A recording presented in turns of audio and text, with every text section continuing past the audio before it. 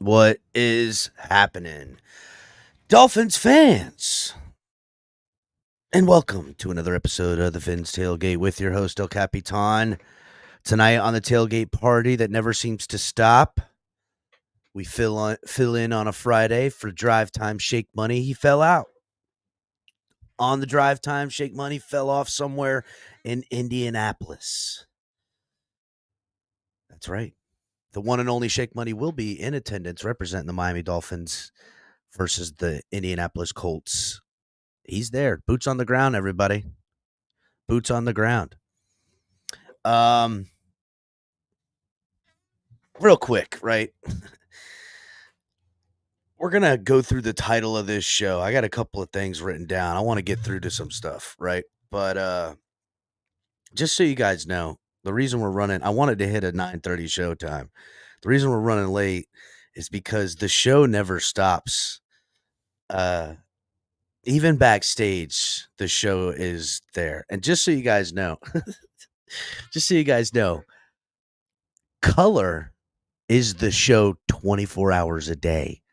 That's what color is. He's so funny, dude. Just he's just even what he is in the show day in and day out is exactly who he is day in and day out. Backstage, we were just talking some nonsense, and I don't even remember the point. And color had I remember now. It was this run pass type of situation, and where we failed against the Chiefs and got away from the run. Anyhow, I was like, all right, well, let's get the show started. And I put everybody backstage, and I was trying to get ready, and color goes, color pops in. He goes, hey, real quick, man, before you get going, he had to say something else. He had to get in. He had to do the color.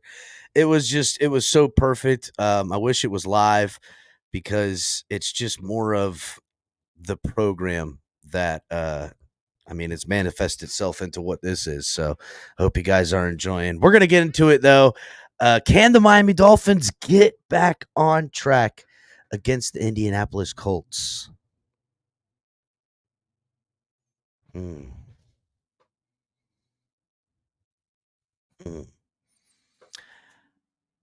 Can the Miami Dolphins get back on track with a win against the Indianapolis Colts? Turner Yell makes the stop in the secondary for Denver. 1st and 10. The fake. Good block in there, and down it goes. Caught at the 30. This is the dynamic Hill. He's in for six. Tyreek Hill. Touchdown.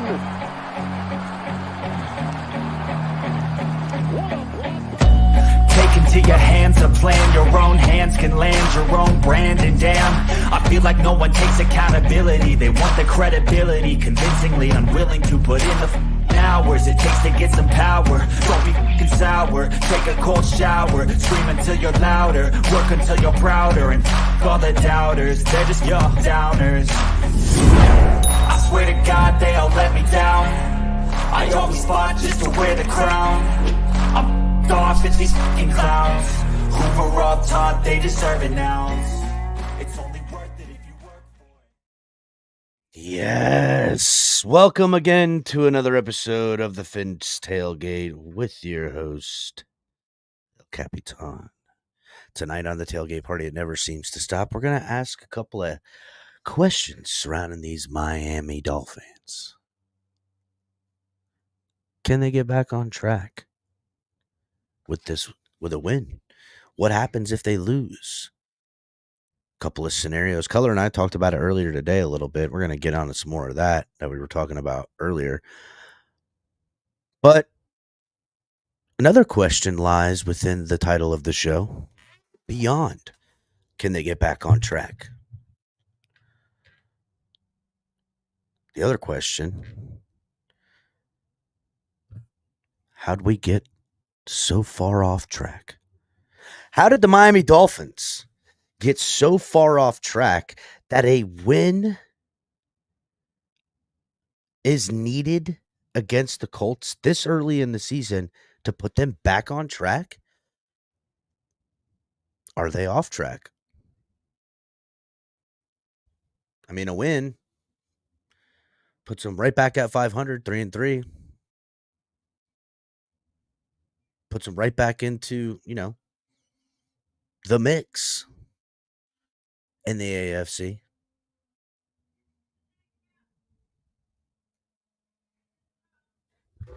You know?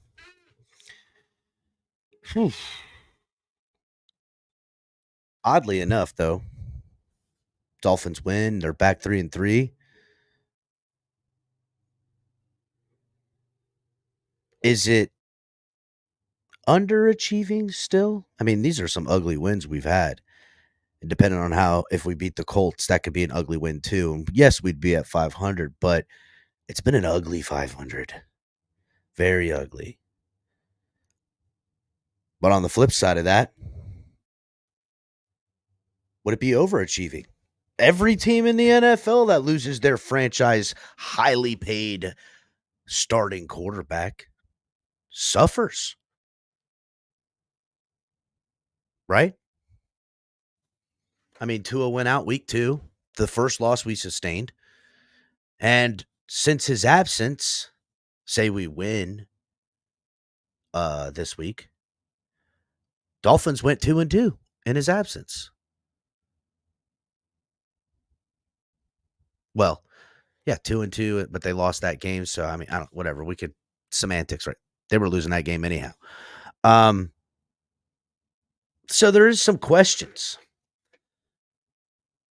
It's also a question Color brought up that I haven't even thought of, man, which is crazy. I'm pretty good at looking at as many angles as I can, but it was a good question. Because the team at times looks, at least offensively, it doesn't just look inept at times. It looks dejected. Guys just super not feeling it. And Color asked the question, is it that they're out on Tua? That hasn't occurred to me. I mean, I know there's plenty of Dolphins fans that are out on Tua because of the concussions and the injuries and all that stuff. So it never occurred to me. Are the guys collectively on offense underachieving because they just don't believe in Tua and they don't believe that Tua is going to get it done? Or even is there a mild amount of jealousy or not willing to carry Tua? Maybe they're feeling like they're not getting some of the love while Tua's getting all of the love. Are they jealous of Mike McDaniel's affection that Tua receives that they wish they had? I know affection's kind of a strong word, but it rolled off the tongue in the sentence pretty good. Questions? I've got plenty. A lot of people have questioned how the team quit on Mike McDaniel. It's a good question. I still think there's time for all of these questions to be answered, but these are questions rolling in to week 6 of the week 6 or week 7. I can't remember of the NFL. It's week 7. Dolphins coming off a bye week.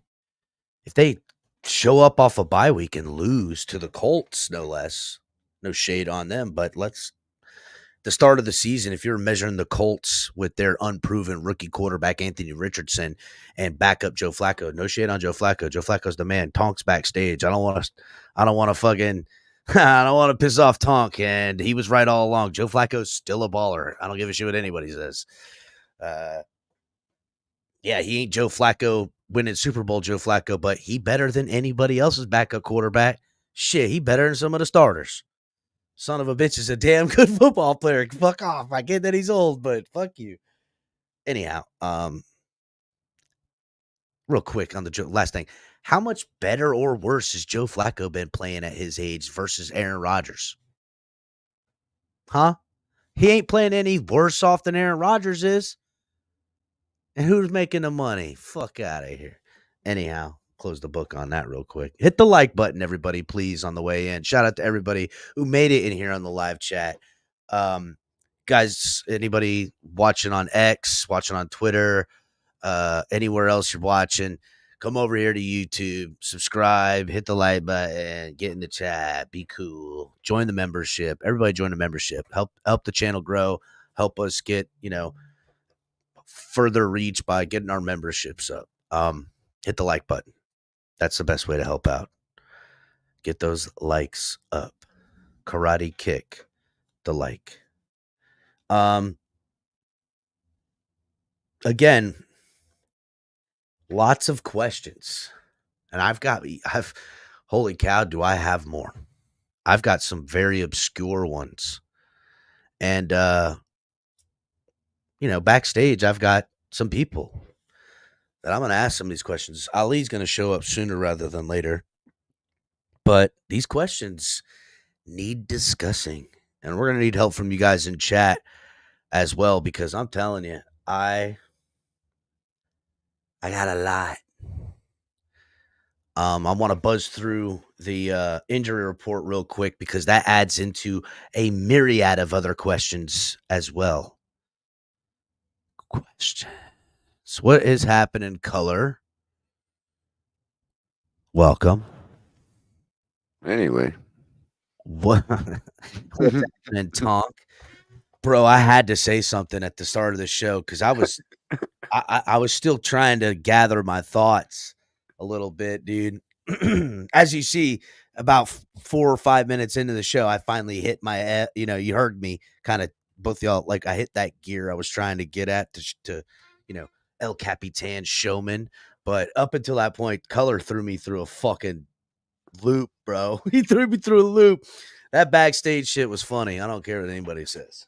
I don't care what anybody says. Yep. It never ends, because it only ends when I'm finally right about everything. I mean, sorry I missed last night. I'm actually working right now, and I was working last night too, so that's why I missed out. Hey, grind, son. Right. Ain't nothing like the grind. If you ain't growing, you dying. Mm-hmm. If you ain't growing, you dying. Dolphins could learn a little something from that fucking saying. I'm telling you. Oh yeah, and by the way, I think the verbiage I used on that. So I did like that question you asked about in reference to Aaron Rodgers to Joe Flacco. I didn't even really think about that, and that was a good question. We'll definitely see this Sunday. I mean, if they can make some stuff happen,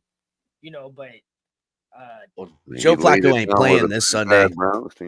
Joe Flacco's not going to play this Sunday, but starting. Anthony Richardson is starting. Unproven Anthony Richardson. But notorious Miami Dolphins struggle. Anthony struggle. Richardson.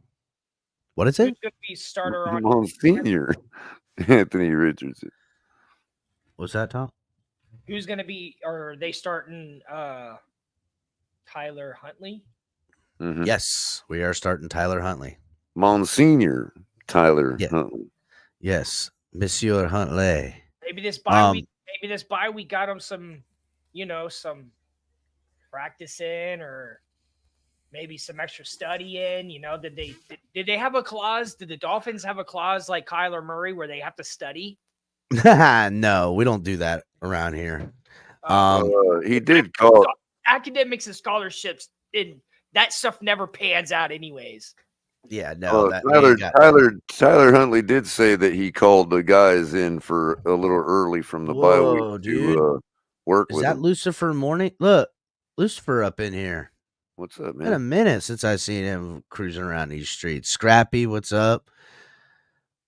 Jan, what's up, Jan? Watching in Costa Rica. Salute.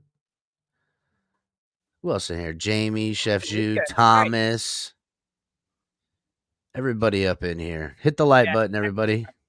Yeah, exactly.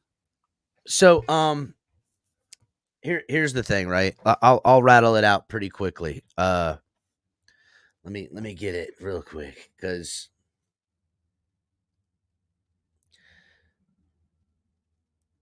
Dolphins, not so. Look, coming off a bye, you would expect some good news, right? As far as injuries go. safety Javon Holland, who has a broken bone in the hand. He's listed as doubtful. He did practice this week. Probably going to end up playing with a club. He broke some bone in his hand, but whatever. But here's the thing that concerns me the most. We don't know if Emmanuel Ogbah is going to play. He's got a bicep injury he got last game we played 2 weeks ago, trying to sack Jacoby Brissett. And if he doesn't play, our pass rushing room is not reassuring in the slightest. It's coming down to first-round draft pick rookie Chop Robinson, who he's done okay, I guess. He's had 66 pass rushing snaps, 8 pressures, hasn't gotten a sack yet. I know the kid's got a motor, but I don't know. Look, it's not getting there, right? He seems like he's real friggin' close, and hopefully once he gets it and he finds where it's at, it's going to be nice, but it hasn't paid off. Then we've got Quentin Bell, camp guy who showed out, made the roster. I like him, but I've seen him play a little bit too. I'm not feeling really good about him setting edges or, sacks or anything like that. Mo Kamara looks to be slated to play this week, Color, which we saw him in preseason. He looked good, but he got injured, been out ever since. But how much can we expect from a rookie Mo Kamara? What was he, a 5th round pick, I think? 6th round pick? Something like that. Like, yeah. And then a guy, Tyson Bowser, who the team signed 2 weeks ago. So I know nothing about this Bowser character. That's our pass rushing room if Ogbah is out. Yeah, it'll be all right. I hope so, man. He's had 11 pressures and 2 sacks on I think it's 99 pass rushing attempts. So then I guess it's going to be up to our top men, which is our secondary. Believe it or not, we are ranked first in giving up passing touchdowns. In other words, we give up less passing touchdowns than anybody in the league. However, we do give up the 30th ranked number of rushing touchdowns. So we can't let them get to the goal line. Bottom line. We also are first in against third down conversions, which is a big thing to be. That's what gives our offense more chances. So, Jamie, now I remember who Tyson Bowser is. Tyus Bowser. I remember who he is. Again, a guy, yes, he knows Weaver's team or defense, but this is still a new team for him. To ask him to come in and be anything more than not a liability, and in a expanded role within 2 weeks, maybe, I don't know. You still got to get, dude. Again, what's up, Kevin Lee? I'm not, not trying to say that these guys couldn't surprise, but if that's what we're leaning on to help us, it's not no bueno. So I worry. Bueno or it's no bueno? It's not no bueno. That means it's bueno. Is it? No. Mm-hmm. Say it again then, Color. Not no bueno means it's bueno.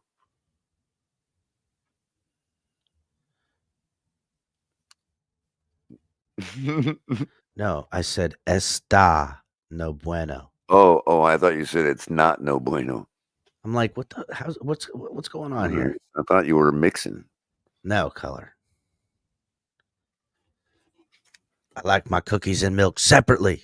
I think you're hiding Skylar, Carla. That's what I think. Anybody that asks where Skylar is as many times as you do probably has him stuck in a freezer somewhere. Or tied up in the basement. In the freezer. Feeding him, Carla?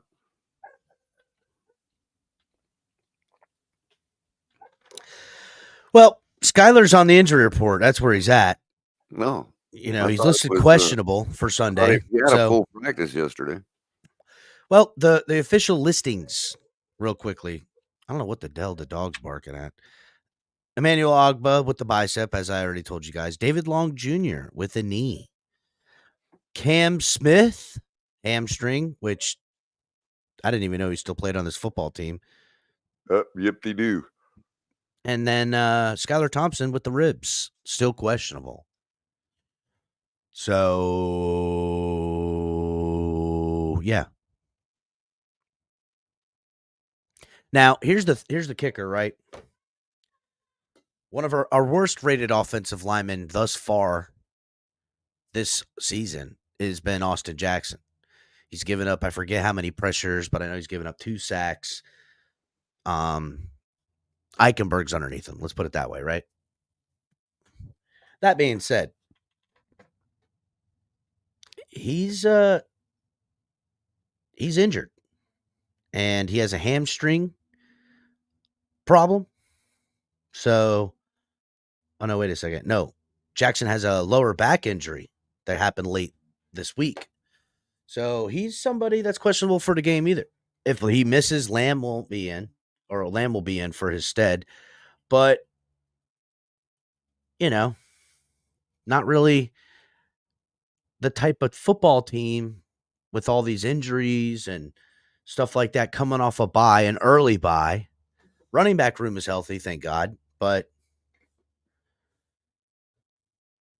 you know, OBJ probably not going to play. And, you know, what I talked about early in this whole Oh, setup. for the love of God. Are you serious, man? Yeah, OBJ's not going to play. I've got an interview with OBJ, and I want to circle back now that we've gone over the injury report a little bit. Jonathan Taylor's not going to play for the Colts. They may get back DeForest Buckner on the D line for them, which could, you know, ain't going to help us out much if Austin Jackson's out. And I mean, Well, I listen, I heard like from Lamb. our friends over at the pickup that DeForest Buckner's now a no-go for the game. Oh, is he? Yeah, reported Okay, 5 good. hours ago on the Colts wire. Thank goodness. All right, that's good. It's good for us. Thank God for small favors. All right then. Which means you can expect minimal improvement, if any, on their 31st ranked rushing defense, both in yards and touchdowns. So we can run on them. And I mean, if they don't make it a focus in fixing, and if they just can't fix it, regardless of the focus or not, we should be able to run on these guys at will. So, with them missing their star running back, them missing, you know, DeForest Buckner still, they are getting back the young, unproven quarterback, Anthony Richardson. We do know he has some scramble ability, has some accuracy issues. He does have a gun on him.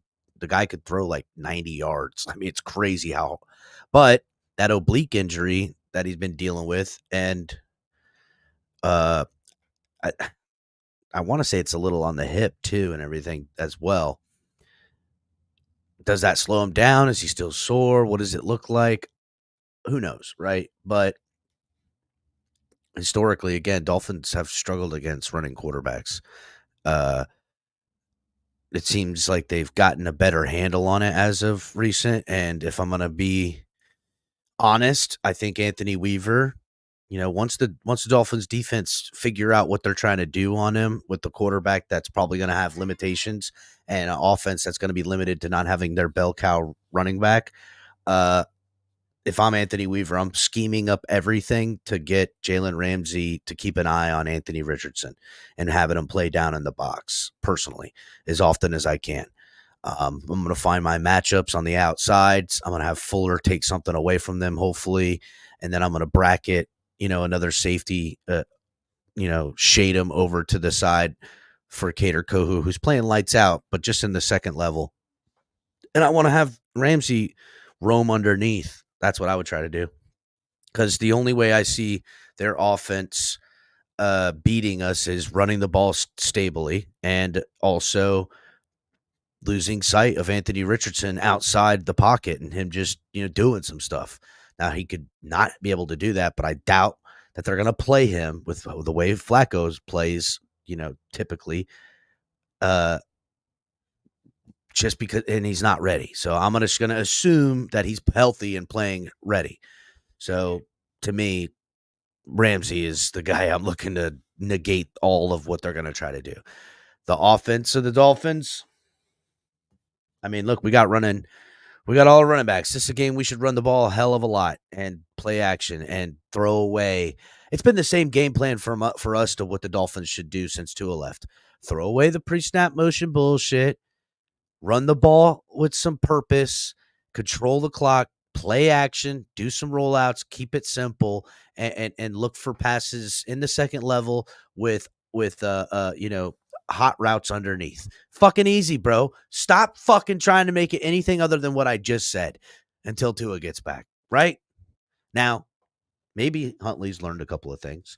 I know he worked with the wide receivers this bye week. He got Waddle and some of the other guys out there, and they're working on stuff, trying to sharpen things. And that's fucking fine and dandy. And maybe, whatever, right? But Well, it occurred to me, Cap, that as far as Tyler Huntley, he threw for 194 yards last week, or with on only 18 completions, 31 attempts. And what I also realized was 31 attempts with 18 completions is the problem. Well, okay, fine, but remember that there's some adjustment that you would hope that still needs to be made from a guy that's only in his third game throwing to these guys. He did call in the guys early from the bye week to work with him to try to get a little continuity with them. You know what I mean? Yeah. Look, this is what I mean. If you go back to the one win that Tua has, the Jaguars, right? He threw for 338 yards on the day. Oh, Color, you told me this earlier. Right? He had 182 of those yards. Hold on, I got a fucking pen and paper this time. Slow down. All right. Because you did it earlier. Okay, so Tua, first game, Tua, 300 what? 38. 38. Okay. 182 of those yards came on 3 completions. Okay. So what I'm saying is it could happen at any moment, bro. So you're saying Huntley the could more get 3 times completions. Tyler Huntley throws the ball to these guys, either Achane, Waddle, or Tyreek, because that's the 3 receivers that Tua got 182 yards on and 3 completions. Yeah. Okay. All it takes is one of those guys with the ball in their hands, and Tyler Huntley has the same thing added to his 194 yards from last week. Well, I'll say this. Real quick, if that's an 80-yard run or an 80-yard catch by Tyreek like it was for Tua in the first game, then that's 284 yards passing on 19 completions. And that's nice. It's highly efficient. I don't know how highly efficient that is. Well, depending on still 32 attempts. Still 32 33 attempts. 30. If it was the same number of attempts and 1 or 2 of those are completed, now you're talking about 31 attempts, 21 completions, and over 300 yards passing and a touchdown. Agreed, Color. That's something we can work with given how our defense is playing. All right. I hate this fucking exercise, Color. I'm not going to lie to you, bro. All it takes is one, bro. Like it. I get All it. it takes is one. I hate this fucking exercise, bro. I hate it. I don't pass like it. in the end zone to Tyreek Hill, the one that Tyreek Hill ended up defending, if that pass was OBJ instead of Tyreek Hill, OBJ would have mossed that defender for a touchdown. And you know it. OBJ who isn't playing. Yeah, talk OBJ, who ain't done shit on the okay, Dolphins. okay, he played last week, and And he I'm did saying nothing. He was 0 on of that 2 play, for 0 yards. if that's OBJ instead of Tyreek, he mosses that defender for a touchdown. All right. Obi just Okay. giving up. He has, and we're going to talk about that because I've got a clip of him giving up. If Huntley pulled a little bit off of that ball he threw to Tyreek, that's a touchdown. All right. Okay. You're right, Color. That's all I want to know. Let's turn. I hate this exercise. I get what I'm you're not saying. that Tyler Huntley can do that. I'm saying he's been in the building for 3 weeks. No, listen, I agree. Any one of these hit home and the whole statistical looks different. That's football. Usually it's close games and then you make how we've been winning for the last 2 seasons. and I've got a problem with that type of style Maybe of you football. We do. were talking about it Maybe backstage. you I do, don't and like that's that fair. fucking style And of that's football. the part that's When fair. I you're just wanted to when be your clear of offense where is we're at. predicated, when your offense is predicated on throwing the ball, then to win games, you usually win them and Right. score a lot of points because you get 2 or 3 massive plays, and Right. those 2 And or I 3 and I massive agree. plays, Bro, you're completely are fair. You're completely fair. I just wanted to make sure that we're all at the same point of and agree of where we're at right now. No, I'm aware. You think There's it no could be a denying success or not. reality. The other thing is what we haven't been getting all year, which to his credit, I'll say Omar's contradictory ass does make a good point. Look at the difference Mostert's making. Pete made the same point. We got 18 touchdowns, rushing touchdowns out of him last year. That's got to count for something going forward with him fully healthy now. And he even said it. Tyler Huntley is playing more relaxed with himself in the game.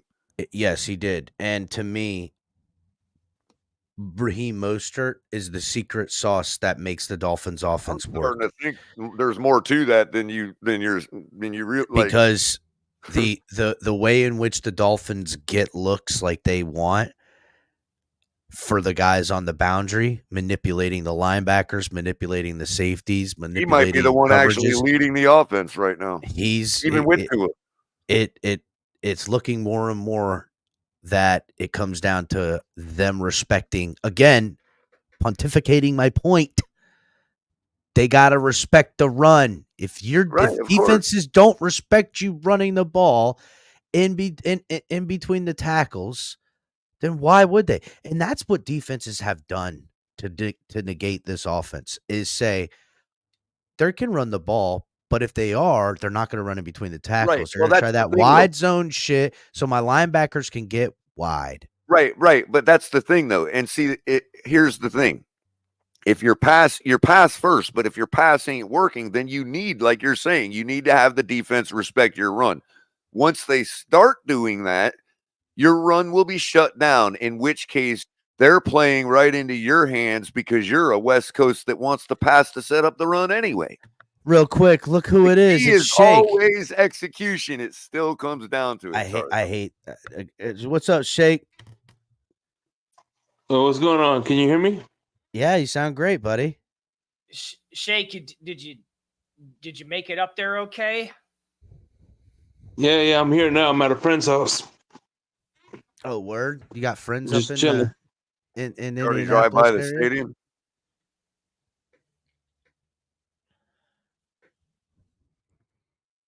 Oh, we had him. I guess that's a yes. No, but the other thing, bro, is that you just got, when it comes to the defenses respecting you, they're not going to respect anything you do if you're not executing either way. I got it, Color. But here's the thing.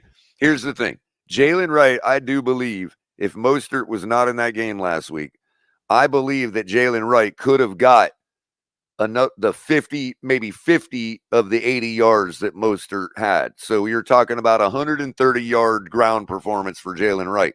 The issue is when you got Tyler Huntley, who's in that game 2 weeks into the building, right? when you've got your best running back behind you is a rookie, what are you supposed to rely on him for? Now that Mostert's back, I can see why Huntley would be feeling more comfortable, if just to know that this guy knows the offense and this guy knows his shit. Yes.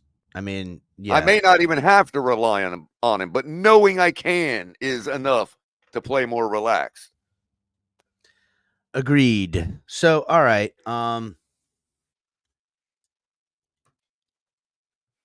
So, Because let's if see. Huntley makes a misstep, he knows Mostert's going to be right there to pick him up and correct him real quick. You know what I mean? Again, I think Mostert just runs hard between the fucking tackles. He gets north and that south too. and doesn't bounce Well, shit that's outside. also what he said. He said, "Look, I told Huntley, I just play the game. You know, that's what I do. I play my game, and that's what you can expect out of me. So, you know, Yeah, exactly. whatever So, that means for Huntley, it's making it more relaxed. You know." Yeah, I heard we got our running backs back. All three running backs should be healthy for the game, tomorrow's game. Mostert said he's got a Sunday's little game. back stiffness from the chest, you know, still, but he's feeling real good. You know, he'll be fine. He said so.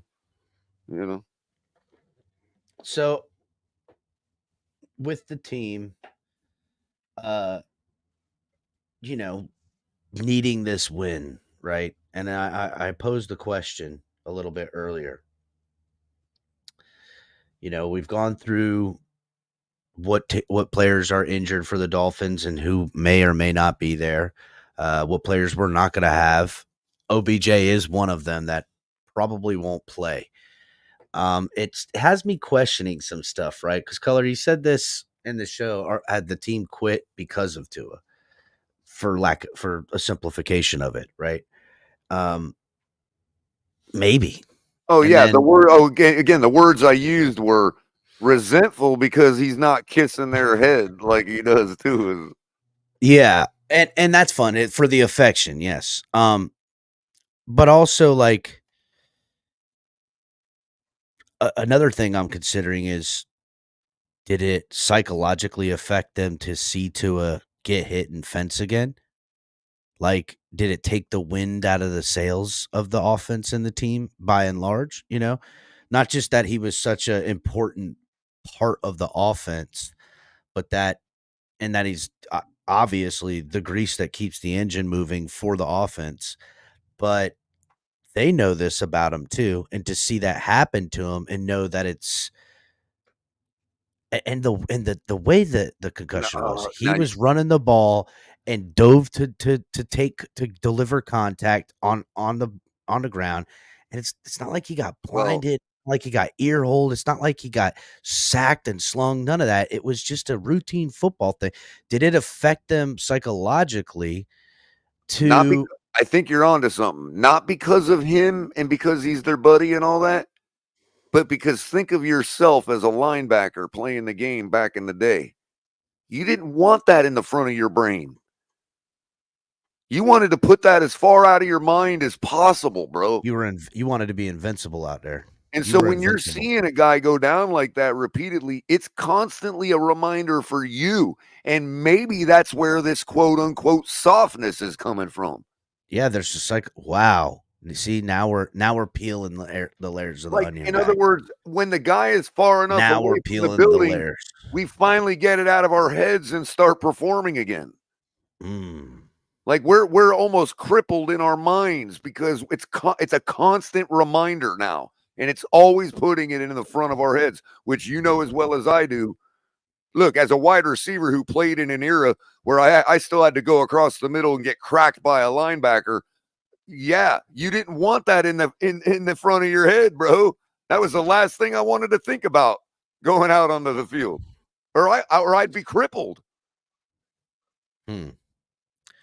It's not that they're soft as men; it's that they're in their heads because of this. Always being on the front of their brain, affecting them that way. But okay, right? Like, so the Bills players, after what happened to Damar Hamlin, I think that was freakish enough that they could compartmentalize that, dude. But they didn't right away, but they persevered ultimately. I mean, You how know, and often has that really happened ever? You know what I I mean? got you. I think the difference, the glaring difference in that is both the glaring difference is that they're not synonymous. I mean, I would say the severity factor with DeMar Hamlin, I mean, the guy didn't heart wasn't working, and that was the scary part, just dropping and stuff. Right. But it was a one-time thing. This is a multiple time thing that's happened to a Well, this is concussions also why the and NFL fencing. don't want the optics, because it's not so much that, oh, the lawsuit and all that. It's that the same thing. You don't think that what I'm talking about, it doesn't affect the entire league, doesn't go through the entire league, which is why you could see underperformance all over the league this year. Everybody's constantly reminded of it. So yeah, there's some worry on that end. And and this is something that, you know, is it psychologically in there, and that is the byproduct of softness, right?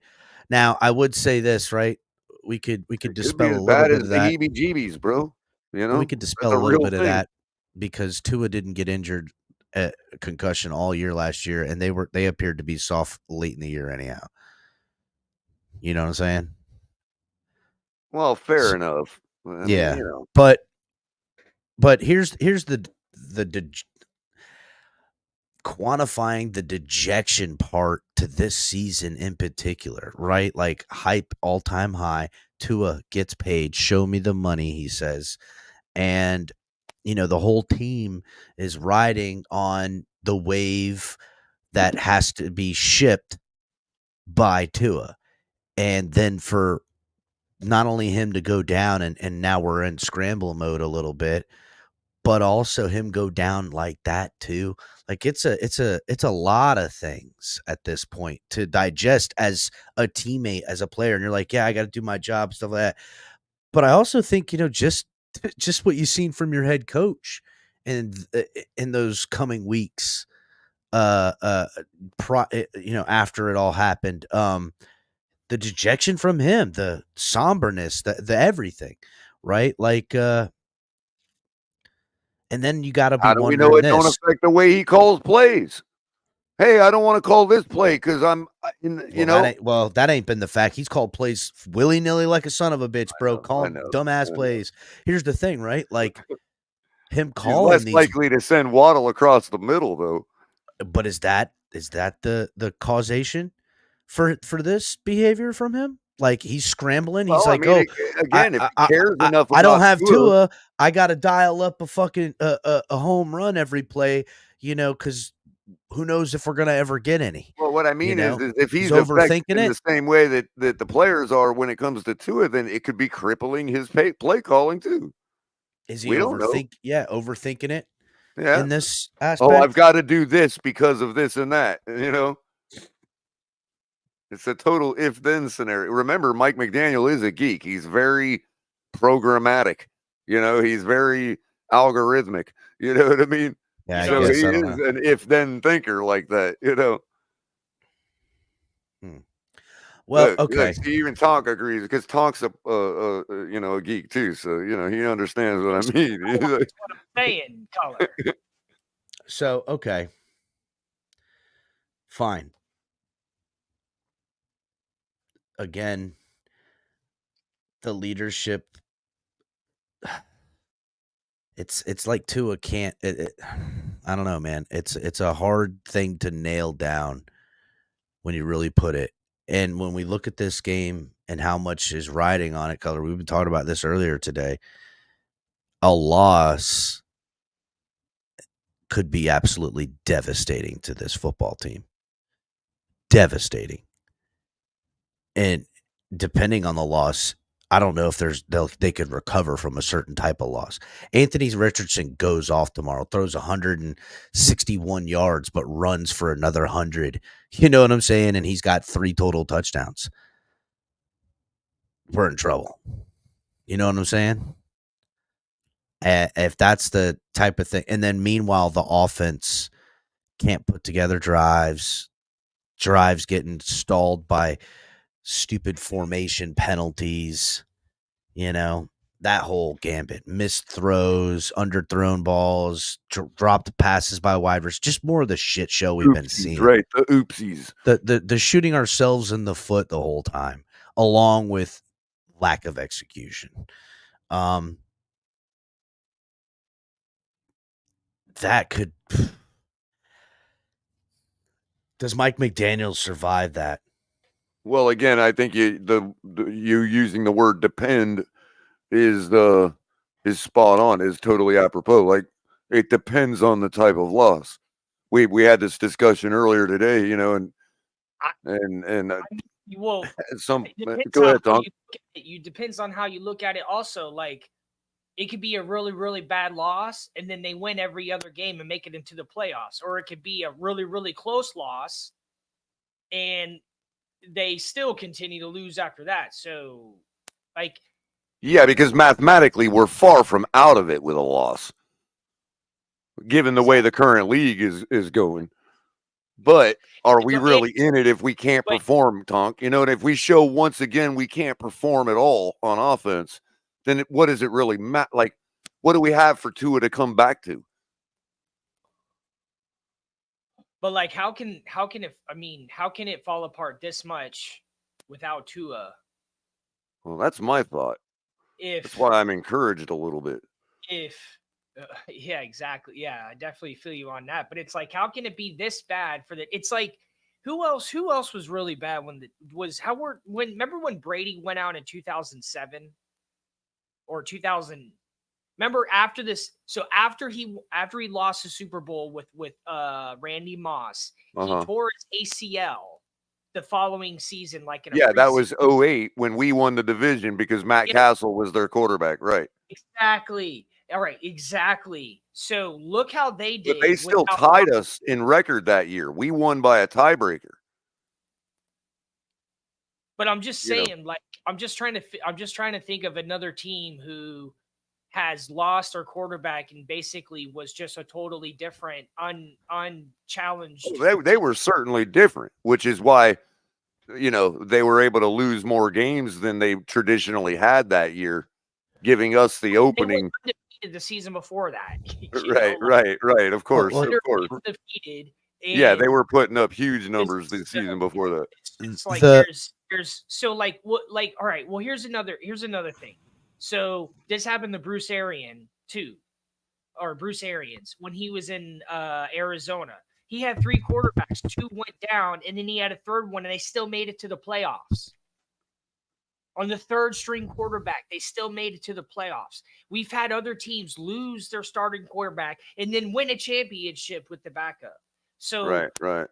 You know, it's. But that's my point, Tonk, because if you're talking about, let's say we have what I would call a respectable loss where, damn, we put up a lot of good numbers. We're moving the ball. We're having a great day, but we just lose the game, right? For other reasons. It's their home field. They kick a game-winning field goal, whatever. That's something that we can say, okay, at 2-4, mathematically still being in, hey, our offense finally still showed that there's something worth fighting for further on. Like, you could expect wins down the road if we were to lose in a way that looked good, you know, like what I would call a respectable loss. Well, but if we go out there, we just get absolutely embarrassed again and can't even put up a touchdown. So, Tonk, what we did be improved by Tua, bro. What we talked about, I mean? Right, is like, to me, the season comes down to these next 2 games. Color's saying it comes down to this next one, and he's got good reason to, because there's more scenarios that can happen in this game that end the Dolphins season than there are scenarios that say Tua can come back next week and save this season. And that's why this game is so important right now. And it's stupid that week 6, Dolphins are 2-3. Yeah. And this game is so important. The season is riding on it. Because, again, if the Dolphins get blown out, fuck the Colts. Colts don't have the expectations the Dolphins have right now. I mean, they got a second-year quarterback that didn't play at all last year. You know what I'm saying? Hardly at all. He's pretty much a rookie quarterback and widely unproven. I mean, he might not be there, at the end of next year. Or, maybe they go get somebody this year. I don't know. Either Maybe way, they're tanking with him to get more pieces. who knows? Right? Whatever. Anyhow, again, they're being real with themselves. They could maybe compete in their weak ass division. I don't know. The Texans are pretty good, but all in all, they're not competing for AFC titles. And I think if you're a wise enough fan, you would accept that plight at this point. You would understand it. The Dolphins need this win so badly because there's pretty much only like two scenarios that they could say bring Tua back. One being a nice win that, maybe some back and forth, but the Dolphins were the better team that day for more than they were. Right. We'll call that a close win. Not even a close win. Or we're talking, a comfortable win. Not blowing them out. Yeah. Blowing them out, obviously. Now, here's the tricky part with blowing them out. There is a dimension in which they blow them out 48-10, and they go, "Damn, Tyler Huntley looks like a guy who can run this bitch." Right. Maybe we can hold off on Tua and see what Tyler Huntley looks like against the Arizona Cardinals. Or it could have the adverse effect to be like, well, as soon as Tua comes back, this offense is hitting the ground running. So that's like a 50-50 shot with that scenario.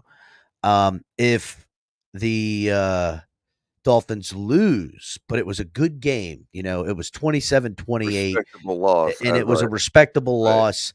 They just edged them out with a, field goal and not enough time to drive and win it. You know what I'm saying? Right. A respectable loss. If Vegas is right, they're 3-point favorites at home. If Vegas turns out to be right, that means we probably played them pretty well. That's right. In a game in which the Dolphins offense scored 3 or more touchdowns, and had respectable yardage throughout and the whole thing, the whole nines, right? That could say, hey, Tua in here coming against the Cardinals, this team's going to be ready to rock and roll. Right. You know what I'm saying? Now, it could be a close loss, but it's like 9-10. Right. In which case you say, I don't know if I want Tua to come back.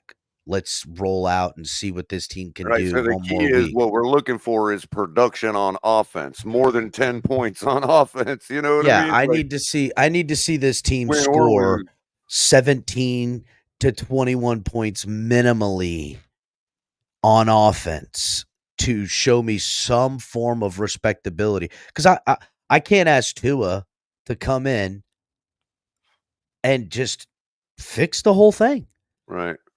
And even if he does, like, there's still the questions we have, but like, there's just this weird dynamic. Bottom line is this team we're facing's defense is 31st against rush yards and 31st against rushing touchdowns. If we can't put up more than 2 touchdowns, bro, there ain't nothing worth Tua coming back to. Mm-hmm. That's kind of what it is. So it's like in both scenarios, if we get blown out or we blow them out, we're going to shelf Tua a little longer. It just depends on. So what I was saying earlier, what I had come to the conclusion earlier, that if we blow them out, God forbid, okay, then what Mike McDaniel said about Tua will play at some point in 2024, that they'll go back to that statement. You see, that's what I'm right. saying? And they've already. We won't be sure if he's coming back, because why wouldn't you? If we blow the Colts out, why wouldn't you ride Huntley till the wheels fall off? You know what I mean? And keep improving your offense. The overwhelming belief amongst the fan base, if you asked anybody, they're going, oh, no, Tua's coming back for the Arizona game, because that's the first game in which technically he could come back. Mm. But to me, and I would have said that too, but the last 10 days, 14 days, anytime Tua's asked about, talked about, reported on, it's not, oh, yeah, he's definitely coming back. In fact, it's, He's seeing further neurologists. We're Mhm. hopeful. Right. They've left an out, and they've made it abruptly clear with a lot of things over the last 14 days that, hey, He don't may count not on be don't back for he may Arizona. not be back for Arizona. And they could do that for a bunch of different reasons, to protect him from himself, protect him from this team, whatever. And if we blow them out, it'll be Mike McDaniel being overly cautious, and that's okay. Especially if Tyler Huntley's getting the job done. You know what I mean? Yeah, so Because what it does is it buys McDaniel time, and it lessens the run that Tua has to make. The more games we knock out Dubs on, the better run Tua has chance to make. So, for instance, if if Tua comes back and we've gotten wins and there's only 8 games left in the season, all he's got to do is go 4-4. You know what I mean? We're likely in the playoffs. Here's the thing, though, Color, that kind of shoots that whole take and what we've been talking about with I Huntley. know where you're going, but go ahead. Is Mike McDaniel loves Tua so much and favors him so much that if the Dolphins scored fucking 75 points against the Colts on offense, they would say, "Oh man, we're gonna score 100 with Tua." That's what I they would agree, say. but they won't have to do it right away. They don't have to, but yes. Now, if there is any real They medical can stuff, in other words, they can shield him from they can Buffalo. be overly cautious, They can which shield Mike him from McDaniel has Buffalo. also shown a propensity to do. Dude, if Huntley can get a dub against the Colts and a dub against the Cardinals, then that allows them to shield Tua from Buffalo until absolutely necessary, which may be the playoffs. You know what I mean? God, dude, what a sick thing to say, Color. Well, We're shielding him from Buffalo. I hate it. Well, it is what it is. I mean, and that is all dependent, of course, on how much Tyler Huntley can improve. Now, what I'm saying about Huntley is we could have great games with him and blow teams out, let's say, the Colts and or the Cardinals. But we know that he's never, dude, I want to be ready to say that, look, he's probably like a guy like Fitzpatrick at the best, where he'll put together 4 or 5 straight great performances and then fall off a cliff. So we got to be, that's when Tua will come back, when he's about to fall off a cliff. But if we can get it, what it does is it buys McDaniel time to keep working out these issues with the team and the offense apart from the quarterback. You see what I'm saying?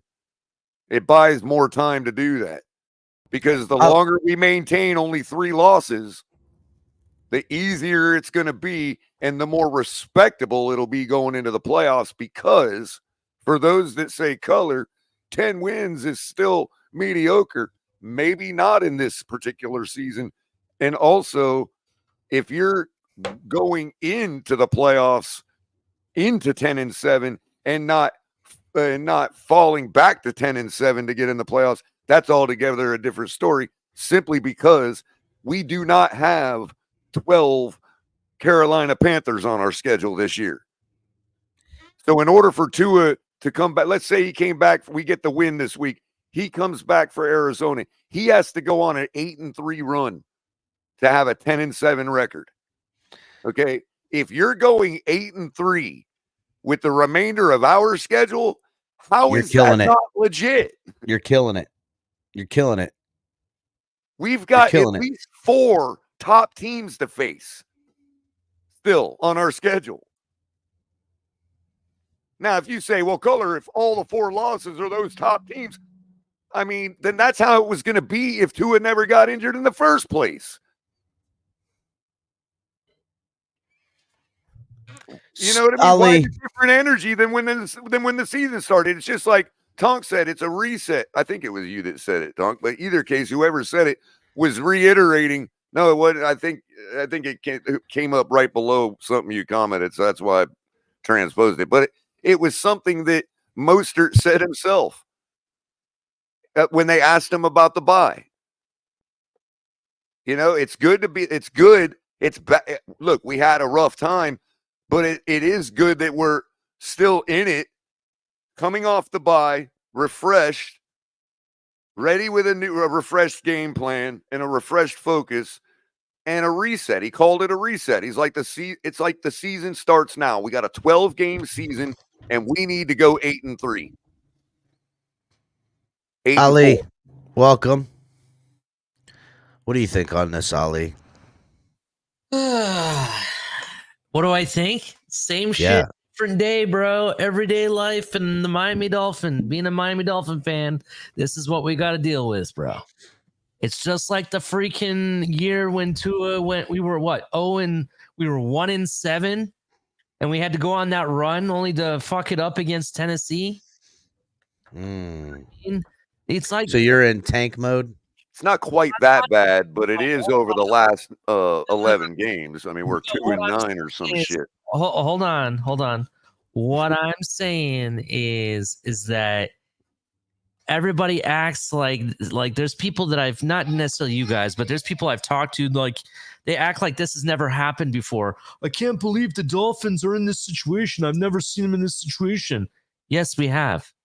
We've seen them in this situation for the past 35 years. In fact, the year that we made it to the playoffs, I want to say under Sperano, right?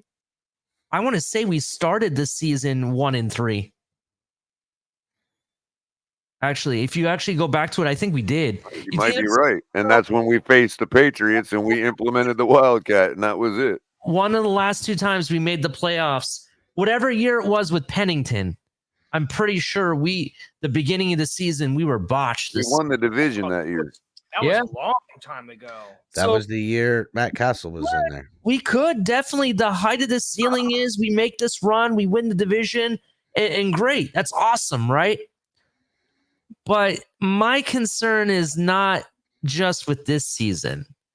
It has to do with the season after that. And the season. I agree with that, Ali, but I would say real quick, I want you to finish.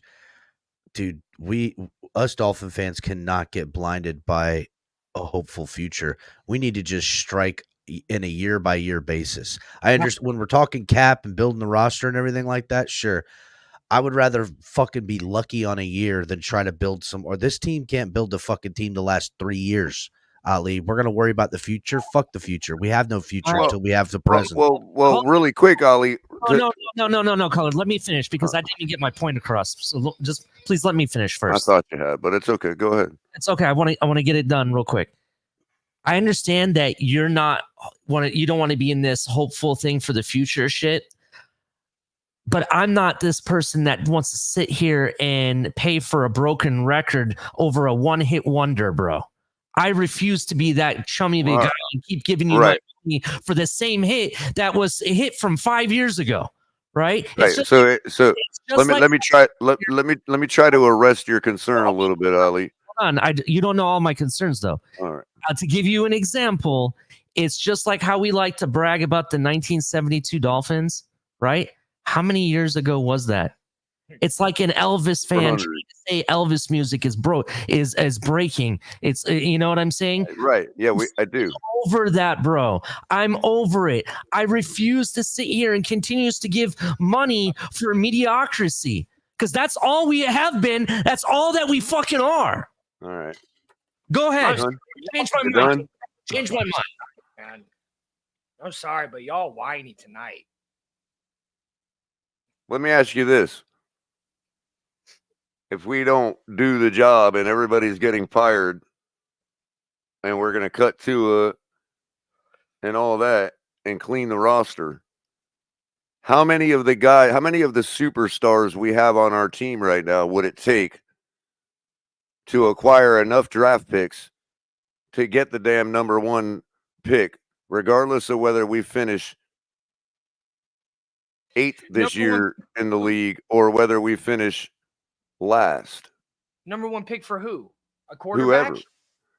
See, what everybody's concern is if we try to make a run right now and we only win 8 or 9 games, then we're screwed for the draft to get Cam Ward. That's what everybody's concerned about. I don't know. I mean, I understand everybody's concern there, but I'm asking how many of the superstars that we're going to clean off this roster, because we're going to do that anyway. How many of those people would it take to get enough draft picks to trade up to that spot? That's if you actually need the first round, the first overall pick, bro. Okay, fine. But the point is, we're talking about not winning another game to make sure we get Cam Ward. That's ultimately what we're talking about. Well, then why, if you're not going to win another game to get Cam Ward, why would I have to get rid of talent? I should be in draft capital enough to get him. Of course, but why wouldn't you try right now when you're in a spot where you still can get your execution right on offense? If it means you only win 8 games and you got to trade up to get that number 1 pick, get rid of Tyreek or get rid of Waddle. I don't care. What does it matter if you've got your guy finally? I don't think. See, here's the thing. I don't think I want to have my guy and my weapons. That's okay, why. but that's the part we're missing.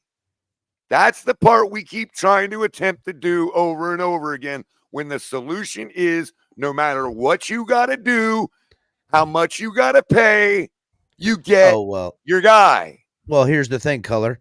If I'm, say, the 5th overall pick, and I know, hold on, say I lose to get the guy, I can accept that.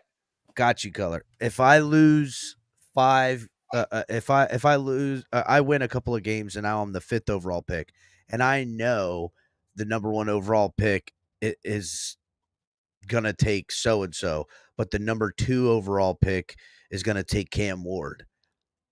I would give up Tyreek Hill and draft picks and anybody to go get it there. If the closer I am to getting to wherever I could secure Cam Ward at the top of the first round, and whatever it takes from that point on, as long as I'm close enough, it's not going to cost me everything. If it costs me something, fine. I'm just saying, if we're drafting 13th because we foolishly tried to make a run this year, oh well. That means we have to give up an extra superstar. If we're going after our guy, it shouldn't matter. I see what you mean. It shouldn't matter what we give up. I get that. That's the part we keep failing to do. I don't. But again, well, Color, listen. We look throughout all of the quarterbacks that we had a chance to get. I heard one argument that was consistent for everyone. You got to build the team first. No, it was, if you do this, you won't be able to blah, blah, blah, and you'll have a shit team. Guess what? We have a shit team. Again, I agree with you. Do whatever it takes. And we don't have that guy. But even if you're certain that the guy is the guy, you're never certain until he proves that he is. And then there again, was proven commodities that came our way, but we were too worried about going 1-15 after spending the farm to get him. But you know, that depends on. See, I really think that what I see. I don't think Deshaun Watson's going anywhere. I think the Browns are perfectly fine with what they're doing right now. How else are they going to recover the draft picks they gave up to get him? That's true. I just don't think we're going to tank the same way we did in 2019, bro. I don't think it's going to be the same way. They're already 2/3 of the way through his contract. I also don't think all they had to do was suffer a little egg on their face in front of the public because they're a trash team right now.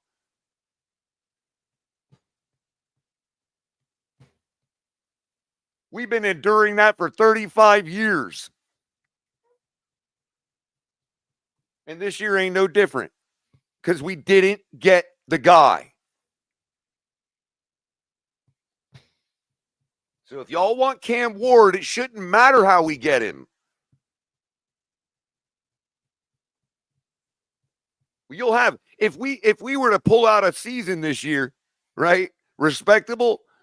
What happens when Shadur Sanders and Cam Ward are bidding to come play for us? No more tanking for quarterbacks. That's the worst move in all of NHL history, is tank for a quarterback. And that's why I don't think we need to tank, bro. That's what I was trying to. Worst move ever. I think let's tank for Johnny Manziel. We don't need to tank from Johnny Manziel, bro. Nobody tanked for him in the first place. Or tank for the dude who plays for for Carolina Panthers. Look, this is what I think, and I mentioned this in the last show, that I really think the Dolphins should take an approach very similar to the Falcons, right? The Falcons went and signed that known commodity, right? That you know is what you're going to get out of him.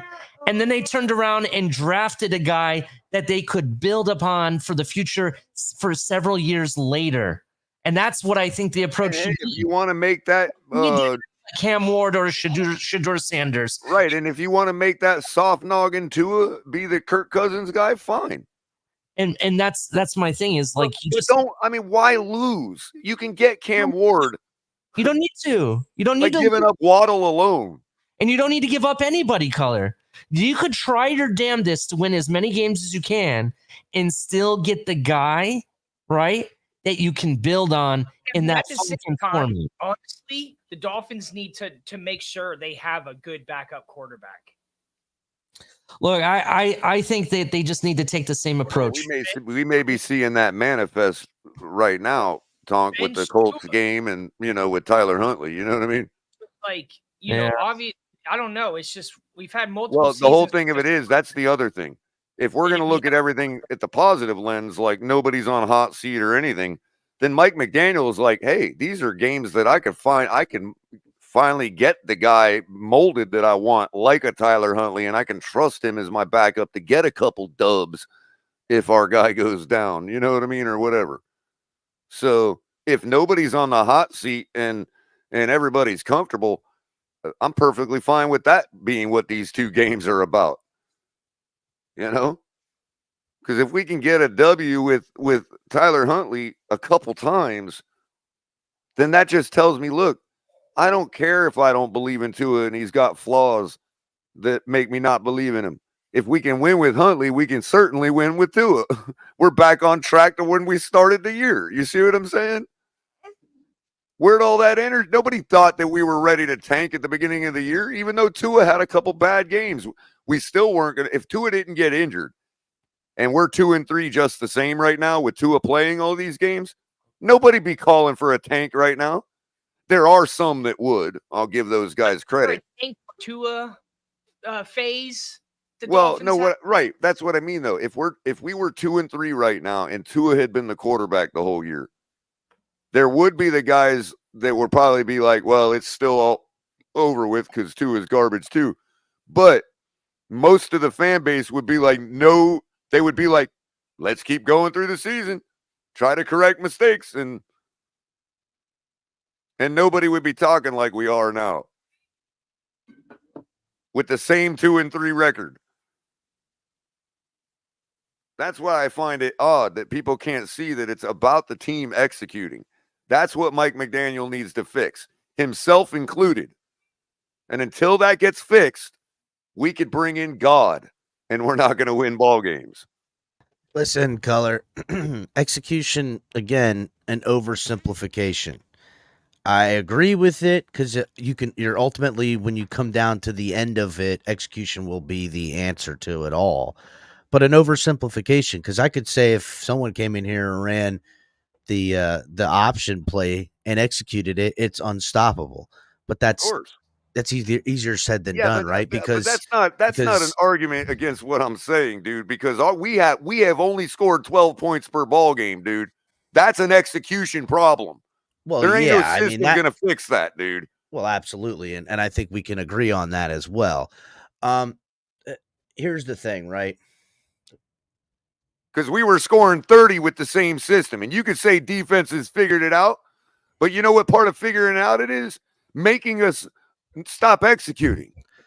No, the coach hasn't made adjustments, Color. That's whatever. And that means he's not executing.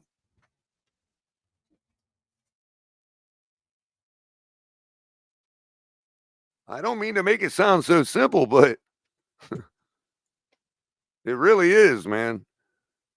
What did your coaches tell you in high school, bro? Football is 90% mental. Well, yes, it is, and all that stuff and everything like that. But ultimately, I say, who's making a play?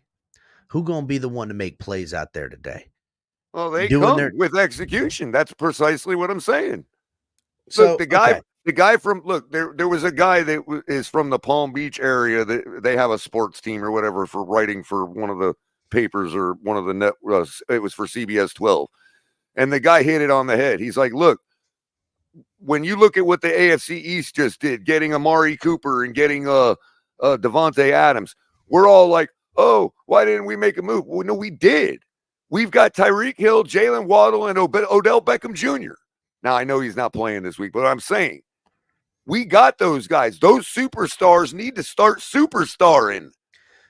Color, beautifully perfect segue, because now your execution contextual answer has led me to the point that opens up the second act of the show. Everybody watching, hit the like button. Notifications didn't go out. Impromptu show. Hit the like button, subscribe, get the likes up, and make sure you guys are going to checking out TFTGnetwork.com, man. We got all kinds of good stuff there. You guys need to make sure you're checking that shit out. Get ready to dive into a new world of online shopping with the Fins Tailgate. Whether you're a die-hard sports fan or just looking for the latest fashion trends, we've got you covered. With a wide variety of products from your favorite sports teams to stylish accessories and home decor, we're your one-stop shop for all things tailgate. Our easy-to-use website and hassle-free checkout process make shopping with us a breeze. Plus, with frequent sales and discounts, you won't want to shop anywhere else. So come on in and join the party at the Fins Tailgate, your new go-to destination for all things tailgate.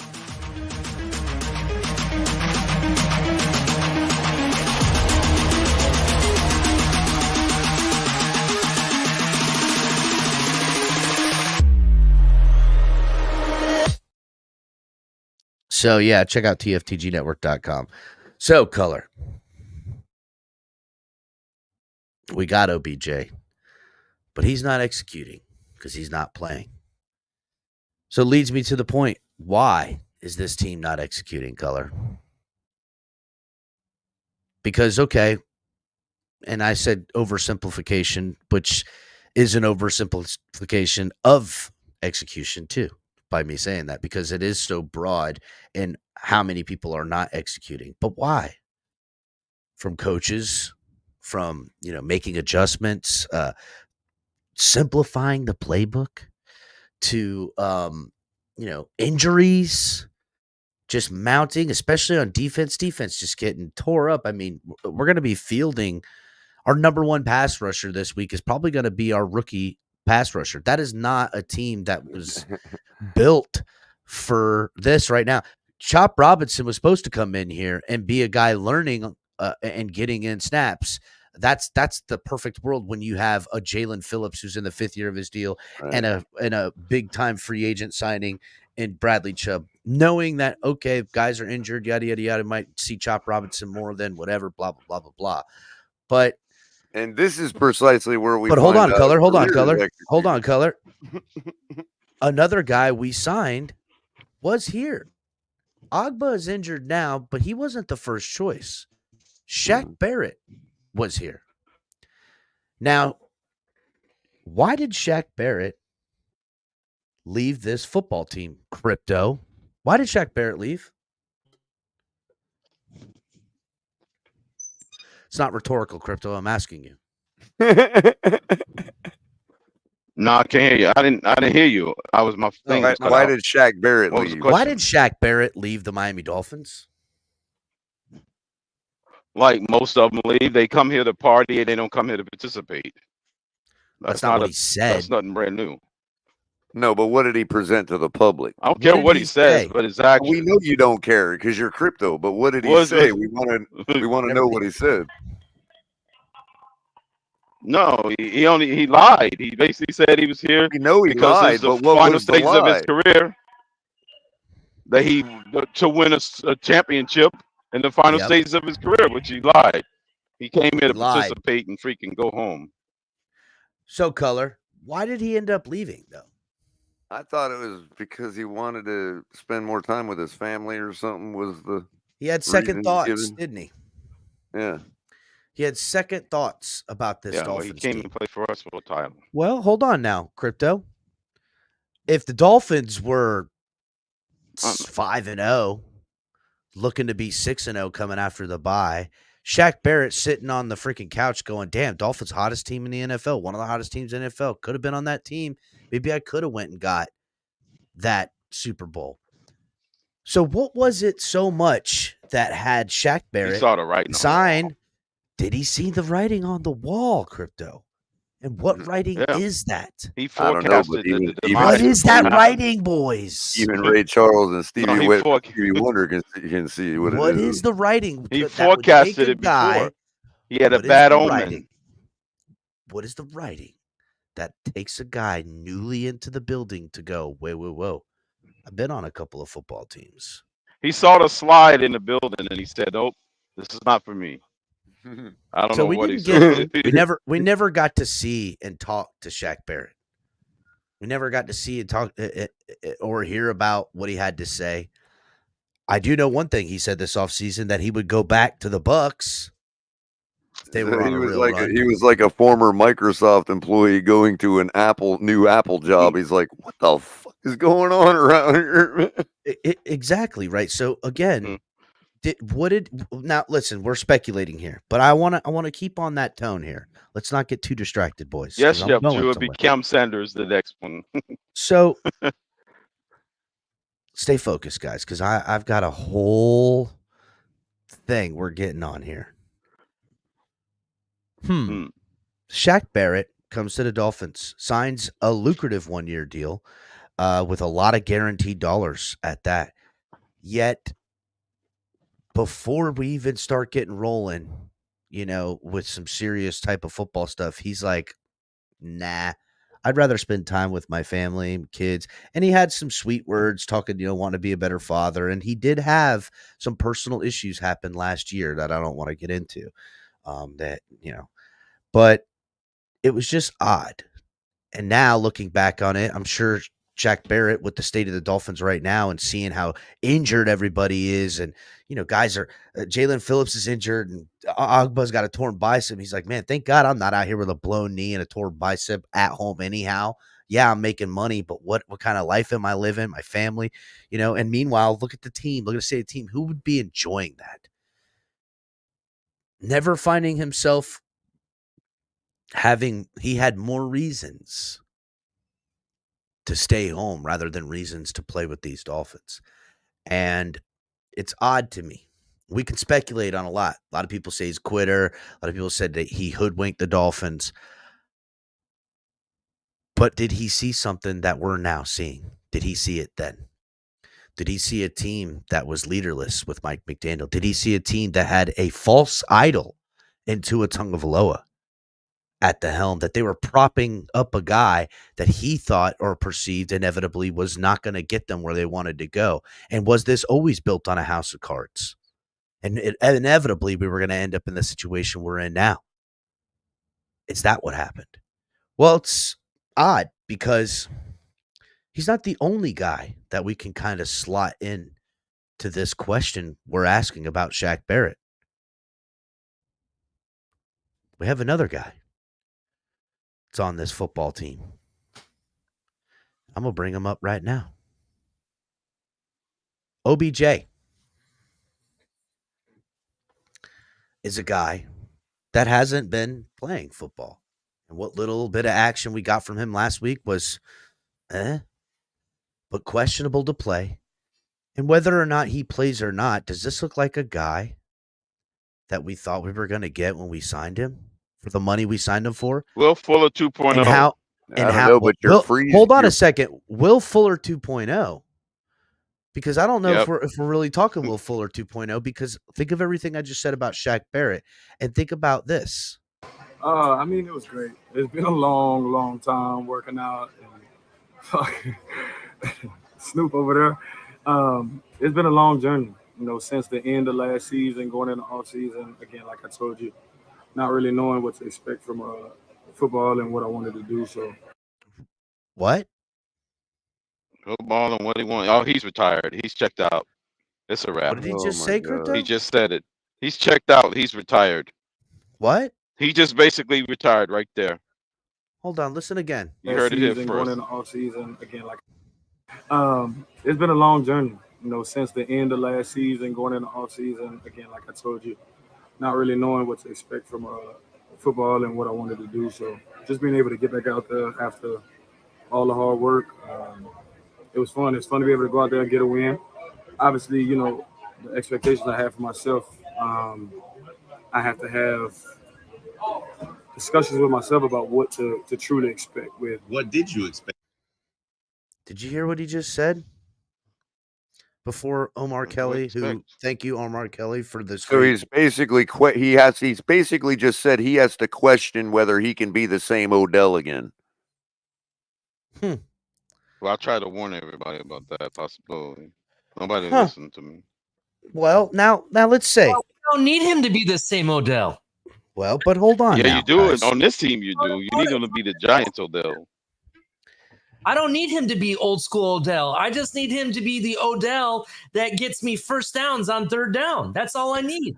All I know is the last time I seen players look, talk, and act like this I don't know. in interviews, and the last time I had players that didn't want to play on the Miami Dolphins, I was told it was because the head coach was a fucking bully. That's what I was told. So if Mike McDaniel, a guy that just physically stature can't be a bully, and by all accounts is far from the bully status, then what the fuck is the problem now?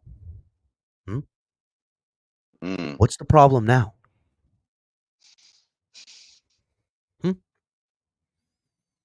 No Riddle me this. I mean, does that look like a face of a guy right there that's ready to go win some football games with his fucking new football team? Miami is becoming more and more of a place that not players go to retire. Players go to, well, I mean, yeah, I guess it still is just a place to retire. Not a place to party. It's a place to retire now. That's what it is. Used to be the place to go to party. Now it's the place to go to retire. Everybody's already got a house in Miami. It makes sense that I would, be able to live in my forever home after football in Miami, but still squeeze out a couple million more bucks playing for the local team when most of these guys grew up around these parts or had family around these parts. It's a big part of their lives anyhow. So it's just becoming something else. But this is Odell Beckham, guys. This is a guy who flash and pizzazz. This is Odell Beckham. One-handed snatch. The guy that's booty dancing on fucking TikTok and shit.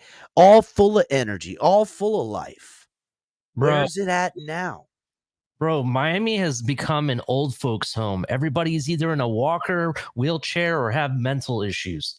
No, that's what's happened to the Miami Dolphins, bro. Damn. And that's not it's so South Florida, though, Ali, is it not, bro? I mean, God, it's so South Florida, man. Come here down to Florida, retire. The fucking retirement team, right? I feel like we are. In fact, we're so old that we even shit the bed and shit ourselves every fucking weekend. Bro, Ali, I seen some dude standing on the freaking sidewalk. Now, Cap, you could appreciate this. Standing right out on the sidewalk on Forest Hill Boulevard, just pissing on the ground, dude, right there in front of all the traffic, dude. 5 o'clock traffic, man. Bro, Buddy would have got a fucking. In my day, some punk kids would have beer bottled him, and that's how that got fucking. They just throwing out the car, bam. Mr. Finisher saying a rehab center. So let's get back to Odell because he says more here. It was fun. It's fun to be able to go out there and get a win. Obviously, the expectations I have for myself, I have to have discussions with myself about what to truly expect. What did you expect? I'm always expecting, get the ball, make plays, and that just wasn't it. We was on the pitch count. Wait a second. I'm expecting to get the ball, make plays. Bitch, you just got here. Well, you ain't done shit. Now here it goes back to what we were saying a little earlier. Crypto or color. Are these players becoming resentful because they're not getting the Mike McDaniel love that Tua is? I mean, dude, Right. Like, why ain't you calling plays to allow Tyler to throw us the ball? Dude, I don't know how we're talking about jealousy. Okay. Now you sound like the Cowboys. Listen, that's what this organization listen, that's what this fucking team and organization has come to, Tonk. Tonk, the team we grew up knowing, Tonk, the Miami Dolphins we grew up knowing is fucking gone. Been gone, dog. You know when it left? You know when it left? When Marino left. No, didn't leave when Marino left. It left right around 2015, 2016, right in the Tannehill. But it the last hanger-ons with Tannehill. It left when we extended Tannehill and gave him $90 million. When we extended Tannehill, and he got injured and then blew his knee out in the fucking preseason in practice. No.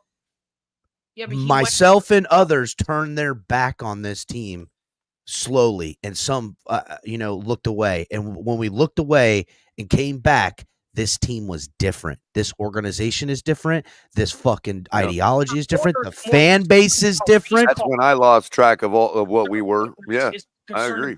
Race cars, bro, do you guys realize that by like how much we talk about the players of old so much as if they're relevant today? We are the retirement team of the NFL, bro. We keep talking about retired players that played 30 years ago. And oh my God, did you see what they did back then? Like it matters today.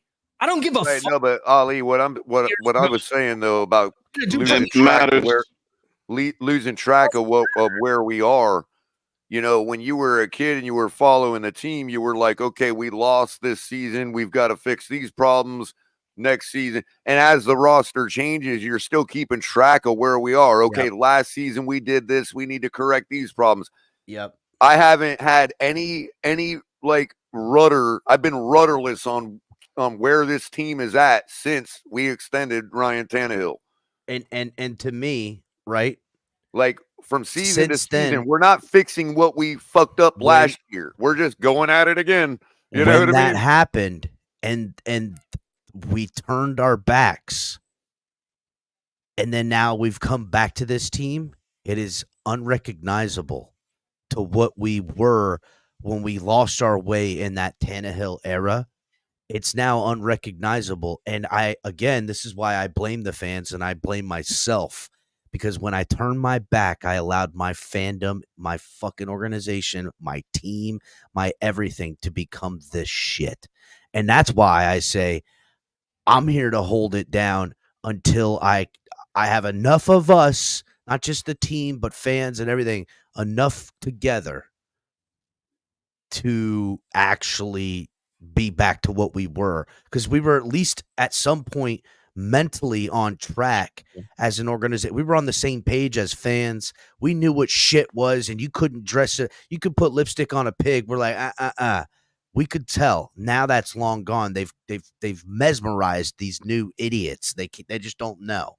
But anyhow, right? Let's get back to this Odell thing.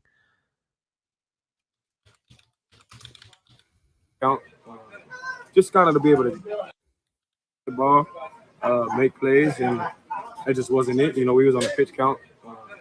Just kind of to be able to get back into the flow. So, it's all a process. You know, I think the most important thing is finding ways to win, and we did that. Where are you mentally right now?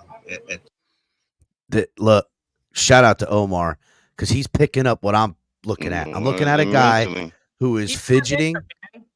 Look at him right now. Where are you mentally right now? That's why he looked away. He don't even want to play. Why is he even? Why is he even? He's just there to get a check. There's not a but is he there to get a check, or was he there to get a check and play what he thought was going to be meaningful football?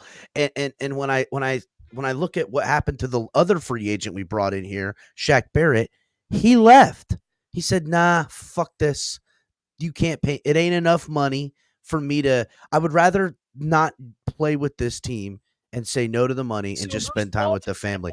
Coach? Huh? Huh? Whose fault is that? Why don't play? Well, we're gonna get into that. We're gonna get into that because I again that's the next part. So here we go. Finding ways to win, and we did that. Where are you mentally right now at this point in your career and this point in the season? I don't know. God, dude. I'm not an expert. I'm not an interrogator. I'm not a fucking expert cross-examinator or anything like that. You don't have to be a fucking expert to see a fidgeting person that has a look in their eyes that is That's like, just, I'm not an expert. I'm not an interrogator. I'm definitely not an expert interrogator. That's right. I'm not either of those three. I'm not. That's hey, Color. Way to pick up what I'm putting down. You ain't got to be a fucking expert to look at this. It's like watching First 48 and the guys in the fucking room, and you're like, oh yeah, this guy did it. You can tell right away just by how they're getting down. All right. It's all, it's day to day. It can go up and go down, but that's life. And just finding ways to continue to fight through, some of the things that I'm battling in my own life. Each and every person, no matter how high or how low, we all go through things in life, and the lowest are the lowest and the highs are the highs are the same for everybody. They all hit us the same way. So just where I'm at right now is just being where my feet are at, trying to be the best, player I could be with the situation, the best teammate I could be. And that's it. What makes you confident that this team that really damaged him by rejecting him, dude? I mean, damn. What damaged him? The rejection from that kicker's net when he proposed to the kicker's net. Yeah. So Omar Gelly with finally a really good follow-up question, because again, it's fairly obvious there's something else going on. And I mean, it's still unclear what happened, what's going on with him physically. And himself and or Mike McDaniel, I can't remember who said it, pretty much said they had an understanding that they knew OBJ wasn't going to be ready for physical reasons and personal reasons. And what personal reasons are we talking about? Because to me, questioning wanting to play football and then saying, well, we're the Dolphins, we need you because we believe they're this missing piece, and it's going to be fun and great. Well, it ain't been fun and great. And if you ask Shaq Barrett, he says it didn't look like it was going to be fun and great. And if you ask OBJ, and he was honest, probably been thinking that since the day they talked him into signing with this team. Right. Well, you know how you find out if this is either him being moody or if this is an act? You know how you find it out? If you're Tyler Huntley, you beam the football right at his face, and you find out whether he's willing to catch it or not. You know what I mean? Like, if that thing bounces off his face, then he gets what he deserved, and he can go sit on the bench. El Cap. Yeah. Check private chat. I just did some digging, and this is the first thing that came up that's recent. Don't say anything. Read it first. So I've always said that about him.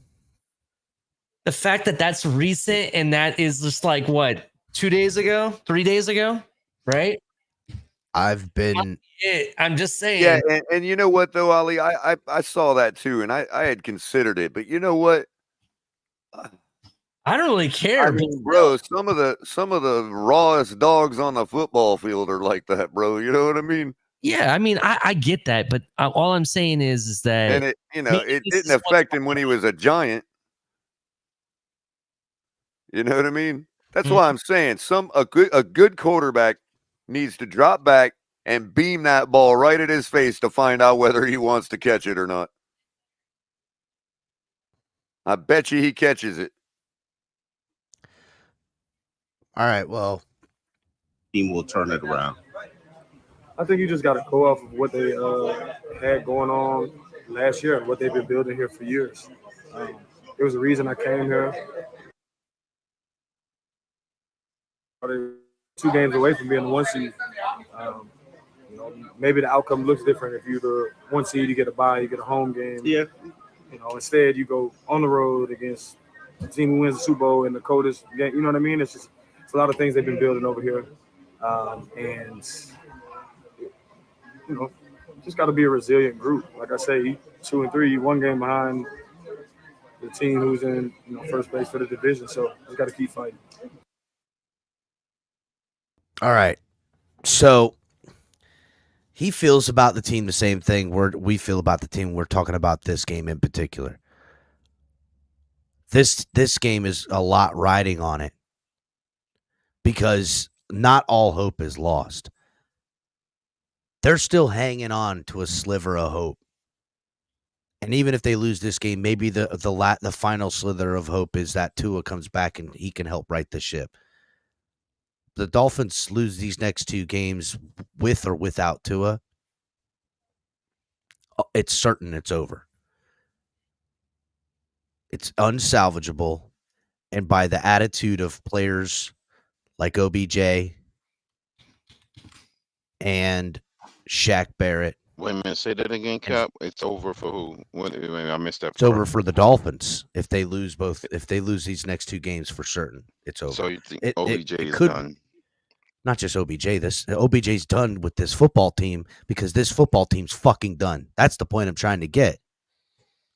I promise you right now. I don't know. Dolphins 5-0. OBJ's. I think OBJ's checked out anyways. OBJ's chomping at the bit to get in on here. I think OBJ is checked out anyways. I think he's Look what auditioning Todd for a Tolfree future. says. He's on the Shaq Barrett experience. Look at what. Shout out to Todd Tolfree in here. That's a good take, but I still disagree. OBJ looks like a hostage. It's a great take, but I still disagree. I'm not buying it yet. I think the guy's making an audition for his future acting career. To be honest with you, bro.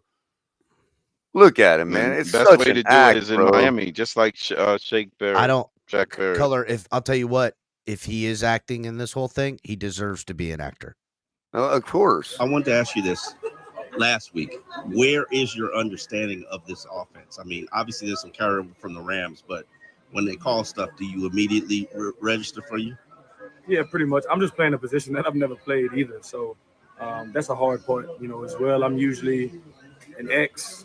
I've been X probably for the last 10 years of my career. Never really played anything else. But obviously I know football. It's just a different offense. This is one of the most intricate offenses in the league, So when you hear them talk about Snoop or something like that, I'm like, bro, not only are you coming in playing the hardest position, but one of the hardest offenses. You got two different motions. It's a lot of things that go on in this offense. So just being able to get my feet wet, even if it's for the fact that for the same reason he's an whatever it is. For the same reason we're struggling with Snoop, he's only 2 weeks in the building, is the same reason he's not getting the ball. That's what he's lamenting right there. Is he just 2 weeks in the building? He's been in the whole offseason. Playbook. Tyler Huntley he's talking about.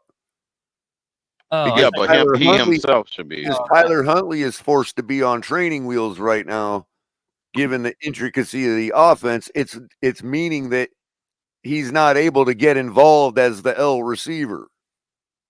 That's what he's lamenting right there. That he needs to, that either, I don't know if he's saying to himself he needs to accept that or, just hope that Tyler Huntley comes further along in the next game. I don't know what he's really saying as far as a solution, but he's lamenting the fact that the offensive situation is causing the L receiver to not get as many looks. Listen, and if he you're is the new guy L receiver right now. If you're whether you're the new guy on the team or a guy who's been around the team for 3 years, your role is not only easier to accept in whatever capacity as long as you're winning, because it's fun. I understand. I'm just pointing out. I'm trying to clarify what he's actually lamenting there. He's saying, "Hey, now does that mean that he maybe disagrees with Odell in McDaniel? New York? Like he was the number one guy. Hold on. Does that maybe mean that he disagrees with McDaniel in the respect that in certain situation when times are tough, you've got to maybe change personnel and make him the X receiver because maybe he might have a better connection with Tyler Huntley, having worked with him in Baltimore? Well, again, then we get down to Then we get down to the next part of We're getting this. down to where the disillusionment is coming from with We're McDaniel. getting down to not only the disillusionment, but we're getting down to where the frustration is from players like Odell, from players that are like. I'd be remiss to point out that play that Tyreek was forced to defend in the end zone. If that was Odell Beckham Jr., he would have mossed that guy for a touchdown. Let's be real. And round we go. And round we go. The old Odell now, probably would. I don't know about the new So one. he's saying it's good to get a win, but it'd have been nicer to be that guy on that play to get the touchdown. Because let's face it, Tyreek Hill is not that receiver. And if Tyler Huntley's going to lay it up there for a 50-50 shot like he did, that needs to be Odell Beckham Jr. All righty. Well, I don't want to get bogged down. Well, into that means Odell the old Odell needs to be particularly. here, not the new one. Here's the thing, guys. No, but Crypto, it means that McDaniel needed to make him the X receiver on that play. Yeah, I get it. Well, that's what he's lamenting. He wants to be the X guy. Let's Bingo. not get bogged down into too many semantics on that short video, because I want to kind of turn it into the next part of this. If the reason that the dejection is here from the ex wide receiver not getting the play call, along with if OBJ can see it, and he's not a guy to hide his hands, he ain't hiding how he feels. I felt like that was a very candid interview by him, so I would expect he's even more candid with his teammates, whom say and do whatever they do privately as well. Is Mike McDaniel no longer a genius? I'm asking. Is Mike McDaniel no longer a genius? He was a genius. One out because I don't think he was. But. No, he's been Well, figured by his competition. Okay, that's a good point. But it wasn't too long ago. In fact, I would say it wasn't 3 months ago, that not only was he a genius, but he was a genius pulling off something that all of the dumbass fans in his fan base wanted. And that's this player-friendly coach, this player-controlled team. And when I say that, right, because that's what it looked like on the face of it, why else wouldn't a guy like OBJ want to come here?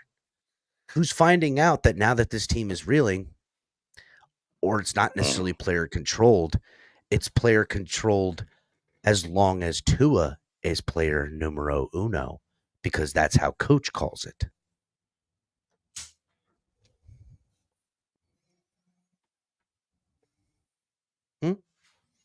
I mean, it is a player-friendly team. I can confirm that with you right now. The players have say-so in who starts on this team. When you talk about, again, I know I said I'd sit this one out, but I can't sit nothing out. Well, no, I'm not asking you to sit out. Never thought McDaniel was a genius coming in, and maybe he can be. But one of my biggest criticisms is his personnel decisions, and I can't. It's not surprising to me that Odell may have the same issue with him. So, but wait a second now. Isn't this what the players want as a player team? And it still is a player team run by the players. Because if it wasn't, then Boyle would have gotten the start over Huntley. Huntley got the start. Hold on, let me finish. Huntley got the start off of pure upside and athleticism and likability amongst the teammates. Right, that's what McDaniel said. Yep. The teammates wanted him to play. Right. That's fucking again, wild. Then what we're talking about is maybe Odell, maybe it ain't with McDaniel. Maybe Odell is putting it squarely where it belongs. Maybe he can't say to Tyreek Hill, "Yo, you need to let me take over for a second." Like, did he go to Tyreek Hill after that game and be like, "Dog, I would have caught that right there"? This team is a perfect incantation heading into this season of a player football run team. Look no further than them signing OBJ, than them signing Huntley and elevating him to how the players are emboldened to their feelings. The Jets are quarterback ran team. Beautiful. Not to that extent, so but yes. Much that they fired their head coach. That's right. And I'll tell you what, if Tua ever gets on the other, if Tua was not injured and on the outs with Daniel gone, they'd probably fire him. Well, they would have. I don't know about now, but they would have. They did with Flores. So and to be honest with you, for a team that just fired their coach, they didn't look like a team that just fired their coach, even though they lost. What? Talking about the Jets. Look at how our last coach is doing.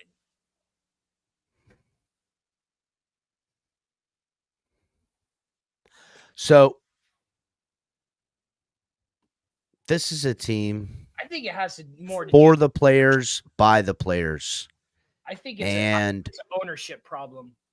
I do too, but I'm not gonna. We're not gonna go down that rabbit hole because I'm trying to. Well, because it's allowing for this little high school drama club bullshit. It's always been that way, bro. Since the ownership came in here, it's how we got fucking Bullygate. But let's continue. This team was successful, and the more success it got in the beginning,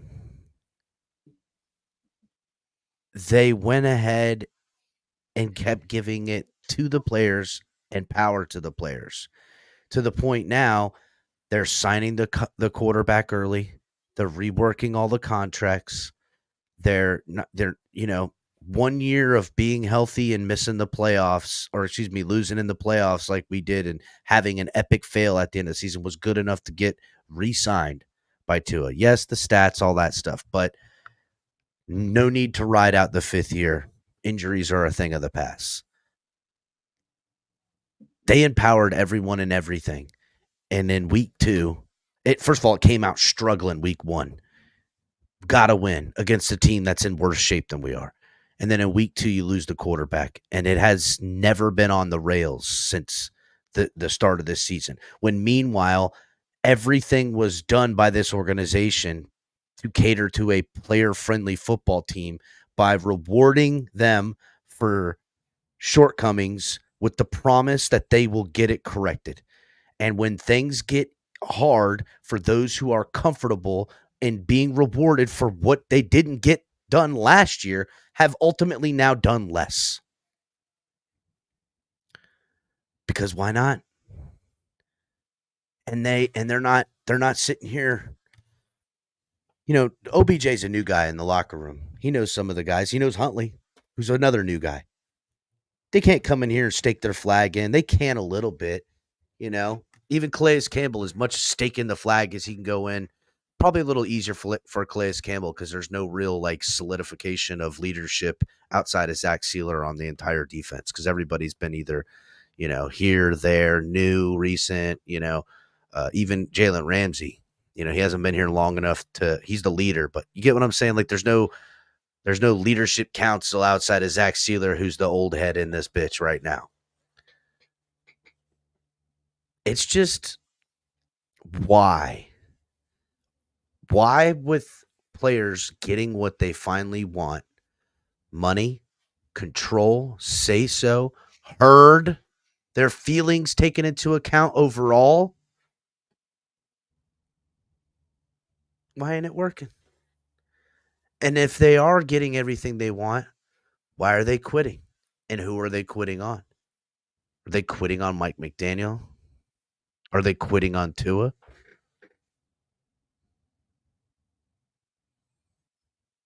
I don't know. It's some real heavy questions that this team lays an egg against the Colts. I would say it looks like they're quitting on Mike McDaniel.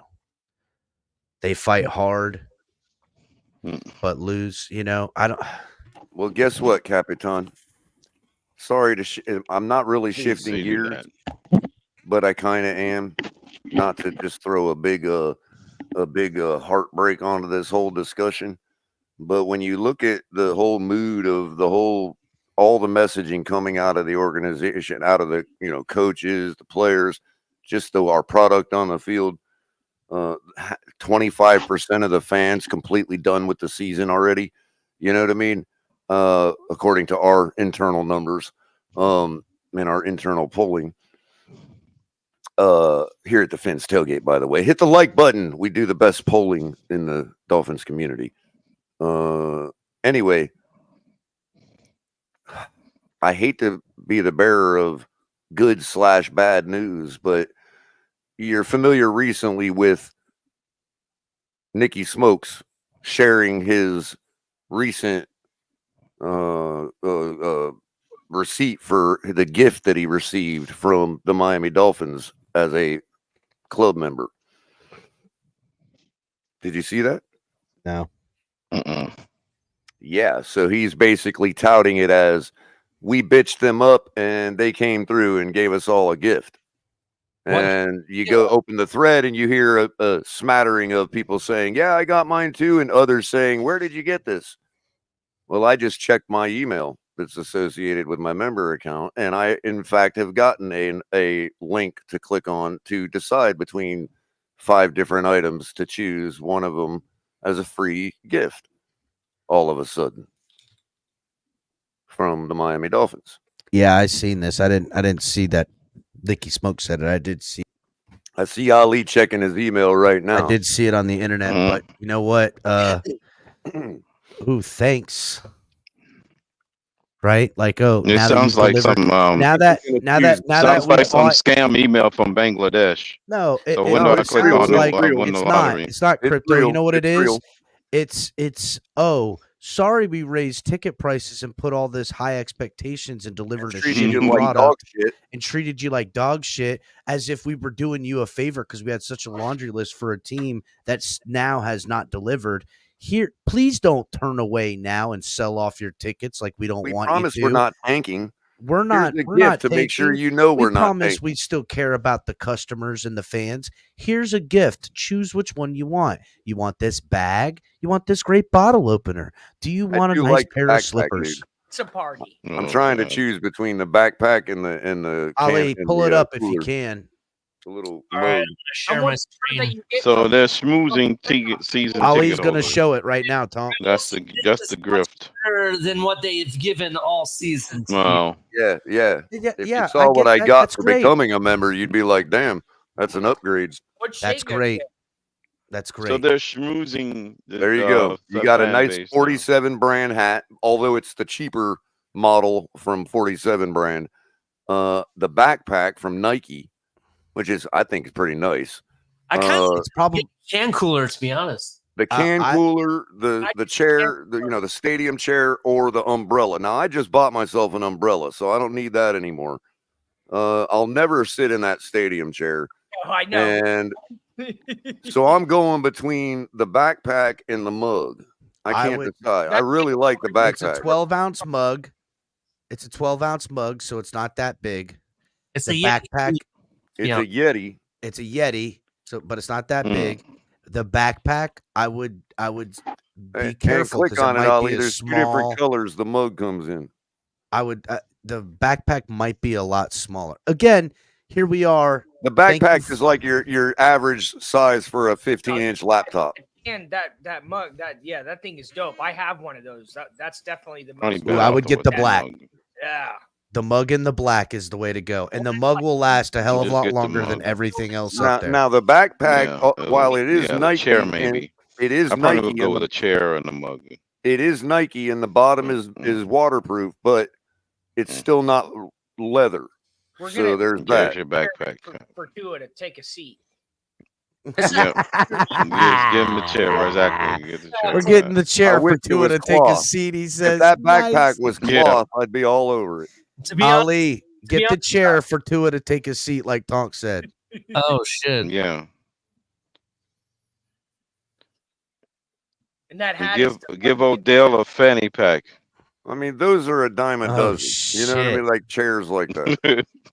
To be 100% honest, and Ali, look at the 47 brand hat. It's like the cheapest model they have. You know what I mean? I have a shirt that says I paid for season tickets and all I got was a shirt. That's what they should give. That's what they should get. All I got was a losing football team in this shirt. Give me a headache anyway. I think I'm going with the Yeti, bro. Yeti and black. Really. Hey, you know what's gonna? You better get that Yeti soon, because you know what they're gonna end up doing is they're gonna end up saying, you know, See, that cool. umbrella's tight right there with the black and white. I like the black and white. That's pretty dope. But I don't use an umbrella, man. so I'm not a real umbrella guy. I don't even, I don't really use them. I just walk in the rain like a fucking savage. Yeah, umbrellas the most useless. And that umbrella doesn't have a curled. It doesn't have a hooked handle, so I can't walk around like the penguin. You know what I mean? Ali, you might want to take all your shit off there. Yeah. It wasn't on Ali, but I didn't want it to be there, so thank you. Thank you. Different instructions. So again, with the curved handle, you can walk around like the penguin. You know, like. Yeah, but color. But again, they should be selling ring suits. That color. You can but let's not the straight let's handle not get it lost. Hard, let's not get lost on the fact that the fans had to bitch about how shitty it was to get a postcard telling them to spend more money as their gift. And then B, they didn't. This they is what you know I'm talking about, dude. This is ownership shit, and this is bullshit. Exactly right. So and then when the product that they were had their noses in the air, that's what's happened. You've been to Dolphins games with me before, haven't you? Yeah. Haven't you come with us before? With my grandpa and shit. Yeah, like 97, 98. Yeah, we were young. Yeah. You remember how it used to be there. It ain't like that no more. It ain't a bunch of fucking drunk savages doing football shit. It's not. You know what it is now? It's a bunch of fucking hoity-toity, pinky in the air, nose up in the air to the world, like you're fucking. Because it's all been taken over by all the other sports enthusiasts. It's not football enthusiasts. They're not enthusiasts. They're sports goers, bro. Yes, they just. We've been bought out by fucking commercialized fucking dorks. I fucking hate it, dude. It's commercialized. It's industrialized. It's let's own all these teams and put out a shitty product. And just in the hoity-toity, nose in the air elitism that's infested its way into this fan base and into this organization. They are so bold to stick their nose in the air and send you a postcard as a season ticket purchaser. Then to go have egg on their face with a bad product, to go, here's some shit, here's some fucking swag for you peasants. That's what they've done. That's what it looks like to me. Here's some of the garbage we had sitting in a shed out back, you fucking plebes.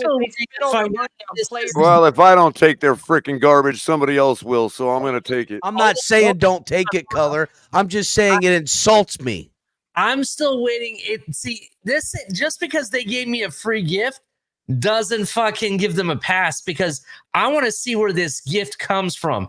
Because I swear to God, well, it's a Yeti. So I mean, it's a Yeti. I'm getting the Yeti because that's the only one that's like a brand. Yeah, but name, will it be shipped from Buffalo, Color? Oh well, I'm pretty sure it'll be shipped from Buffalo.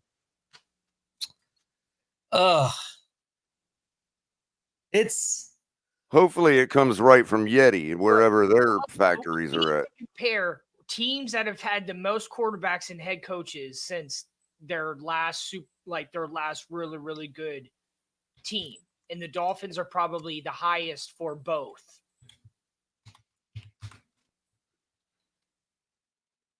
We've had a lot of quarterbacks. We've had a lot of head coaches. We've already talked about this before, but you can't the team. We're always trying to we're always trying to just find a new quarterback instead of trying to develop a team.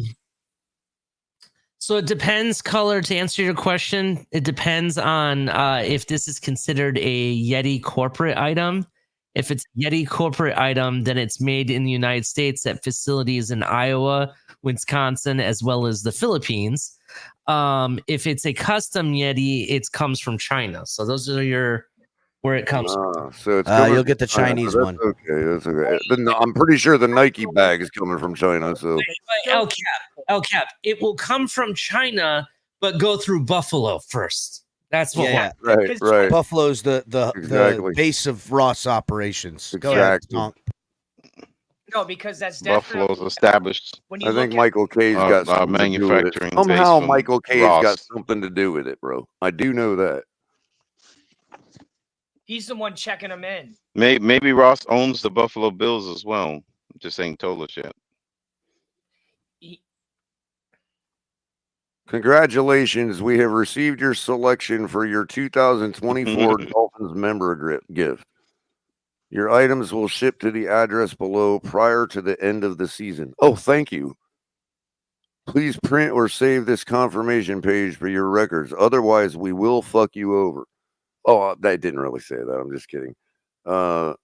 If you have any questions regarding your order, please email. This email is not answered at dolphins.com. And I chose the 12-ounce Yeti can cooler. Now, I got the white one just because it reflects sunlight better than the black one, so it's going to keep the heat off of it. Color, just so you know, it does say that they'll fuck you over in the terms and conditions. I'm reading it right now. Oh, I'm sure it does. You know, like, hey, if for some reason the Dolphins lose every game from here on out, and nobody wants to print our orders, you're screwed. The terms and conditions of all this contract crap is longer than our stat sheet. Mm-hmm. It's all. I mean, they make you print it with your browser dialogue. What a ass! What am I saying? Hey, Ali, did link? No cattle. Ali, did you look and see if that was a second page that sold brown paper bags and trash bags? Yeah, exactly. With our logos on them. They didn't have any. Maybe You know what I really wanted, Crypto? I wanted a spatula that with the Dolphins logo on it, so I can burn it into my hot dogs. We have that on TFTGnetwork.com. Oh, that's right. That's right. We do. Run a commercial. But I wanted the Dolphins to give that to me. Okay. You know what they did? You know what they did, Color? They did this because it was outside of the NFL. This is an outside of the NFL gift. Right, this is Jerry Jones style gift. None of the stuff had actually the Miami Dolphins official emblem and everything on it. So did you get a gift this year for your early on? Did I get a gift? Is that what you're asking? Yeah. Did you get a gift this year when you got your season tickets?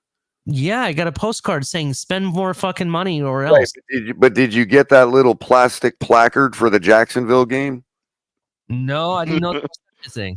No? Okay, so they gave me a what did they give me? They gave me the little postcard saying thank you. They gave me the magnet, right, for my car. Yeah. And they gave me this little plastic, like it could have been made by a shop student. It could have been made by a high school shop student. You know what I mean?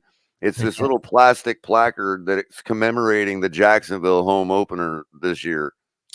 Right. See, I think they gave that stuff to all the new members. That's right. Well, check this out. The little stand for it. So it's not put together. It's got the little placard and then it's got a stand, right? And the placard has the little tongues and the stand has the little grooves for it to go in, right? But they made the grooves the exact same size as the tongues. So when you put it in, it's not tight and it just falls over. You have to like glue it in.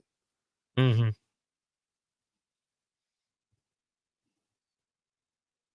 Interesting. Yeah, it's like, yeah, that's what we're talking about here. So let's get back on it real quick to close this up. How did this team get like this, guys? Right? How did this team? They was born and bred this way. Yeah, but I mean, listen, the season last year started to go off the rails, but usually you're like, okay, came up short at the end of last year. make some adjustments, make some additions, move some stuff around, and we're going to get it right. It's like the same team that hung their heads late in the season last year just showed up. Are they just burnt out? And if they are burnt out, and we know this, right? You're working at a job, started out great, you're making good money, it's a change, it's this, whatever, and then now you're like, are they just burnt out with this now? And if they are, kind of happened to me when I transferred from Missouri back to Florida. How did players get burnt out on what seemingly is the best situation in the NFL to be at? Not only are you in Miami, not only are you, probably buying a house in the area you want to live in, and they're paying like it's a win-win-win-win. And you're on a fucking player-friendly, player-controlled coaches team that you got the most say-so. And why? Why would anyone give up on that? Is it giving up because it's just too easy, or is it giving up because of something else? And if it is something else, it can only be one of a few things: the coach, the quarterback. Those are the main things. Everybody knows you're not going anywhere without a quarterback. You're not going to get far. You hope that someone can get there. And for teams that have a guy that's maybe not the greatest quarterback, but they love the guy, they fight hard as fuck for him. They're not fighting hard for Mike McDaniel. They didn't fight hard for Tua dating back to last year, and they haven't fought hard offensively now for Tyler Huntley. And I'm not saying that they're not fighting hard like that. I'm just saying that there's obviously something else on players' mind other than execution, Color. There's something that is distracting. What I'm talking about. There's something distracting. Execution. That's why I keep saying. That's why I keep going back to execution, because that right there is what's affecting it. What? Whatever you're talking about is what's affecting our execution. What is That's it? How I know it's execution. What is it? I don't know. What is it? A memo. It's a memo that went around the building that only some players got. Now, again, Color, if Dolphins lose or win, whatever, and Tua doesn't come back for the Cardinals game, and they lose the Cardinals game, I don't see any reason why you bring back Tua against the Bills, so you might as well keep him out that then. would be If that's the case, bring him back for the next Patriot game.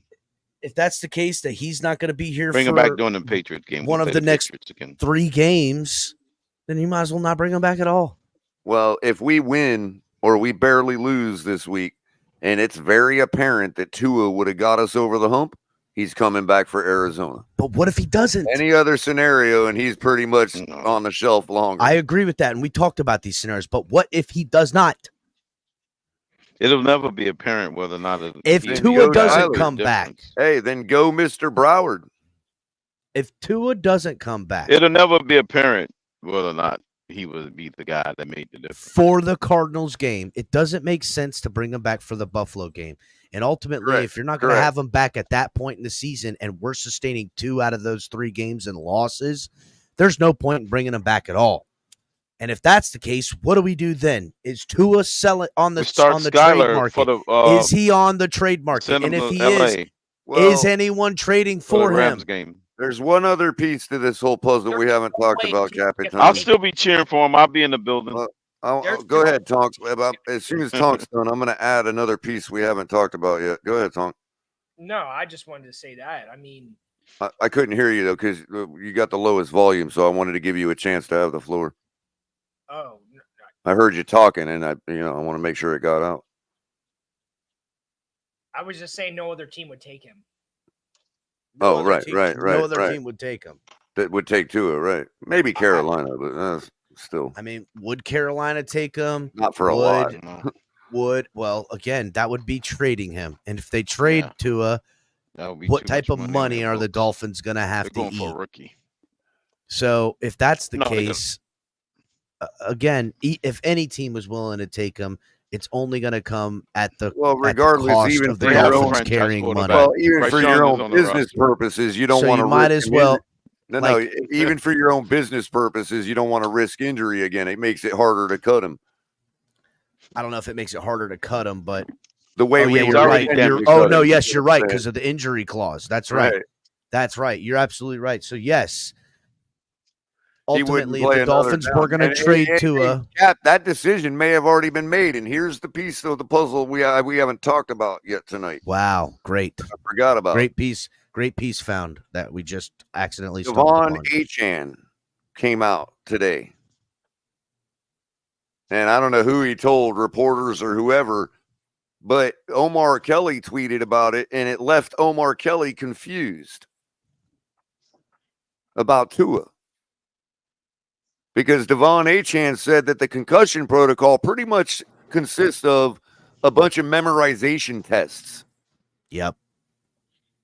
And he's already cleared the protocol after getting a concussion last week that left him fencing on the phases of it. He said after day 2 it was nothing. That's only one phase. You got to go through the 4 phases. My point is he's already cleared the protocol after being left fencing on the field in the last game. No, he cleared one stage. He didn't clear all 4 phases. He's cleared to play, Crypto. Cleared to play. He's cleared to play. He's When playing did that Sunday. report come out? That he's on the injury report is full practice and he's playing Saturday or Sunday. He's playing. Anyhow, not this Sunday. Yes, this Sunday he will play football for the Miami Dolphins, the team he's on. He will play. We have a full stable of running backs for the first time all season. No, I thought y'all were talking about Tua. No, we're talking about Achane. Achane completed his. He did an interview saying it was just a bunch of memorization tests. Yeah, he said that the concussion protocol, there's an iPad portion that you got to do. There's like a couple of other series of tests, but essentially it's all memorization. For him and not nobody else. That's what That's what left Omar confused about Tua. Why would it be different based on your position you play? It's not. Makes no sense. It's not, and that's the thing. No, it's different stages. There's 4 steps. You have to go through the 4 phases. Crypto fucking seems like all right. Crypto, let me. All right, hold on a second. Tonight. God damn it! All right, Crypto.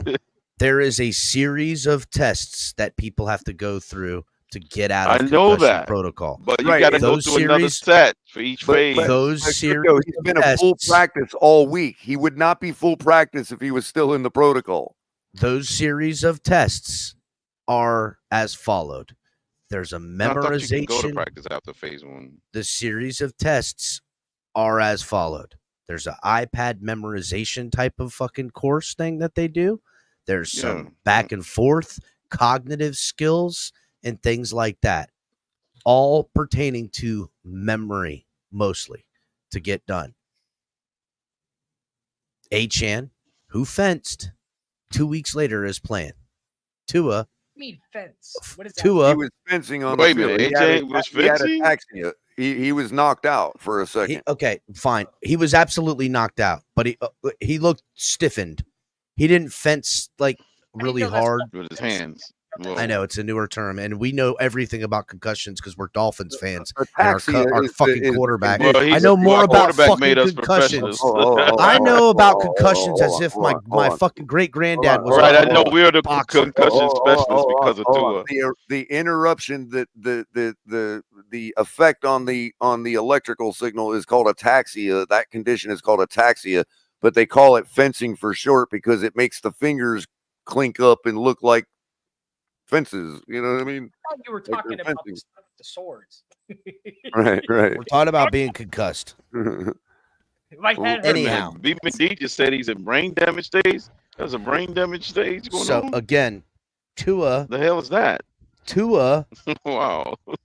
Is in a different sort of protocol compared to Achane, apparently, because here he's been for weeks now, and according to Mike McDaniel and according to everything else, they're not certain.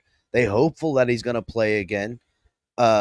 sooner rather than later, but no definitive answers. And the only definitive answer that I've gotten over the last 14 days is that he's seeing specialists. He's seeing another specialist, some other things. He's seeing these different types of doctors still.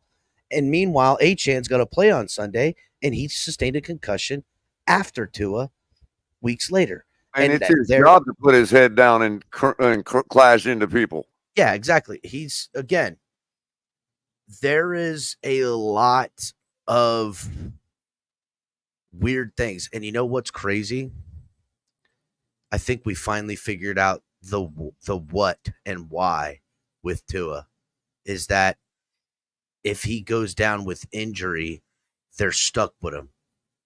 And if they don't think that this team has a shot and that Tua can maybe pull it off, if that doesn't appear to be an absolute, then the decision's already been made and he's not coming back at all. And Mike McDaniel lied about him playing. And that's why, and this is why I'm getting messages OBJ about that, him possibly retiring still. They're still trying to trickle that down into I think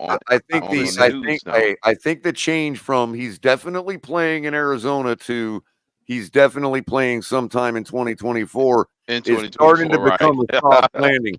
It's starting to become a soft landing. Like, oh, by the way, he actually decided to retire, guys. But that's okay. Y'all remember Trent Green, right? Trent Green went out this way. We've been almost winning with Huntley, so it's okay because we're going to get Cam Ward or Shadur Sanders. Remember Trent Green story. Now remember the Trent Green story. Don't lose sight of that. That's how he exited the league. The same way. Trent, what, with his fourth team playing 12 years? That ain't the same story. Yeah, it is. He got a lot of concussions. It's not even close to the same story. Anyhow, now comes he got a million concussions. Now comes to the reasoning for why we're seeing what we're seeing from the players, from the execution, top to bottom, coaching, everything. The memo is out. And everybody knows. You're saying the memo didn't have to be written. That's right. However, that doesn't reconcile with what we see and how they conduct themselves on the field during the games as far as I mean, I just can't imagine that. Well, Color, here's the thing. Hey, we're winning this game and rah to on the sidelines going, but Color, I love football. I loved playing football. And in fact, the funnest year I ever had playing football was the year I had the worst team ever. Yeah, but when you're a kid, when you're a grown man who played it all its life as a kid, you love this shit. So being out on that field isn't going to change you loving the smell of the grass, loving the fucking juice, loving the stadium. So they're still going to show up and play hard and be there, even when there's no chance to fucking do it. And the memo is there that even if we win today, it's not worth it. No, what you're talking about is still being celebratory over great plays. That's what you're talking about. I'm talking about that's more than that, dude. You know what I mean? Like, they're trying to win these games, man. I don't know. I don't know about that. I'm trying to figure out whether or not we're going to get a first down this weekend. Maybe, right? Maybe it is so. I mean, listen to Mostert's attitude in his interview that I played this morning on Coffee and a Cup of Color. By the way, check me out every morning at 10 a.m. here on the Fins Tailgate. Yeah. Check out Color. Right after you hit the like button. Please. But I mean, listen, from Mostert, dude. I agree with that, right? I agree with those sentiments. But here's the thing. The players that have the big money with the big guarantees, that get that big money and those big guarantees because they're the most important to the team with their abilities and positions, all they have to do is gear down because of the reality of the situation to hold back the entire football team. And they don't have to gear down for any other reason other than all hope is lost. I'm sorry. That's so sick to me. I'm not saying you're wrong. I'm just saying it's patently evil, dude, in my opinion. Well, do you guys remember when we first hired? Do you guys remember?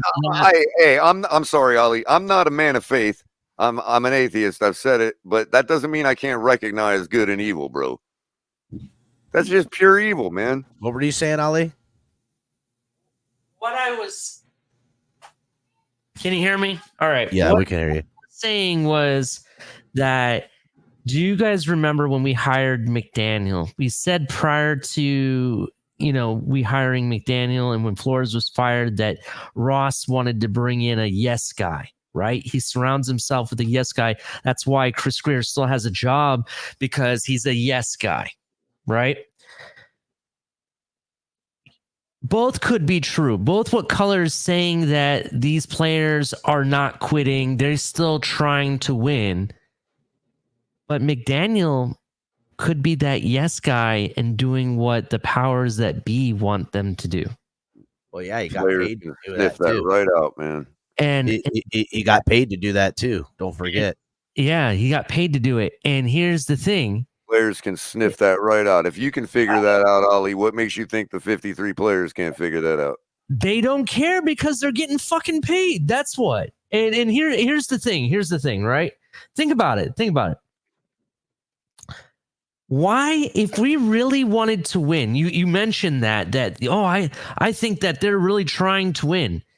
If we're really trying to win as a team, even if the head coach was going beyond whatever the ownership wanted, right? If we were really trying to win, he would have changed the game plan. He wouldn't have kept the game plan the same, right? He would have changed it. He did. And we got to win. Yes, after the fact.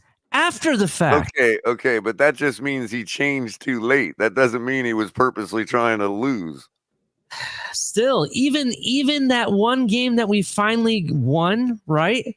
We barely won. Do you understand? Oh, man. Do you understand? I get that, but it wasn't for lack of trying. I disagree with that. I really. Well, okay, fair enough, but our safety could have given him a lot more room to work with, bro. What do you mean our safety could have? Our safety could have given that receiver more room to work with, and it wouldn't have come down to him making the play outside of the field of play. Yes, I understand that, but I don't even think. So in other words, the Patriots receiver was not gifted enough on that play to keep it within the field of play.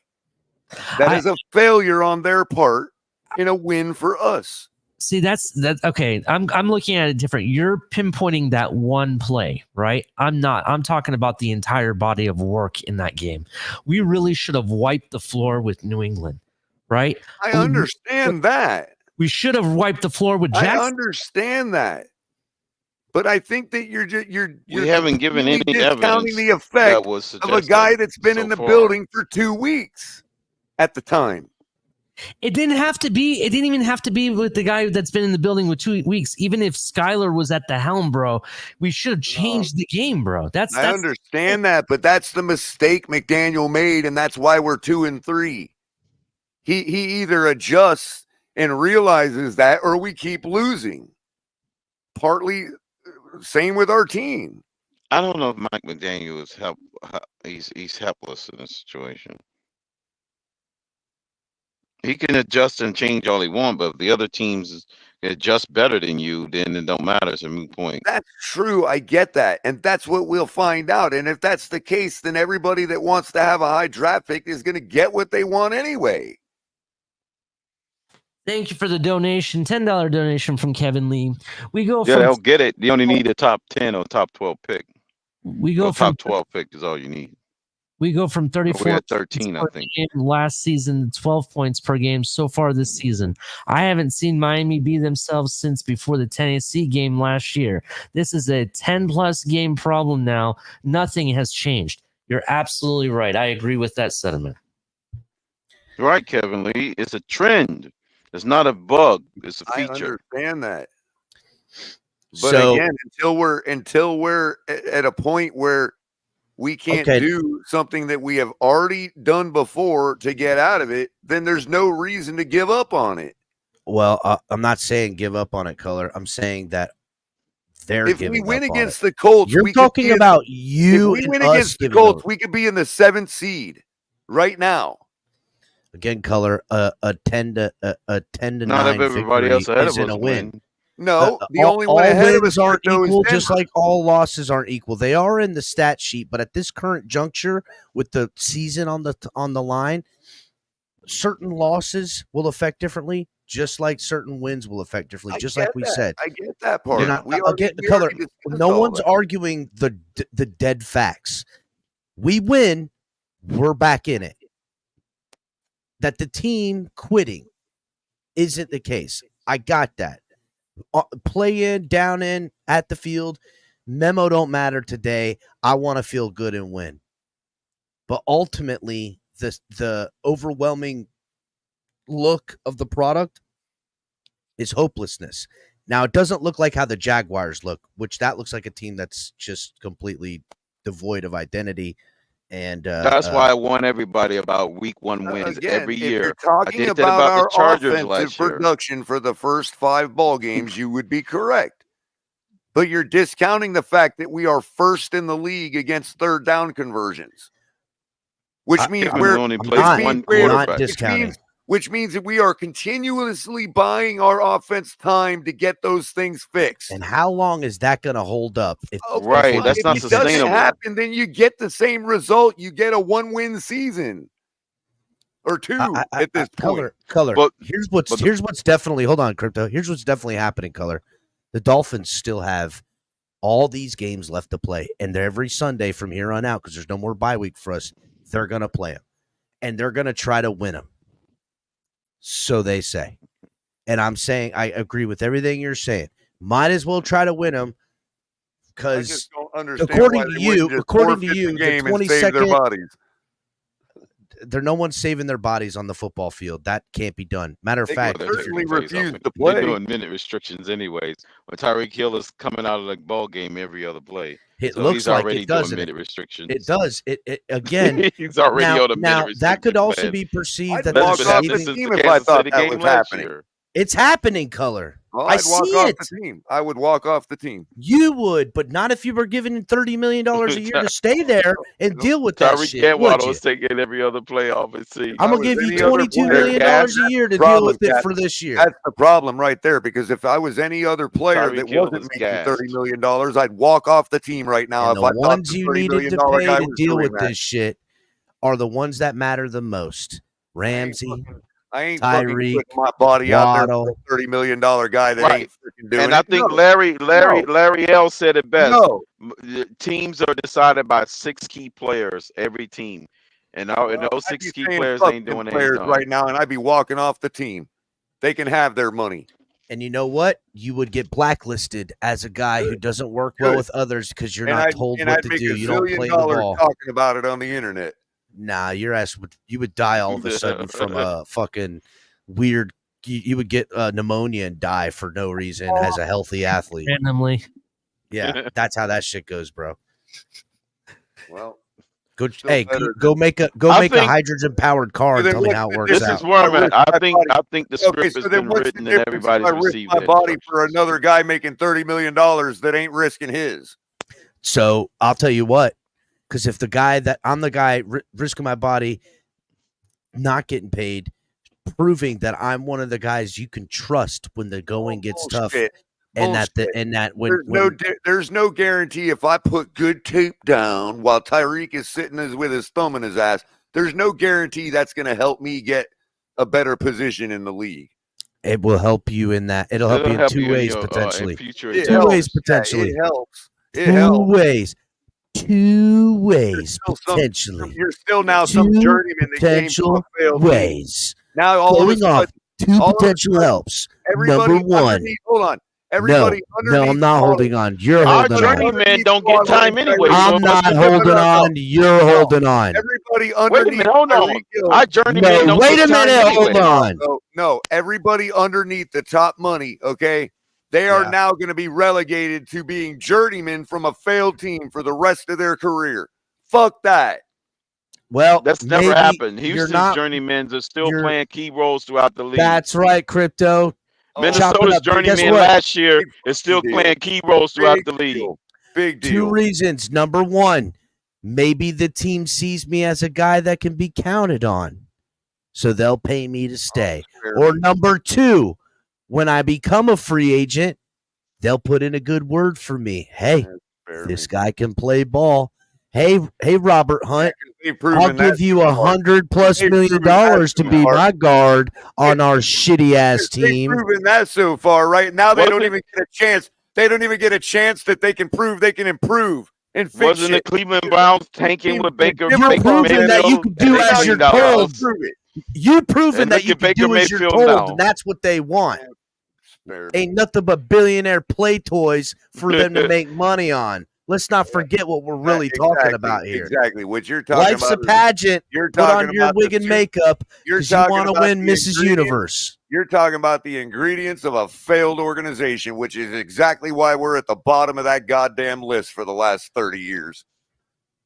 That's right. And this is why I want we have El a 50 Capitan budget for history. GM. We have to merge all of the years together. We're not failed at this point. Shout out to Kevin Lee again. The only one in all of the members with the highest level of VIP. Kevin Lee, the VIP of the channel, always donating, always helping the channel keep its lights on. It seems like guys are not buying into Mike's BS anymore. I seriously think our fans don't deserve this crap. They have put on the field so far. It's pathetic. In one word, Crypto, congratulations. I ain't buying it. Yeah. I ain't buying it. Well, it seems like the rest of the league is not buying into Mike Daniels' bull crap. You could be right about that, because one of the things that new coaches have to learn is that their messages become stale with the veterans. I will say I do agree with Kevin Lee and what he's saying about how the fans aren't putting up with this BS anymore. I've never heard boos that loud towards the home team at Hard Rock Stadium. Just gonna say, during those 2 games, the Bills game and the game after, it was boos, bro. Well, Ali, my way of not putting it up with it anymore is to yell up on this internet and tell them to start fucking executing. That's the goddamn like problem. button. That's what I do on the. I say hit the like button. And I'm going to be here for the inevitable failure because this pussy-ass team with this pussy-ass fucking organization with their bitch-ass, soft-ass fucking ideology of football, I'm going to be smart. I'm going to throw to fucking a bunch. I'm going to have the fastest team with the fastest guys, and I'm going to be smart. I'm not gonna have to do football the way it was done. I'm going to be smart. I'm gonna go left, and I'm gonna go right, and you're gonna think I'm going left. We're playing offense like the Gators and the Ohio State Buckeyes. That's what I am a fan. Nowhere in my job description does it say I am supposed to care about the draft or the feelings of one Odell Beckham Jr. They need to start fucking executing for this game coming up against. We're playing like the Buckeyes. No period. That's not a formula for winning football. Odell Beckham is a superstar, and he's everybody's friend in the locker room. Color. Odell Beckham's everybody's friend. He comes first over to fans. That's the difference. Give me my goddamn Yeti. I didn't hear you, Ali. Give me my goddamn Yeti. He says, like the Buckeyes, we'd be winning games, not losing them all. We're starting to look like the Buckeyes. We got to turn course. You know what the difference between Dolphin fans and pussies are? They're actually no difference. They both get fucked. Hey, you know what they should have given out to the fans? Well, there you go. Shit like this right here, dog. That would have been dope. I'd pay. Yeah. Look at this. Right? Look at that. Look at this thing, dude. Look at the logo. Look at this thing. Tell me you wouldn't rather have this. Got the coffee cup in it. I fucking love this thing. Where's that at? I'll tell you where it's at. We get the blue. It's in Tyreek Hill and Jalen Waddle and fucking Odell Beckham's checkbook. It's in Stephen Ross's 10%. He just sold off for $800 million fucking dollars. this football team has made more money off of its dumbass fucking fans because they love to watch sparkle little. They're just fucking. We're a bunch of fucking idiots. Oh, look at the sparkle move. You gotta look at all that fucking bullshit while they're pickpocketing you the whole time. Y'all ain't be. Look what I can do. That's right. That's exactly what it is. You're getting distracted by a fucking grown man in his underwear. When meanwhile, you getting pickpocketed. I can't tell this enough. I've said it a lot on this channel since the inception. Words to live by. If you're not looking for the angles, it's because you're getting played. And the angle to me is the angle it's always been. Make money off these dumbass Dolphin fans. Ha ha ha ha ha ha. How about the angle of his eyebrows? Do you smell what the Frank Smith is cooking? Hey, Coach Smith, how do you fix the problems on offense? Was he trying to do Adam Gase imitation with the eye popping out on the side? I don't know, but Color's freeze game is on point. Yeah. Shout out to Kevin Lee again, keeping the conversation movie. One more thing, guys. As far as Tua goes, I kept saying don't pay that guy. And Miami caved. And now look. Miami has Tua concussion burden now, and the team don't need this. That's the problem. I don't think they caved, bro. I don't. Oh think yeah, they definitely caved. I don't think they did. I think Tua caved, and the reason No. Well, that could be it too. That's a combination of both. I'll tell you why. Let him speak. I think yes. Let me speak.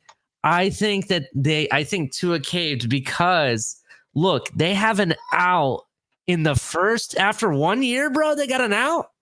I could understand having an out after maybe 3 years, but no, an out after the first year. And then in addition to it, he did get less than I expected. Everyone was talking about crazy money, and he was maybe the highest paid in maybe for 1 day, if that, not even 1 day. You really think about it, based on how much money they were projecting him to get. Let's say this, Ali. Go ahead. Let's say you're right. They have the out, and they don't put Tua back because they plan to take the out ultimately, and they don't want to, get him injured and be on the hook for the more of the contract. The out would be a total of $93 million for what's been paid and what will have to be paid. That means the Dolphins will carry that $50+ million in dead cap next year. And you're right, it still is an out. That saves them for the remaining 120 something million they would have to pay in the years to come. But I think hold on, just real quick. When you say Tua caved, I just want to point out that Tua Tagovailoa will effectively have gotten in 6 quarters of football $93 million fucking dollars. So who caved?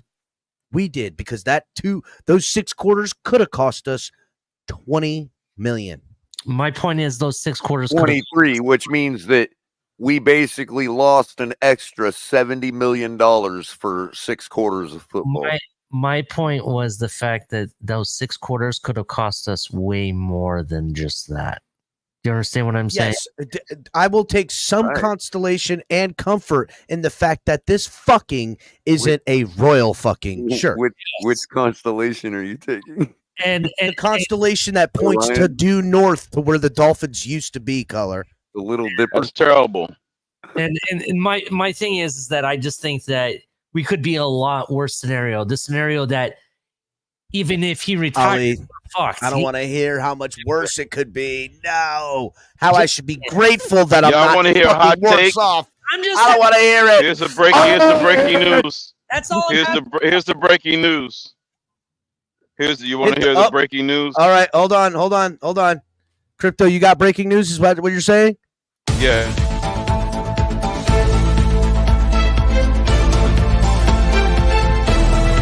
A TFTG report. Breaking news: Tua Tagovailoa will officially retire from the NFL after the Buffalo game. That's the breaking news. Whoa. Does he play in that Buffalo game?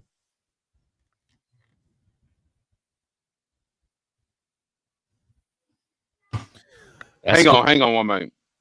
Oh, shit. Crypto really getting it from a source right now. They have kidnapped our reporter. Crypto's really getting Rashad wants the link. Rashad's like, man, I never come around the tailgate, but nobody's holding a space, so they need to start a whole panel just for me. Fuck. All right. I'm dropping the link. You know what? Come on up here, you heathens. I'll be right back. I gotta grab my headphones. Rashad's gonna be like, watch. I got a meme. This is gonna be what Rashad says. Where is it? Hold on, I gotta find it. Come on, guys. Season's not over. We got it all right. We're gonna get there, and everybody's gonna do this color. Everybody's gonna go, what the hell's Rashad saying? What's Rashad saying? Okay, so I'm back. What's the question, Cap? Does Tua play in that Buffalo game? He I would say this. That Buffalo game, he would not be on the field. Okay.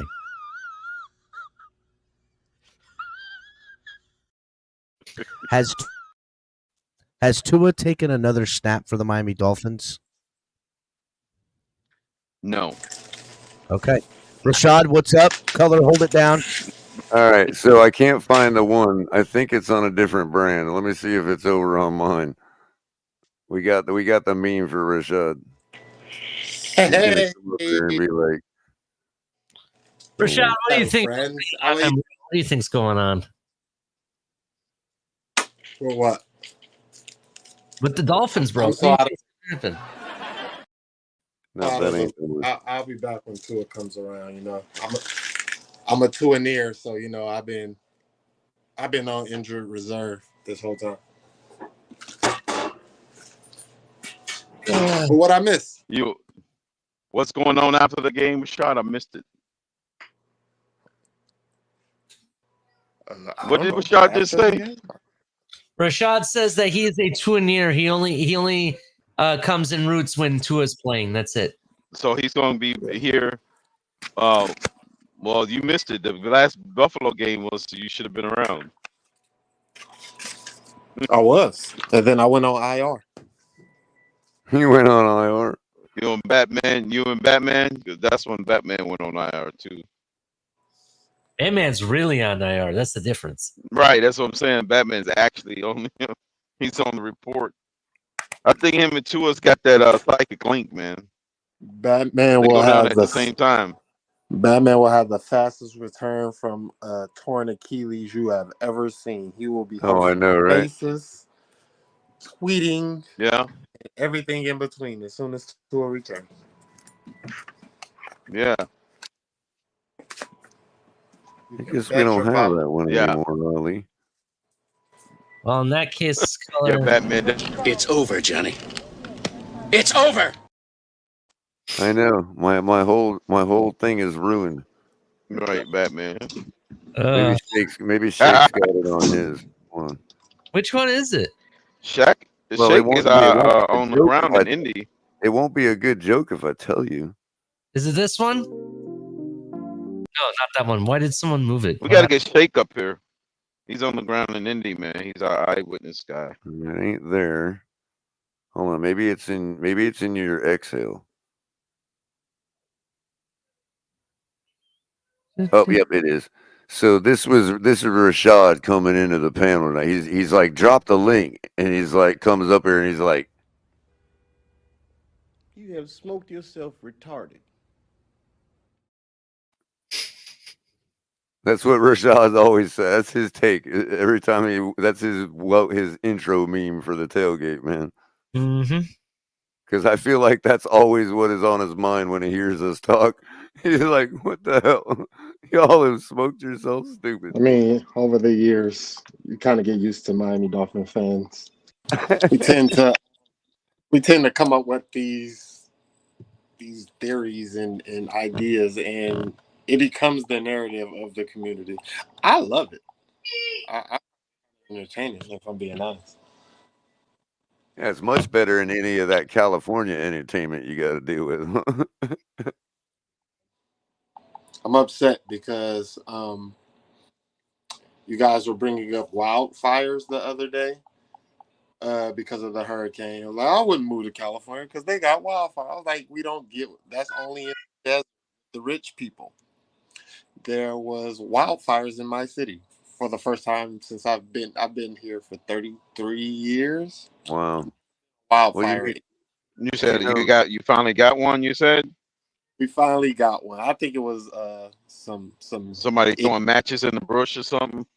Yeah, a 4 alarm in like that's kind of hard to do. I gotta make an announcement, Color.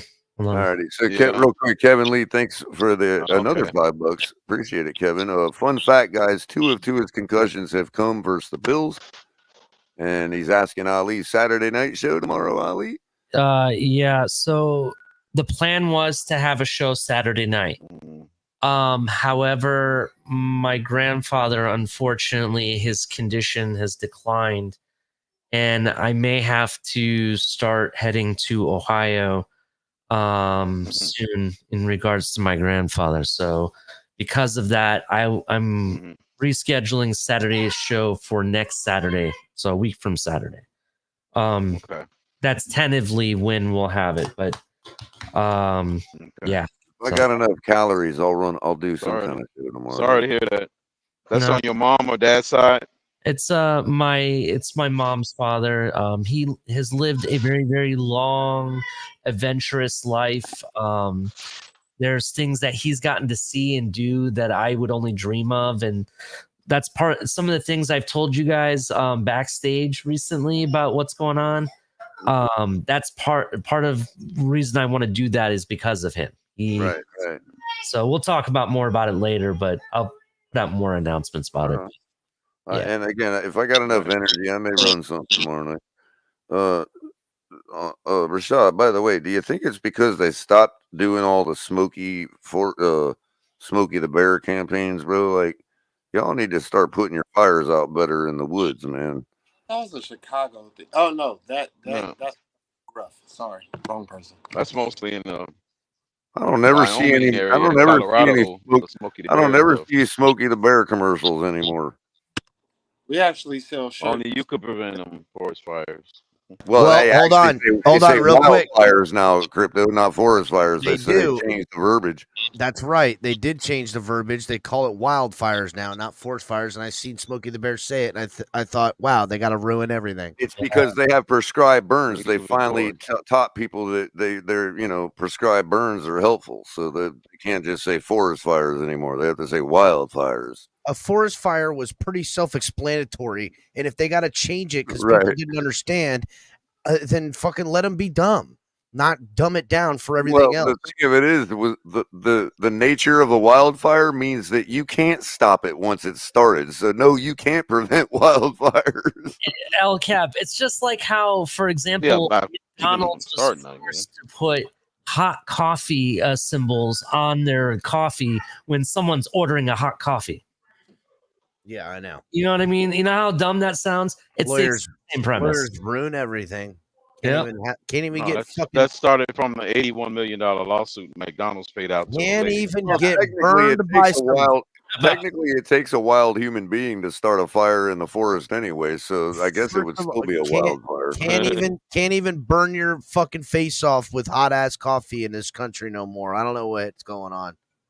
It's going to hell in a handbasket. Well, that freaking $81 million lady, she got paid pretty good. God, I would throw a whole fucking canister of fucking hot coffee all over me for $81 million. Okay, look, here's the thing. Rashad, why do you think the team has quit? I don't think the team is quitting. I just think they know they suck without Tua. Yeah, you need an engine to drive a car. It is what it is. I'm sorry. So this team needs Tua or has nothing. Until you draft the second coming of Tua, someone who let's be honest. Am I breaking up? No, you're good. That's some feedback from True Fins. But Tua Go ahead. has some traits that a lot of quarterbacks don't have, or he has a higher level. His anticipation, his accuracy, his quick release. It doesn't come along often. You're either going to have to find a quarterback who I would hope has anticipation, has accuracy, and build the offensive line, because nobody gets rid of the ball that fast. But that might take some time. Just bring the guy in and groom him. I don't know what else to do at this point. Ali, what's up, my brother? That don't work because a lot of people said Sam Donald don't have any of those traits, and his team's 5-0. You know what they did, Crypto? They put him behind the offensive line. The guy who sees ghosts. No, they gave him the best wide receiver in football. What's Dak Prescott's He doesn't even throw the excuse? ball that often. But yeah.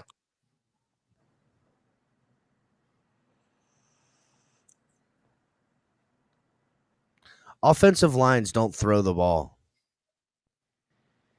They maul. No, they haven't. Well, actually, you know what?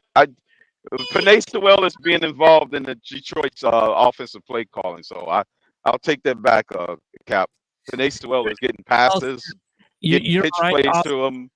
So I don't know. Offensive lines probably would stop throwing the ball. You're right. Offensive line men don't throw the ball, El Cap, but I'll tell you what they do.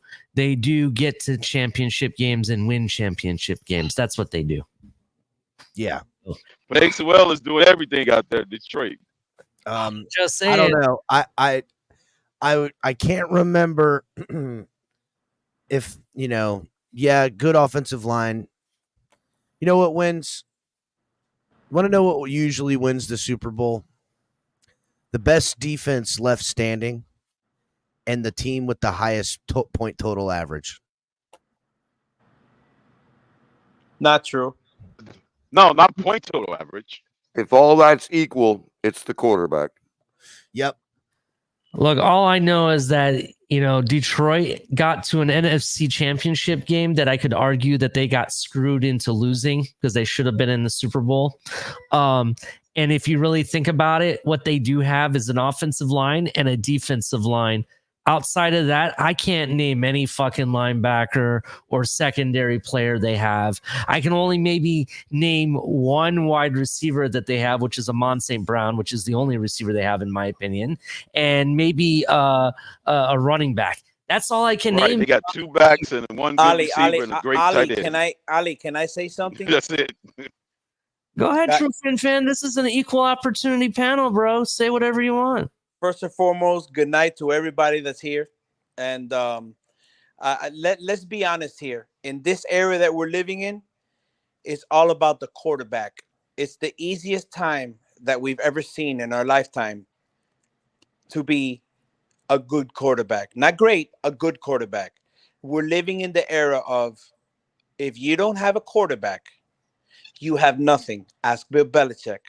If you don't have a quarterback, the defenses of the 85 Bears, the late 80s and early 90s Giants, the San Francisco 49ers, the Dallas Cowboys, those defense, the Baltimore Ravens, the Tampa Bay Buccaneers, it's over. A great defense in today's definition holds you down to 23 points. If you don't have a quarterback, you have nothing. Right or wrong? Yeah, defense is definitely put down over time. For 3 years. You run the ball and you play defense. Defenses you don't do nothing. Away. That's how you defeat a good quarterback. No. You mean like San Francisco defeated a good quarterback? They didn't run the ball. They tried. They ran it enough. They ran it plenty of times. Not good they enough. Actually ran. Go look at the numbers. They were 50-50, Rashad. Yeah, they're not supposed to be 50-50. You're playing Patrick Mahomes. Be for Why am I playing Patrick Mahomes? But they would have got blown out if they wouldn't have been 50-50. You're playing the god of quarterbacks, and you're going 50-50 run pass. Right, which means you need to pass more. Which means you run. Hey Didn't guys, have. hey guys, listen to this. Well, Jose tell M Josh said, Allen that if Peter ran the ball, they wouldn't have had those what you call. hey guys, listen to this. Jose M says this is the hardest time to be a quarterback. It's crazy. Mm-hmm. I don't think that It's formula the works. hardest time to be a quarterback, There's Jose. no actual formula against the Chiefs. You just gotta That's what he play said, them. Ali. Look at it. Bro. Jose can be on one sometimes. Don't worry about him. That's Jose. What did that's he say? wild, I Jose. missed it. What did That's wild. what Jose say? Hold on. He said the hardest time to be a quarterback. These D linemen are bigger, stronger, and faster. No. He said, "True Fin fan, you're wrong, bro. This Yeah, is the yeah. hardest time." Crazy. So Dan Marino would have had it harder now than in his time. Joe Montana. No, they will be banning him from the league because he's throwing for 10,000 yards a season. Right. What's up, my bro? I see you, Crypto. Yeah. Marino will be boycotted. Yeah.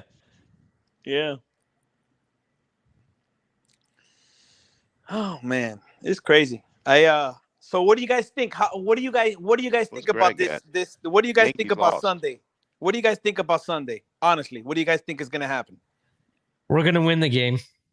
The Colts suck that bad. There should be no reason why we can't win. It'll probably be something very similar to the New England game, bro. I agree, Ali. they're not that I bad. don't know. Colts I don't played agree on us everybody winning, 3 points. but I think we're gonna lose. I think we're gonna lose like a 12-9 game. 12-9. That's probably going to end up. That's probably going to be the score. Yeah, 12-9. Maybe 19-12 or something. Like that. Yeah. Field goals galore. Well, they just lost Special their teams top touchdown. receiver, right?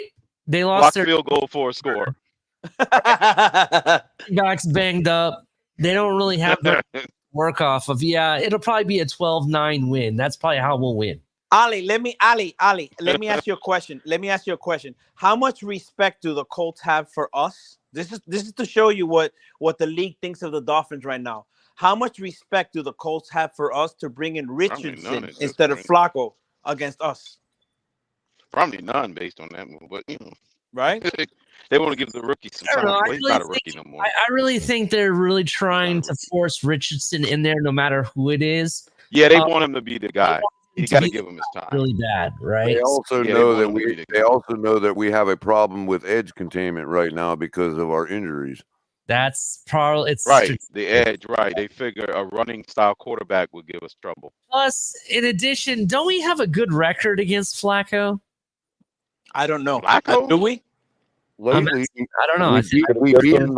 We beat him the last time we played him. Yes. And the last time we played Flacco, didn't he get like this? No. That was when he was a Jet. No, yeah. That was when he got his head knocked off. Big time, you guys remember? Yeah. The linebacker that we had, I can't think of his name top of my head. Kiko Alonso. Ali was a New York Jet. Big time. Go ahead. What was that? I said Flacco was a Jet. That doesn't count. Yeah, I understand. But I was talking about when he was with the Ravens, he got blew up. Kiko Alonso. Yeah. Yeah. Ravens? Kiko Alonso tried to kill him, bro. Oh, we played him in the playoffs the last time we played the Ravens, right? They won that game. Pennington. Yeah. Pennington was the quarterback. I don't know. I know you guys are probably going to give me a bunch of shit for this, and I understand it, but I just don't see how this head coach is going to do anything that's gonna. If we win, it's going to be because it's just pure talent on the field, not because we're going to bring up something new. Just me. You know why we won against the Jags? True Finn? What's up, brother? You know why we won against the Jags? Because we got lucky. Number one. Why is it we got lucky? Well, that was number freaking one, what the football, the fumble, the fumble, the put away, the walk-in touchdown that would have put us away. Yeah, exactly. Turned out to be a turnover, and the points on our side. I'm glad you guys are just answering for me. I just appreciate that. I'm not answering for you, Connor. No, I'm just saying that was I the said because we got lucky. Can I get my? No, I'm just giving you the sequence. I didn't say luck was involved. I just told you the sequence. Color, you're wrong because everybody else was right. Let me know when I can finish giving my opinion as to why we won that game. You could finish, sir. Okay, thank you. You're welcome. So I think first of all, great effort on defense. Okay. Which is evident by the fact that we have 3 defensive backs that have broken hands, which means we're actually practicing punching out the football. Okay. That would at least correlate. I'm not saying causation is correlation is causation. I'm saying that it correlates. Okay. Secondly, our quarterback had 338 yards rushing. 182 of those yards, Trufin, came on 3 completions.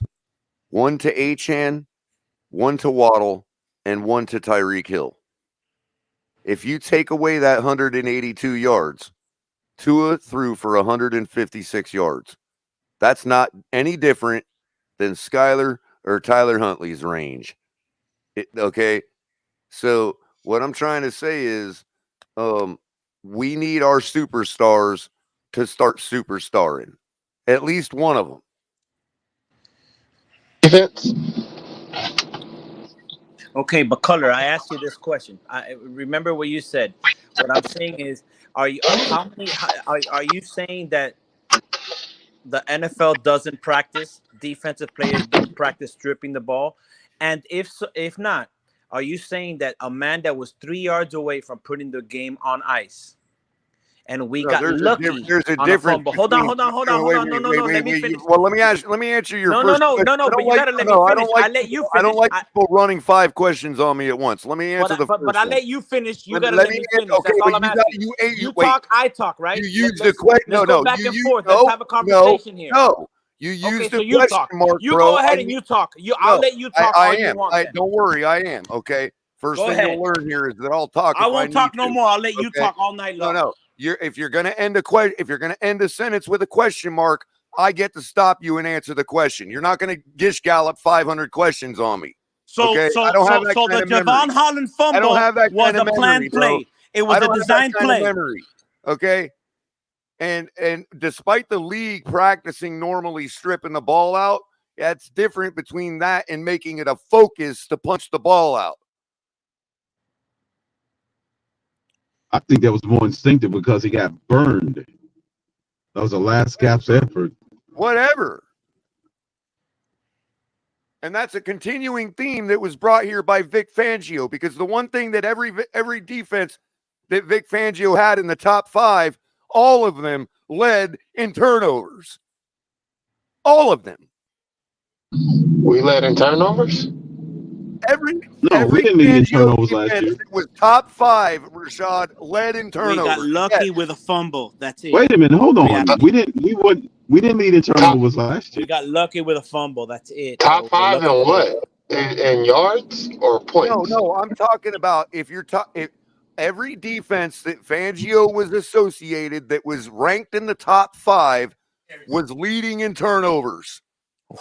Was Fangio our defensive coordinator? We weren't leading in turnovers last year. We got lucky with top 5 in yards. Our defensive coordinator currently has said that they practice, that they focus on it. Everybody does, Color. Everybody does. How many times does it happen? How many times does it happen? We got lucky, Color. Okay, well, we're the only ones that have 3 DBs. We got lucky, Color.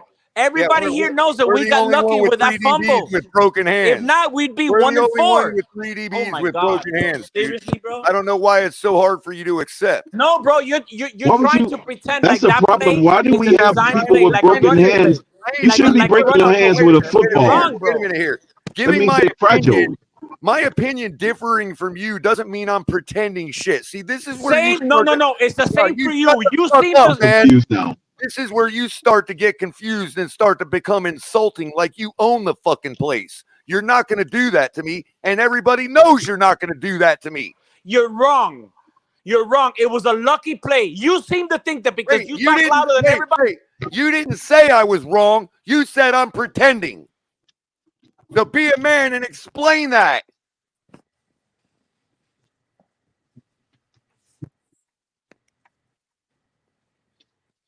The fuck makes you think you can come? I have the right to come up here and tell me I'm pretending.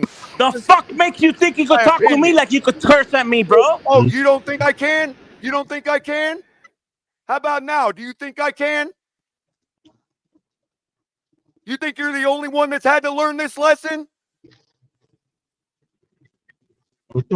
You won't say that to me in person, though. What the fuck you gonna do? You gonna come find me? Whatever, bro. Tough guy Then talk. shut I'm not the even gonna fuck do a up. tough guy talk. I'm not even gonna do a tough guy. That's all you do with doing everybody. I ain't Every doing time no somebody tough guy talks, talk. you talk loud and you make people think. No, I put you in There's a back lot of guys. precisely to stop the tough guy talk. But you want to fucking think you're the fucking host around here. Oh, man. There ain't no tough guy talk for me. You come find me, okay? And if you do, you're gonna go to fucking jail. I don't fucking find people at the stadium. I ain't that guy. I don't live that life. Just let's keep it about football, bro. What the hell's going on? Well, listen, Stop the telling freaking people they're fucking Jaguars pretending. was a very undisciplined team. Now, it wasn't all about that fumble. It was more so freaking that freaking head coach basically pulled a freaking a doozy when he go for it on What up, fourth Adam? down on I his see own you, Adam. 30-yard line. So he freaking Super Bowl winning coaches making dumb decisions out of desperation too. I'm here to tell you that even if they scored that touchdown, we would have still won. Tua just would have had 4 touchdowns and 400 yards. That's a cap. I mean, we're acting like we That didn't run. the fourth quarter had already started. We was deep How into many? it. It was halftime. What are you talking about? Or right No, after that halftime. didn't happen. That happened It was well right deep into the after second half. It was the Jaguars' first drive after halftime when that happened. How many No, minutes? it wasn't. How many No, that minutes was did going we? into the fourth quarter. When it was 20-7. I'm not talking about the fourth No, down, Crypto. it I'm was a talking about the 10-point. fumble. I'm talking about Yeah, the the fumble. fumble would have made it a 17-point game into the 17 fourth point quarter. game. Exactly. It would have It made would it a have been 17-point game. 24-7. Exactly. I know what the score would have It would have been. been 24-7 into the fourth quarter. And Tua would have threw, like I said, for 4 touchdowns. No, it wasn't, because that touchdown came immediately after they fucking blinked on the fucking play, on the very next play.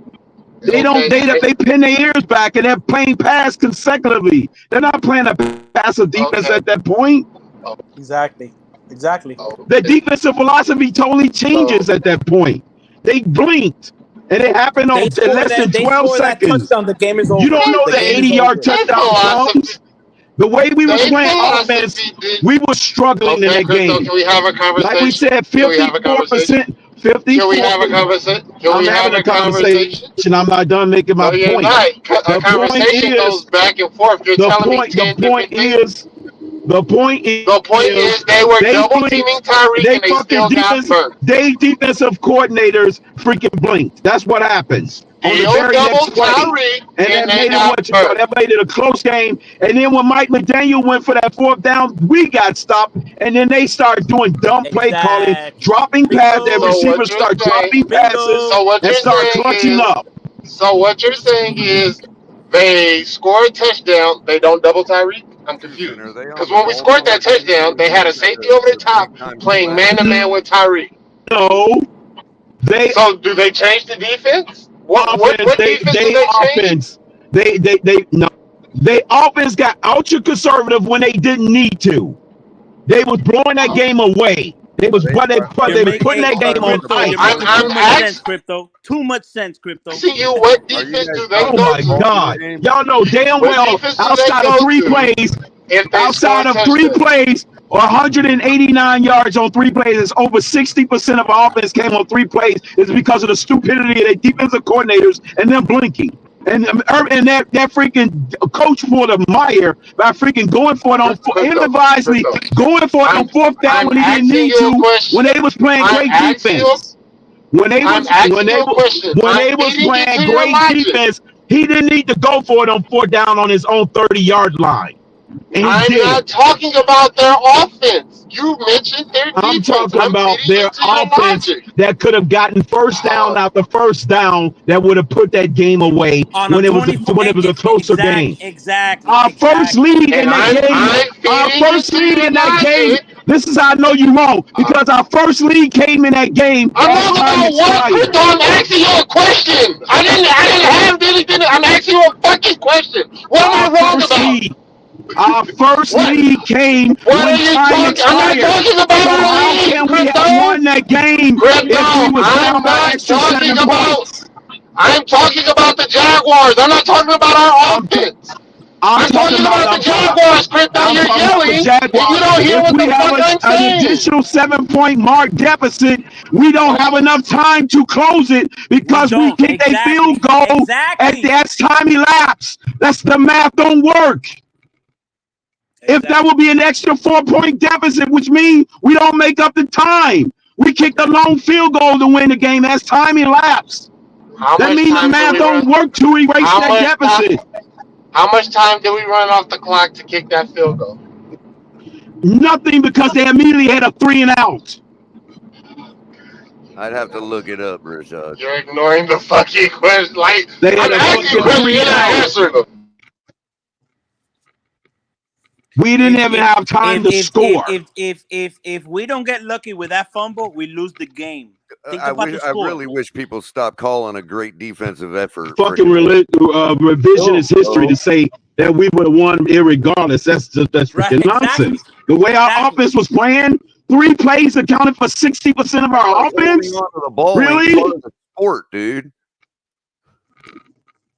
We're a fumble away from being 1-4. Okay, you can say that, but it's not. Well, okay, a fumble away, a guy that's freaking unskilled to put his foot down at the back of the end zone for 0-5. Right. And we want to get some hope, similar hope, because thinking we play good football against these bad teams. The fucking Jaguars only put 1 win on the board. Well, then if that's the case, then y'all will be right, and our season will be over Monday. So I don't give a shit about being right. We just going to the point that we haven't given ourselves any glimmer of hope to say that we've done anything corrective. Because the Colts are in the games that's played to exploit all of that, so we're not winning Sunday, which means no, Color. That's not what I'm saying. I'm saying you're suggesting that we lose 12-9. Then Mike McDaniel will be fired on Monday morning, and the tank will be in. Mike McDaniel is not getting fired. No, because they won't do that. They're not going to fire him for a loss. We can lose 82-0. He still have his job. Which we probably will lose by 40 points anyway. It doesn't matter anyway. We're not winning another ball game if we don't win this one. So it don't matter anyway. Well, Mike McDaniel ain't losing his job anytime soon because the 2 years will make sure that won't happen. Fine. I have a question. Go ahead, Rashad. So the Jaguars scored 24 points. Let's just say they scored that touchdown. What was the final score? It was 20-17. 20-17. So we would have lost 24-17. Okay. Listen. Say they scored that touchdown. The Dolphins had 17 points and then kicked the field goal. The Dolphins couldn't have scored a touchdown to tie it up? There was not enough time. No. Absolutely not. No. Exactly. We got the ball with 2 minutes left. We got the ball with 2 minutes left and the 2-minute warning. And their play calling. You're going to say that their play calling. Wait. You're using a hypothetical. How do we know they're not getting first downs to seal the game? Or we can play this game, Rashad. How do we know that they're not getting first downs to close the game when they got a 7-point lead? It was 17-10, and they were trying to milk the clock. They got stopped. No, it wasn't. We They didn't were throwing the ball. We They didn't start receiver dropping key passes. He dropped a wide open 13-yard pass play. Because they were trying to get first downs. That's why they were driving on third down. Because they was running the ball successfully, and they wasn't running the ball like they should have. In the second half, that big run that they got on the punch out, they blinked. Like I said, they should have kept running the football. Y'all like to say we should have been kept running the ball. They was having success running the ball, and they should have ran the ball too. That's where I would disagree. I think you precisely take a shot right after you've gotten a momentum changer like that. You absolutely take a shot down the field. In my opinion, no, because that's too risky when you got the lead. You can say no. Crypto, you know what they did? Hold on, Colin. After they fumble, hold on, Colin. Let me just do play by play. After the fumble, it's really simple. Saying no to me is not saying no to me doesn't change my opinion. Go ahead, Rashad. This is for Crypto, who said that they will continue to run the ball if they scored that touchdown. After they fumbled, they were still up 17. They were still up 17-7. They ran the ball. Listen, they ran the ball 3 times in a row, and then they threw it on 4th down. They were trying to run the clock out, getting first. Hey, can I ask you guys a question? A question for everybody here. Are we gonna pretend like the turning point of the game with Jacksonville wasn't the fumble? Yeah, they're trying to have revisionist history. But we're gonna pretend like that didn't happen. I just got through saying it was, and that's precisely why you take a shot that's revisionist history on the very next play, like we did. My bad. No, and I understand. I'm talking about Jacksonville if they score. Again, my question is: you understand what I'm saying? But all of a sudden, football is different. We don't have to do that. That was the wrong move to make. I get it. All of this, they ran the ball. Credit our coach for making the right move there. Okay, but I'm asking you. What I'm asking you is luck. You already said it. It was luck. I'm asking you: was that not the turning point to the win for the Miami Dolphins against the Jacksonville Jaguars? I just said it was. Right. So now my other question. So now hold on, Color. So now my other question is: how many times do we see that happening in the game of football where somebody is 2 yards away and we force a fumble? That's not the norm. That is not something that happens in a home every game time. in Miami at 47 years old. I've seen it a lot. I'm 46, so have I, brother. I've seen it a lot. The question. It's a low probability, but anyways, the fact of the matter remains is this philosophy and butterfly wave changes completely because you don't know if every play is ran at that moment when an incident happens in football. So by definition, it's all hypothetical. I agree. The same way that what you're saying is a hypothetical as well. We got lucky. We got lucky with a play that doesn't happen often. What you're saying is a fact. Probability. I'm talking probability. I'm not saying you're wrong, Crypto. 7 points. I'm not saying you're wrong, Crypto. I'm saying that's not 100% a fact. Just for it's a good theory. I never said it was 100%. I'm just saying the probability is dramatically increased. But then you said they'll be milking the clock and so on and so forth. They tried to milk the clock when they got the ball back. They got stopped on 4th down. But it's different when you got extra points on the board. Please, for a second, just for the record, the last drive with the game-winning field goal was 8 plays and 8 up, 2 minutes and 9 seconds. I just want to state that for the record. You guys can take it for whatever you want. And they could have scored a touchdown to make it 24-24 if they were losing 24-17. Should have because they're not playing prevent defense. What do you mean? Woulda, coulda, shoulda. What was the final score? That's all I care about. What was the final score? 22-17. And if they scored the touchdown, what would have been the final score, Crypto? We don't know. The Dolphins could have scored a touchdown. Why would it have been 20-24? Wait. Why would we kick a field goal if we were losing 24-17? Rashad, you're coming at the wrong It don't matter because the Jacksonville got the ball time. You're not saying that they would have scored even more points than that on top of the 24. What makes you realize that? Yeah, exactly. You're missing what I'm saying. Okay. The wrong angle, Rashad. Okay, the fact of it is, we got the punch out, right? Couple that with holding their team in the game to 17 points. That is all we can expect out of our defense. And to their credit, our offense paid them off for it with an 80-yard touchdown strike. That is what happened. It doesn't matter if you want to call it. But that's what happened. But we never took the lead. Everybody in Dolphin Nation knows that we got cut the lead to 3. Fumble. We got lucky. lucky. You don't speak for everybody in Dolphins Nation. It cut the lead to 7. No, when we was when that punch out happened, the touchdown, it made it the 10-point lead came a 3-point lead. When the Jacksonville Jaguars were driving down the field, we all thought the game was over. We all thought the game was over, and we got lucky. Okay. That happens, bro. Jacksonville scored all of their points. No, Connor, you're right. And then your defense makes a great play, and you know what? You're like, good thing they made a great play. Because coupled with the fact that they held the team to 17 points, gave us a goddamn chance to win. No. The difference between you and I is that you're saying like you already said you. Yeah, no one said the defense made a chance to win. Like the defense played great all day. Look, we tell were me struggling against anymore. the Jacksonville Jaguars, bro. Look, The you already said that you think it's luck. You don't need to tell me anymore. That ends the conversation. I do think it's luck. Everybody knows it's the luck. running back carried the ball. Anybody who doesn't see there's running backs that didn't get the ball punched out before, even when the defense tried punching it out. With somebody that's got an issue. Him being careless with the football is what allowed that to happen.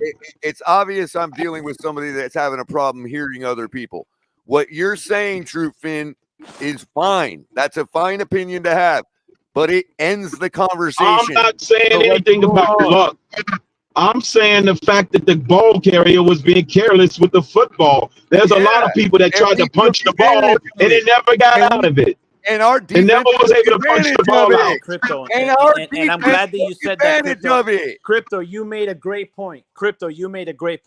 There's a lot of people that try the same thing and it doesn't happen. You know why? Because it's not the norm. So the fact that we got it was like like luck. Okay. After that punch out, we're moving on, bro. I'm not gonna litigate this all fucking night, bro. Me neither. I don't give a fuck. You don't want to give credit for a great play. We just know that in that game, it showed us no sign of whether or not we could play 60 minutes of football offensively.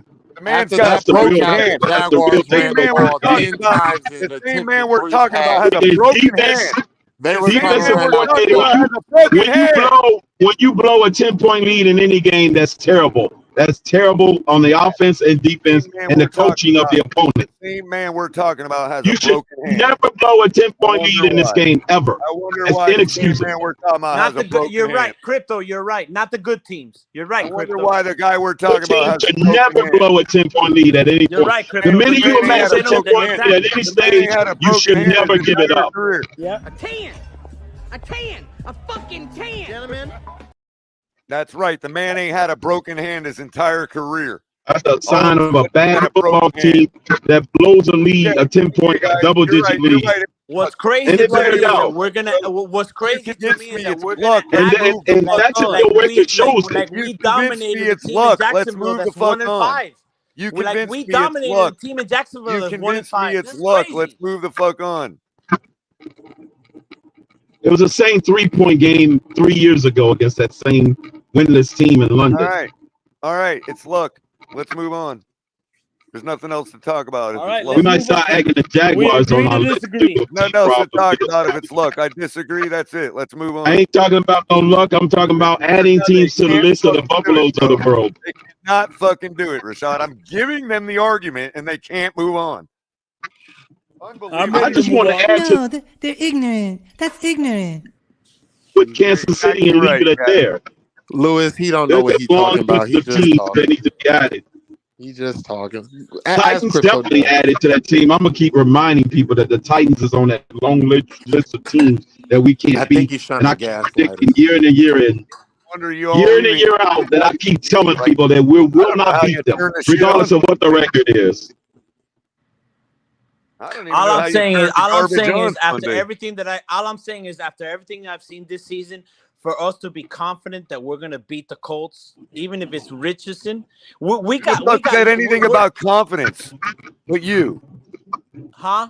Who the fuck said anything about being confident? I said it, Crypto. See, Are you Crypto, confident? The problem that you have in life is that you think that your word is the last. Okay, no, the problem you have is not understanding that this is my fucking show, bro. Okay? I get the last word, whether you like it or not. When are you going to learn that? Do you not think that I don't have the power to take the last word? Shut the fuck up and let somebody talk. So you're the only one that talks, bro. You shut everybody He down. didn't even stop, bro. He's back there by himself, yakking it himself, dude. I'm talking to you. I'm talking to you, Cullen. To you. I don't hear you when you're in back. I'm trying to figure out what That's team what we you don't play this week. understand. You're talking to yourself when you're in back. No. You're talking to yourself, Cullen. Oh, I you, am. You seem to think. I am. It sounds like I'm talking to 150, 64 people right now, and you're in back. And nobody Well, hears Fred, what are you you're saying. doing, Fred? Hey, so can somebody tell me what team are we playing this weekend? Game all night, or you can let people talk. The games begin. Yeah, and we can do it all night, or you can let people talk. You make the choice. I don't know what team we playing this Because weekend. I can't ban you. That's up to El Capitan. But I can certainly put you in back. That's your only hope. That's your only hope to quiet me is banning me or quieting me. My only hope for you to get you to shut the fuck up. You're right. You're right. You're absolutely right. Now what? Now what? Now what? Now what? Can't we all just get along?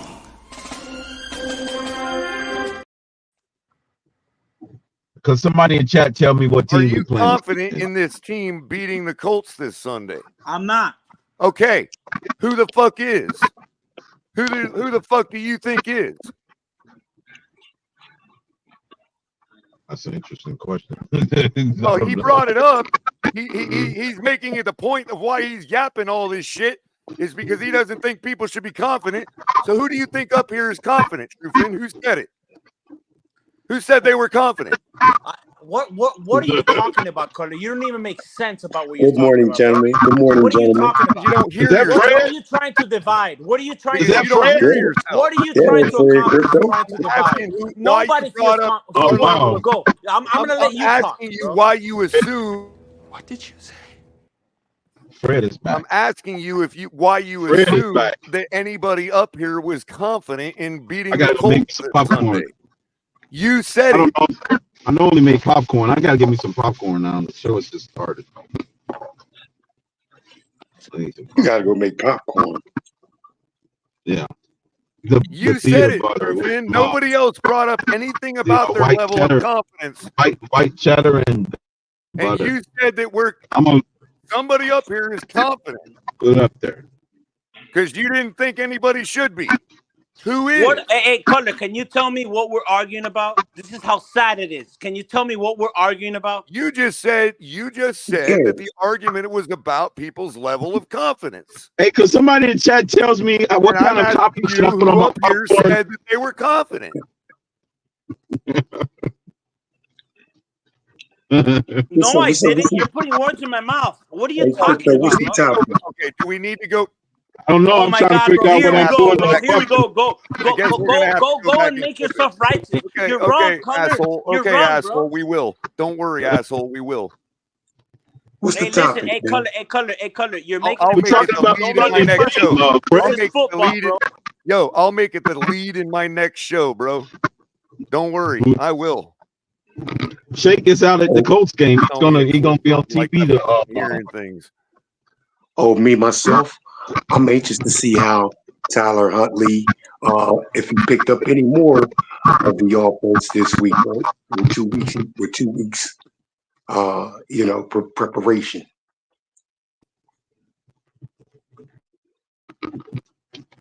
I'm interested in. What did you say? God damn it!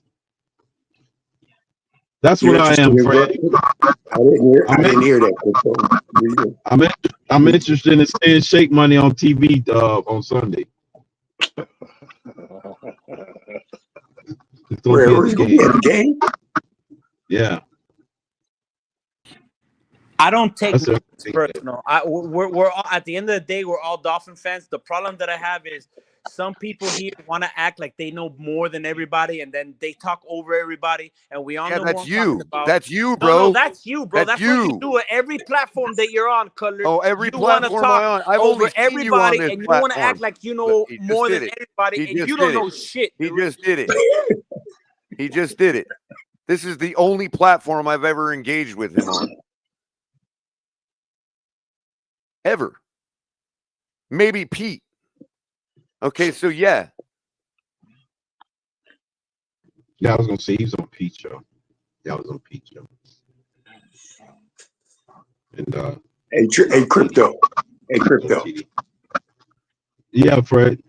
The guy constantly like pukes shit out of his mouth and doesn't give you a chance to address one single point, and then accuses you of interrupting him and talking over him because you want him to shut the fuck up because it's terrible fucking television.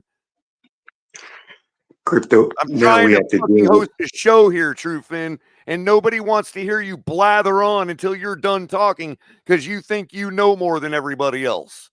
It is you that thinks they know everything. Now we have to deal with Amari Cooper. Jesus. Amari Cooper, he don't play. Is he I'll be playing? quiet. I'll let you talk. I'll be quiet now. There you go. I'll In be order quiet. for you Say to be what you brought want. back I'll be up, quiet. somebody else is going to have to take over hosting the show. It ain't going to be. Yeah, crypto. I think you make a fine host, bro. Tell you the truth. All right, I appreciate it. No problem, man.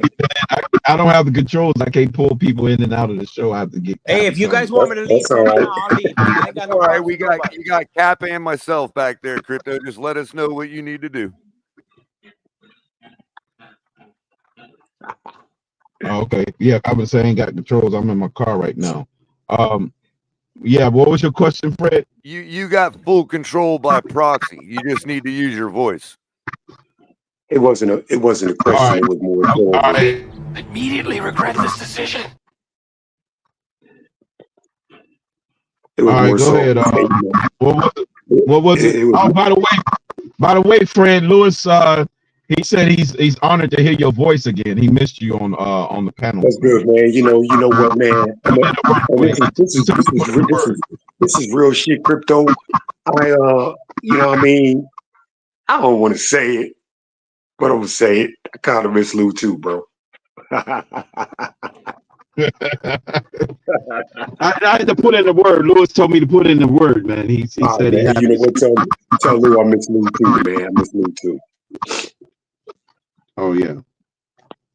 So what was you saying? What was your question about Amari? It wasn't so much of a statement, crypto, but hey, is my mic messed up or something? Does that sound all right?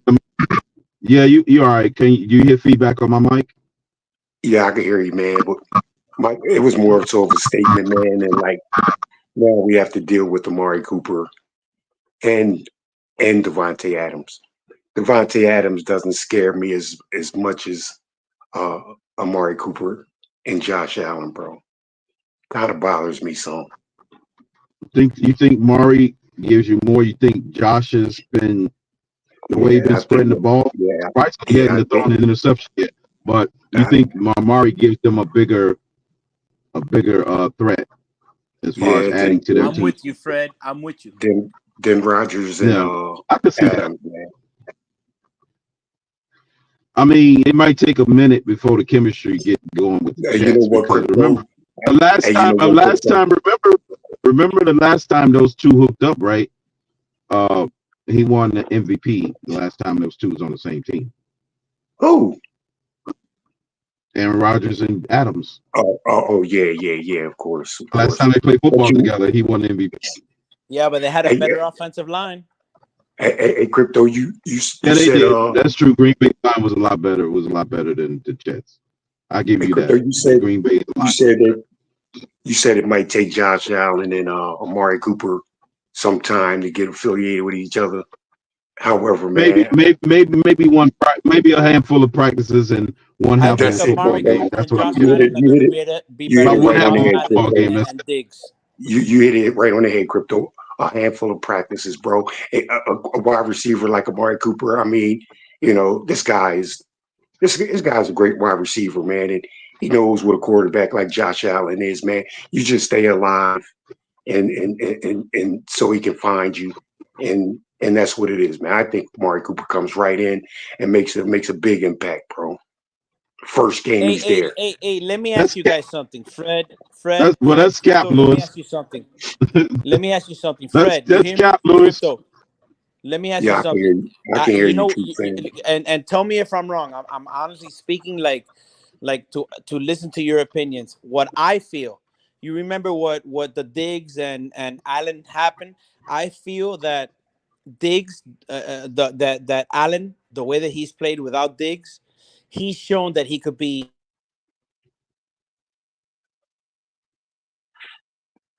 I hear you, man. You got cut off. Yeah, your mic. I think that Amari Cooper coming into this team now, I think it's going to be even better than I hate to say it because I'm a Dolphin fan. We all are. But I think that the Cooper and Allen combo is going to be even deadlier than the Allen and Diggs because Diggs always felt that he made Allen. And Cooper's coming in saying, no, this guy's a baller. So he's going to actually be like, yo, no, especially coming from what? What did he come from? Cleveland? I think it's going to be just bad news for us. That's all I'm saying. I don't know what you guys think. Let me know, but that's what I feel. Well, true Fez, Amari's Cooper kind of been all over, man. But wherever he's going, man, he's been effective wherever he's went to, man. You know what I'm saying? And this is the reason why I said him coming into Buffalo, man. Like it's not going to take him long It's to not. get You're right. familiar with Allen, You're right, man. This Fred. guy knows how to run routes. Guys know how to get in open spots, and he knows how to stay alive, which to me is You think hold on. You thinking given the past history with Adams and Rodgers, they can't click real quick neither? No. I don't Crypto. I don't. I give the edge. I give the edge to the Buffalo Bills because of the offensive line. Like looking at what's happening right now in the Jets right now are reaching. They're like, oh my God, it's not working. We got Rodgers, we got this, we got that. Let's get this. But in Buffalo, man, when you got that offensive line and when you got that quarterback, trust me, again, and I know that us Dolphin fans, me, Crypto, Fred, we hate to say it, but let's be real. Getting Diggs is not what us Dolphins would like to see because we know that, listen, Allen hasn't thrown one interception, bro, and he doesn't have Diggs. Football without Diggs, yeah. He's You know what I'm actually saying? got better without him. So now, he killed that narrative in the first 5 games. Exactly. So he loses Davis, he loses Diggs. He supposedly, what do we all think? Oh, they're gonna take a step back. QB to turnover touchdown ratio, the interception ratio is the best in the league. Yeah. Go figure. So now you give him this guy that in Dallas was a number 2, and then in Cleveland was a number 2. You think he's gonna be a number 2 in Buffalo? Even if he is, he's still better than what. It's him, Coleman, and the Shakir now. It's probably bro. Like I hate to say it, bro, because I know that most Dolphin fans hate the Jets most. To me, it's Buffalo most. They're gonna be. Hey, look, watch, bro. I'm not seeing Amari Cooper coming in and being the number 1 wide receiver. I see Amari Cooper coming in just playing football, bro, doing his job. He could be a number 2, but he's a better number 2 than anybody they have. They're gonna try to develop Coleman more. I don't think it's gonna be about who's number 1 in Buffalo, bro. I don't, bro. Spread the wealth. That's what they're What do you guys think? No, I'm asking you two because you know, as fans, what do you guys think will happen with Cooper? You think they'll be better? Because I know they'll be better. His numbers are going to go up. They'll definitely be better, man. Definitely. Yeah. He'll get maybe 6-7 targets this upcoming week. And it's not about now. Remember, what I'm saying is even if they struggle, whatever, it's about how they end the season. And by the end of the season, trust me, that guy's going to be a big deal. And Miami's not going to handle him. And Crypto, why do you think? Why do you think the Browns? Why do you think the Browns went and did that like that, man? Traded Amari Cooper, man. He was And having not quality. even Yeah, but he was having a lot of drops in Cleveland too, though. He Was was he having really? issues catching the Was he football. really? Yeah, well, he wasn't having a I good. beg to, good I beg to differ, Crypto. I beg to differ. I believe, man. Go Like look it up, Fred. you know, He I beg to yeah, differ. he wasn't performing well like he should. I beg to differ, man. I say it was He more wasn't the so. same guy he was in Los Angeles or even when he was in Dallas. No, Crypto, he is the same guy. You just got Deshaun Watson, man. Deshaun Watson just stinking up the place every week, bro. Can you Well, guys yeah, when you pause? get a ball placed in your breadbasket and drop it, that's not on the quarterback. Can you Oh, pause okay, for a second? okay, Crypto. I understand. I understand a drop or two, bro. But like, look, Watson's been terrible, bro. Been terrible. I think the Browns be like, look, we're not going to let Amari Cooper, 28 years old, hang around, and no sense of having him hanging around and going through. We'll see. He'll be out. As soon as he starts dropping balls in Buffalo, he's gonna be out of Buffalo. They'll ship him out too. I gotta ask Well, Cap a if he has question. to drop. If you guys don't Oh, mind- if but you- Fred, hold on. If you don't mind pausing for a second, I gotta ask Cap for a question for a second. If he could jump up here real quick. I don't know if he's able to. He's in Hey, back. Color, what do you think about Diggs going to Buffalo? Well, that's what I was actually about to get to. I've got some audio, or I've got a video that was shared on Twitter, a clip, and I couldn't find it, but I found the YouTube video associated with it, the full video, which I found the spot where the guy talks about exactly what I think. I And think it's going to be even better than Diggs. Well, it's from CBS 12 News, which is a local CBS affiliate up here in Palm Beach County. And it's like their little sports extra or whatever. They've got a guy named Max Stetman or Shetman as as their special guest. And he was the guy that had asked Tyreek about what he thought about the acquisitions by the Bills and the Jets. But not only does he give the answer because he was down in the building to ask the question, but he also goes further to give his opinion on translating basically what Tyreek was trying to say. Right. The only thing I need to find out is if I'll get in. I know we'll probably get copyright strict if we play the video, even though it's YouTube, it's from Channel 12, so they'll probably strike us. But I'm wondering if I can play the audio if I don't show the video. No, but what do you think, Color? You think I that think exactly what this guy thinks. no, but you think that like in my opinion, I think it's going to be even a better combination than the Diggs. Well, of course, right? My question is, why did they feel the need to do that? What'd you say, Color? I'm sorry, somebody else. What'd you say? My question is, why did those two teams feel the need to do it while we didn't? No, we're the Dolphins. I mean, see, you fed right into my question. The real answer to the question is my question's not valid because we did. Okay. And that's precisely what this guy said earlier. And it's precisely what Tyreek said in his answer. I'm still the cheetah. Wow. I'm still the best. Now, why would Tyreek be carrying that attitude if it directly contradicts the idea that there's some memo that got sent to the, you know what I mean?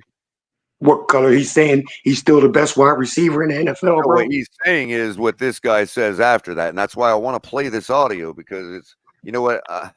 I'll play the audio and if we get stuck, we'll just clip it. You know, we'll wipe it. I guess. I don't see when Tyreek says that kind of shit.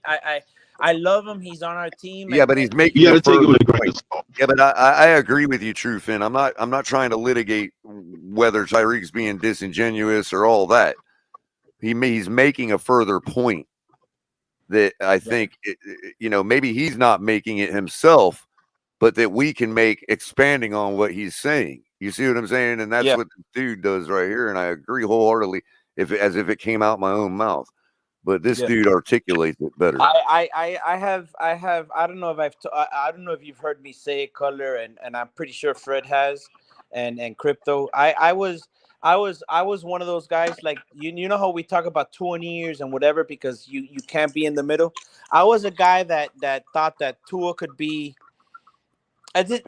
Just to switch conversations, you know, I was a guy that thought that we could win with Tua if we built the right team. Where I lost and where I got like extremely pissed off was when he decided to run for that first down. Oh, here it is. You're putting it. I'm gonna see if I can't play the audio. I'm just waiting to see if Cap So tells me when absolutely no, Tua got or... this last concussion, when Tua got and that's where people like me are different than the Tuaniers. When Tua got this last concussion, that's where I said I'm done. I'm done. I don't care if he comes back and we win 6, 7 games. I don't care. Like I know what this is gonna be. He's gonna get hurt again, and if he doesn't get hurt next year, he'll get hurt the following year. And this is where we're gonna be as Dolphin fans, and I don't want to see that anymore. I don't. I know what you guys think. I'm pretty sure if I make it annoying and I chop it up into 10-second clips, it'll probably be okay. But that'll get annoying. It's not that long, actually. That's why I think we'll be okay playing the audio, because it's really not that long. The part I want you to hear. But I don't know how anal CBS 12 is. You know what I mean? You know what? I tell you what, if they want to be that way, I'll drive right up to their building, which I know where it's at, off 45th Street, and I'll knock on the door and be like, yo, can y'all not copyright strike my YouTube channel? Fair use act, you know? Where you at, Crypto Color? You're in what, West Palm, you said?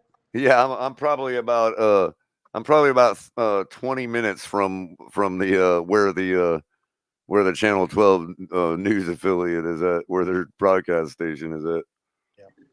I've actually been in their building. I had to work on some of their laptops one time. Keon Coleman must be listening to the tailgate, because he just posted something saying we need to stop talking trash about his team.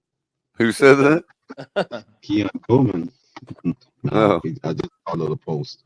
I wish I could find I wish I could find the Twitter clip, because at least that's like, okay, already curated through Twitter. Maybe it'd be okay, but I know YouTube don't like us playing Twitter clips either. No, they'll catch you. Yeah. Yeah. That's where they make their money. Yep. Well, they're doing that because they don't like, Twitter itself. They're trying to jab Twitter. They'll give us different reasons. They'll call it, they won't copyright strike it from Twitter. They'll call it re-uploaded content. Yeah. Which is their own internal rule, Yeah. Hey, Fred. What's up? Hey, when's Pete gonna come out with his new stuff so we can go on to his shit? I don't know, man. I don't know, man. It's hard to keep up with Pete's in hibernation. Pete's in hibernation. I don't know where Pete is, man, but if there's something you need to ask me, I work with Pete, so, I got his back. I think I got his back. I think one thing that we see, this is the problem that I have with the Dolphin Nation, the Dolphin fan, and it bothers me. Like we're so divided right now. We're so divided that we fight each other when at the end of the day, all we want is that just one in our lifetime, one Super Bowl. This is the bothersome thing. Yeah, well, let's start with how about that one quarterback so far, bro. Okay, so let's talk about it. You gotta get that straight first, bro. No, you're right. Yeah, hey, Fred, draft the quarterback until you get the right one. Hey, Fred, do you know what year the Miami Dolphins came into existence?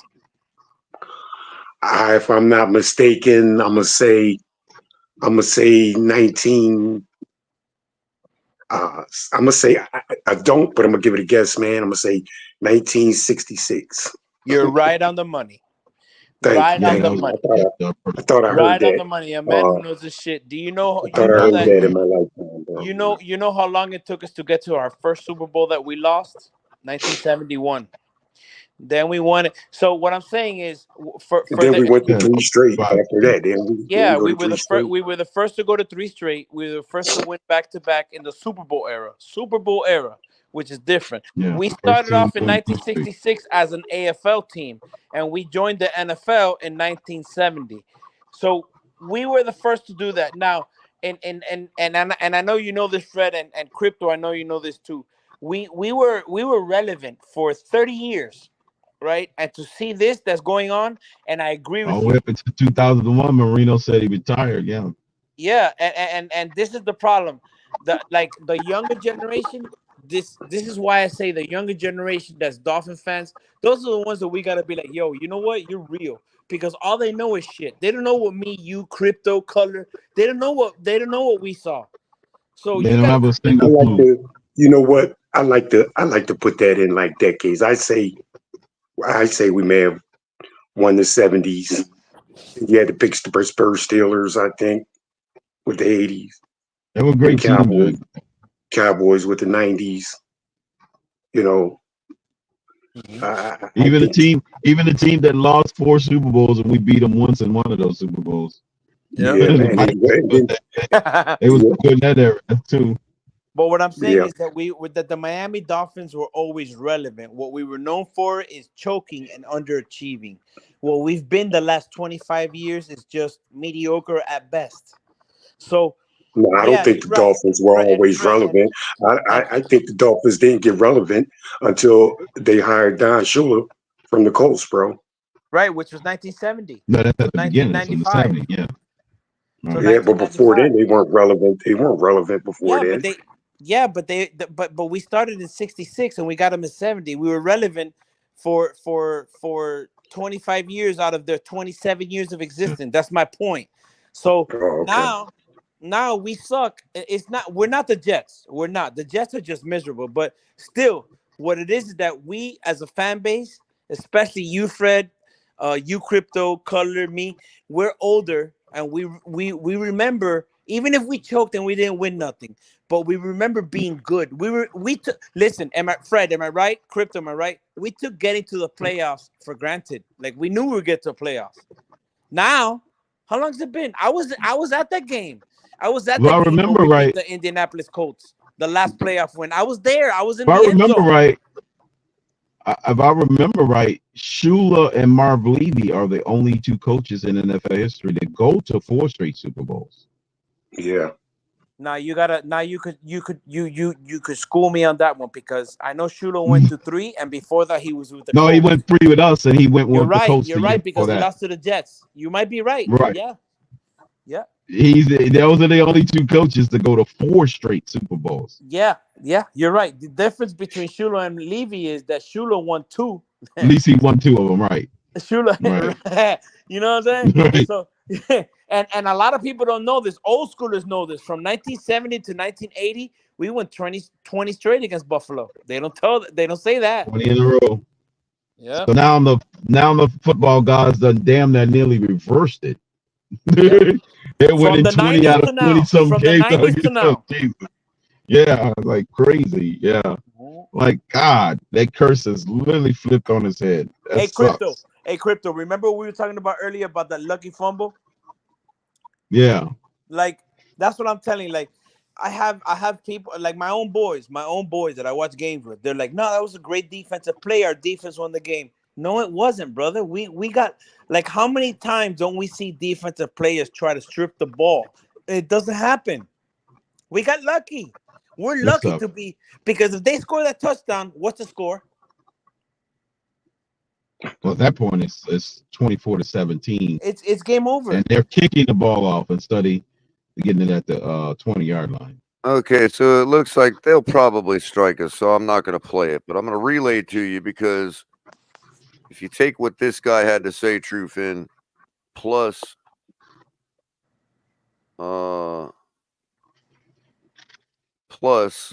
coupled with the stats that I alluded to earlier, which I can repeat after I'm done telling you what the guy said, okay, and what I believe. Yeah.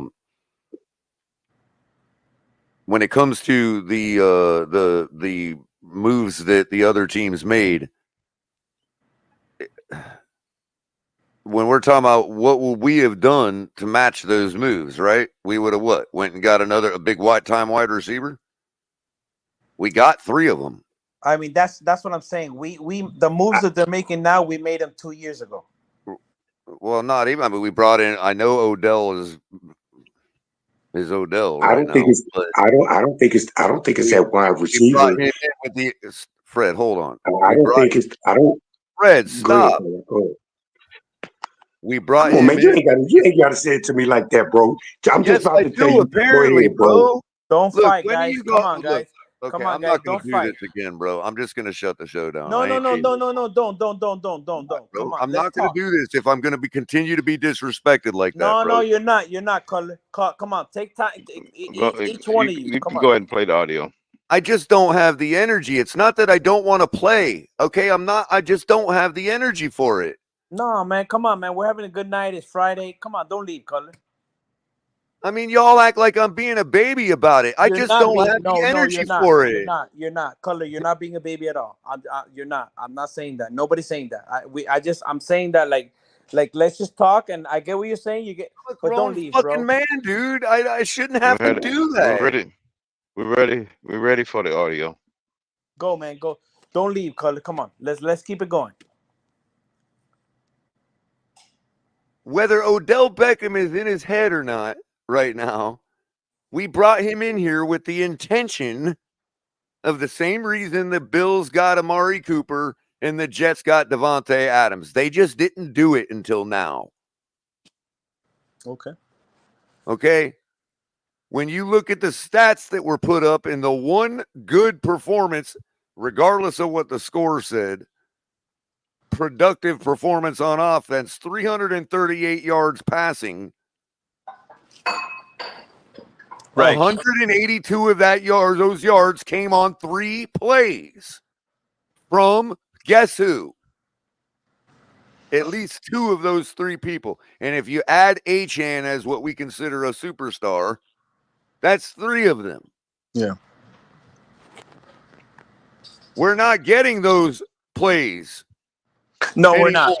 Absolutely. We haven't been. Okay. Now, can I ask you a So question? what the Color? guy's take was, without he said it a different way. This is the way I'll say it, coupled with the stats that he didn't bother to point out, by the way. I brought the stats to the table because I went and did the research. I thought, well, I wonder how important that has been, because the bottom line is we're not producing right now because our superstars ain't superstarring.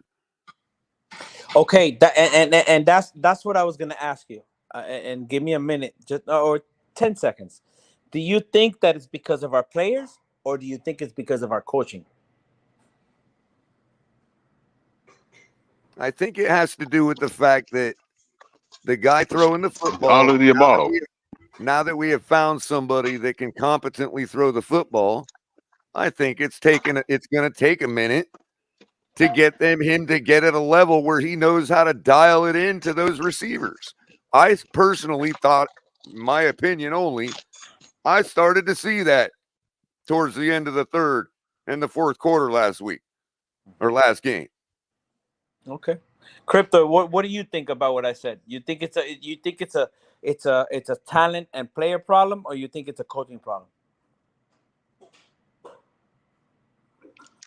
I think it's a bad mix of groceries problem. Okay. When you put up a bad mix of groceries against the other team that knows how to defend that same bag of groceries, then it don't matter the existence of those same bag of groceries. Okay. Well, and to Crypto's point, Trufin, if you want to, because I do assign some of it to coaching, okay, mainly in the personnel decisions. Again, why if Odell Beckham is allowed to be the X on that play, that bomb to the end zone that we all thought, oh yeah, short pass, sure, but it ended up being a 50-50 ball, and the guy that we literally brought in here that's a superstar at 50-50 catches is the wide receiver. Right. That's on McDaniel.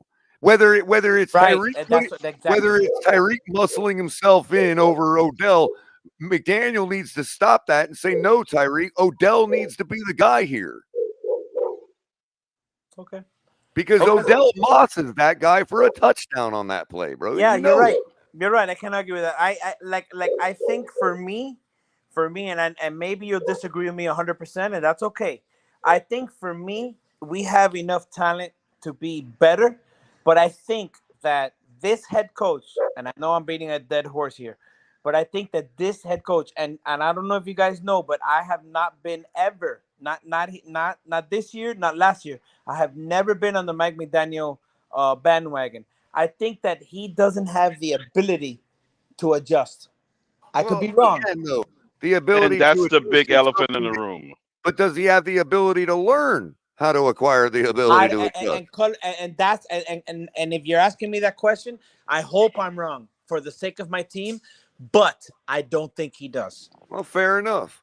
Now, the thing of it is, Trufin, when you talk about confidence in this game coming up, what I do have confidence in, I'm not going to argue whether what you said and all that. It's beside the point. What I do have confidence in is that we are going to know whether it's changed at all. Because the fact of it is, all of what I just talked about with the superstars and all that didn't happen against Buffalo, and that's why Tua lost as well. Yeah, you might be right. You're right. You Okay, might be, so yeah. my Okay. point is that all of this stuff, if we don't see some signs in this game that stuff has gotten better. So, for instance, your example of a 12-9 loss, I wouldn't care if it was 12-9 or if it was 49-9. Right. I don't care if we win 9-6. If our offense only puts up 9 points, that means none of this shit's been fixed, and it's still just as bad as losing the game. And the point is that if this shit don't get fixed, there ain't nothing for Tua to come back to. Exactly. And that's and Well, I'm glad you said that. But I that's think what this game for me is going to tell me. Yeah, and that's where I agree with you 100%. Like, even if we win, let's say 13-12, I'll be like, wait a minute, but we did all of this supposed offense, all of this greatness, and now you're gonna tell me that from 1 year to the other in an off season, right, with this in 9 games, and it's been 9 or 10 games, right, exactly. So that's what I was gonna tell you next. So we're gonna pretend like it's just 5 games. Let's go back because to it's the not last just 6. the good teams anymore. We're losing to the bad teams too. Exactly. So this is why, Color, that ain't a quarterback issue. Right.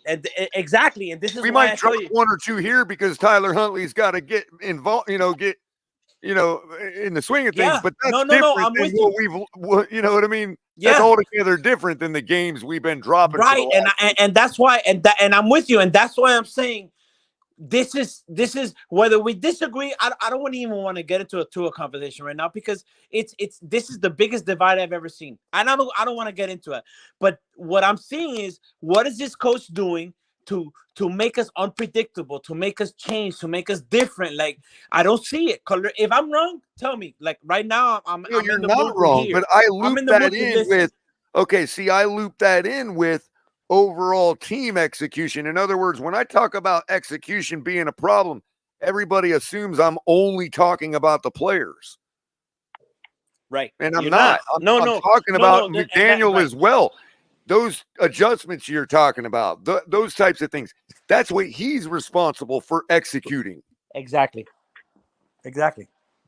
Well, so I agree wholeheartedly, but it still comes down to the simple execution. And I know a lot of people don't want to hear that because it seems like I'm copping out, but I'm really not. No, it's the truth. That is the issue. It's the truth, bro.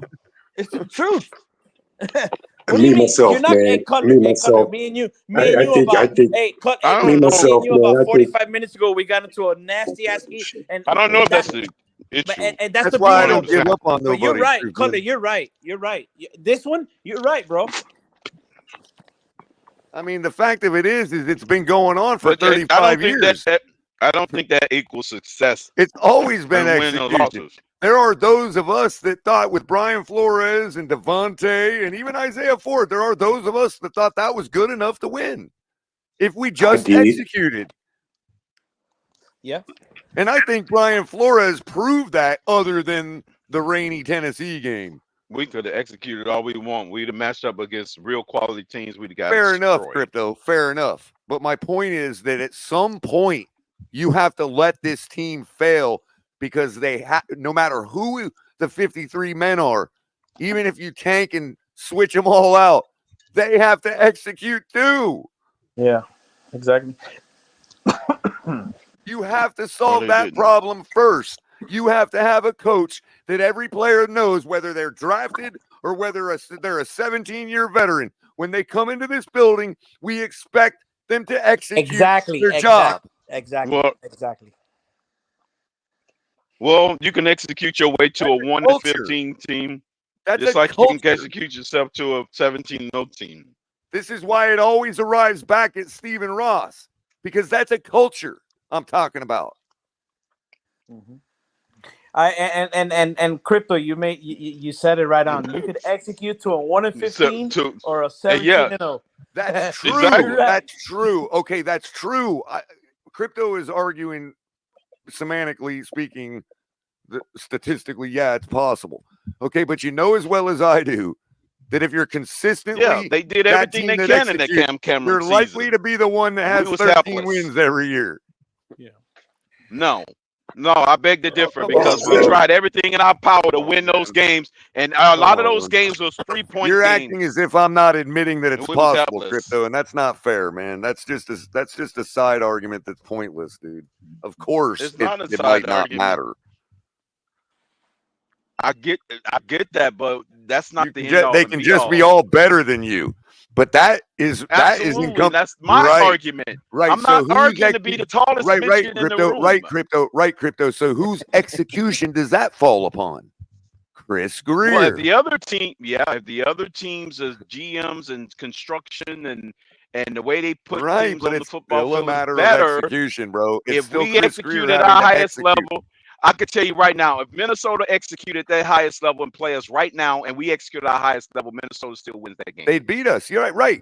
Yeah. So that is a matter of Chris Greer executing. Does he bring in the players that are better physically than everybody else? We won't know until Chris Greer get out of his Of course, but it's still a matter of execution for somebody. Well, everybody's giving Chris Greer a pass on whether or not he execute because they're looking at what these players are like on paper. I'm not. I think that generally speaking, Crypto, though, generally speaking, most people would look at the roster without us knowing what we know about our team over the last 4 years. Most people would be like, okay, that's substantial enough. You know what I mean? Nobody could expect all these guys are just soft as cookies. You know what I mean? We got a large enough sample size let me now ask to know you that guys. Chris Greer is not executing at this stage. Let me ask you guys something. Color and Crypto. Let me ask you guys something. If you had to put a blame, not on the players, between McDaniel and Greer, be honest. Who would you put the biggest blame on for where we're at right now? I have to go with the If coach. it's just one person. If it's one person, that doesn't mean that's who I would hold responsible. Wait a minute. There's a difference between blaming and holding responsible. I can blame McDaniel for the majority of it while still not holding him responsible. Mm-hmm. What Ross wants to do with in other words, obviously just because I might assign because now hold on, Crypto, real quick, Crypto, and then you can cook. Just because I might assign 70% of the blame to McDaniel doesn't mean I think he should be fired. Is what I'd really mean, Trufin. You know what I mean? I'm so sick of the revolving door. I'm so sick of the revolving door. I want somebody to be able to work their freaking problems out, dude. One of the things that, and I'm on record for it. No, I'm on record for it. If you get 3 years, every coach should get 3 years max. Now, my question, now, Crypto. We've already established that standard. I agree with you on that for reasons of principle, though, Crypto. That's a different story. Do we honestly think that whether we disagree with Greer or whether we like him, whatever, do we honestly think that he's going to survive? Yes. 2 different coaches. Yeah, he'll survive. Yes. Can I tell you why? Can I tell you why? Because it's been the majority of the team here at the Finn's tailgate. Hold on, True Finn. Hold on. Go ahead. This is the part where I need you to hold on for a second. Oh shit! Okay. I'm sorry. And I won't flip out. You know what I mean? If you just hold don't on get mad at me. Okay. Get the fuck out. Anyway, so I can't speak for every team member individually here at the Finn's tailgate, but it's been the general consensus since day one that Greer would likely not be fired from the organization anyway, that he would likely fall upward. Would he no longer be our GM? Nah, that's possible, but he's not getting fired from the organization. Okay, I'm gonna give you. Can you give me a minute to give you my? Sure. Okay. How about it? Okay. You I had was 20 I minutes. was you know I got like a key. I got a code, bro. And if it's like a key in a lock. You know what I mean? There you go. Have at it, bro. You got the floor. Hey, Fred, I see you. Give me a minute. I see you, Fred. But Yeah, let him talk, Fred. listen. All you I'm can gonna do be is honest talk. with you guys. I was never on board with the whole. We'll see. Cricket got him anyway. Fred, look at that. That was the whole 20 years and the non-20 years. That was always stupid to me because I always saw that we could disagree, hate each other, whatever, which I thought was stupid, but we were Dolphin fans. Now, my problem right now, where I'm at, and I'll be honest with you, Color, and Crypto and Fred, I was a guy that thought that Tua could be the quarterback of a team who was ultra talented and lead us to a Super Bowl. Let me finish. And I thought that Greer, Allen, and McKenzie were a great front office. And I meant that, and I said that, and I don't care. Now, where I'm at today, I was not a two-and-ear. That's the difference. Like two-and-ears or whatever you guys call two-and-ears, those are the guys that they think Tua is Tom Brady or Peyton Manning. I was never that guy. Where I am today is after I saw him take that stupid ass fucking hit, and where we're at today because we don't have Tua. I'm not saying that Tua is a savior, but damn, bro, you did this to our team. I said, you know what? I'm not backing this guy. And then when I started looking at the roster and all the injuries and everything that we're going through, I'm like, yeah, as much as I like Greer, I got to be real here. These are his choices, right? These are his choices. So we went through 2019 or 18 and we blew it all up to build a team to compete. And what did we do? Nothing. I'm almost with you, bro. Except for one thing you're forgetting. Go ahead. I'm what listening. Stephen Ross told the public, dude, about Tua. What was that? And, that the head coach would have full responsibility for the choice of quarterback. No, let me finish. I know you think it was a lie. I get it. I don't. No, I don't. But if he wants to protect Greer, he will invoke that because that's what he said to the public. What I was told, and what you were told, everybody knows, is that Flores was insubordinate and he was an asshole. What I was told. And he was. I don't listen to the people that said that, dude. Right, and then I'm just letting you know. I don't believe that.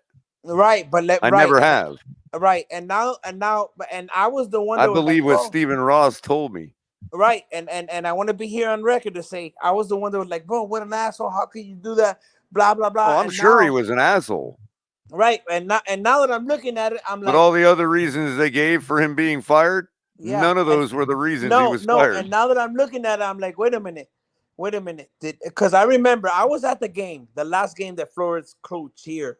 I was at the stadium against the Patriots, and I remember my best friend asked me, "So who would you get rid of, Flores or Tua?" And I'm like, "Nigga, I get rid of Tua." And he's like, "Oh, you're crazy." And at that point, when he got fired, and you know how it is, when you get fired, you're the worst. You're the worst, right? And now, at this moment, at this stage that I'm at in my life, I'm like, yeah, we might have fucked that one up. But you know what? It's the Dolphins, Color. Am I right? It's the Dolphins. Well, it is, but at the same time, this is what we called for, bro. I keep trying to tell everybody. This is why it's like, you know, for the people that wanted to cave on Tua that are not two-and-ears, let's say the logo first people that were really sure Tua could be above and beyond, you know, just a cog in a wheel, right? Those people have this is my problem, is that those people are the ones that said, hey, you got to build a team around him. And they're also the ones that kept saying, well, even if he ain't the guy, neither was Trent Dilfer.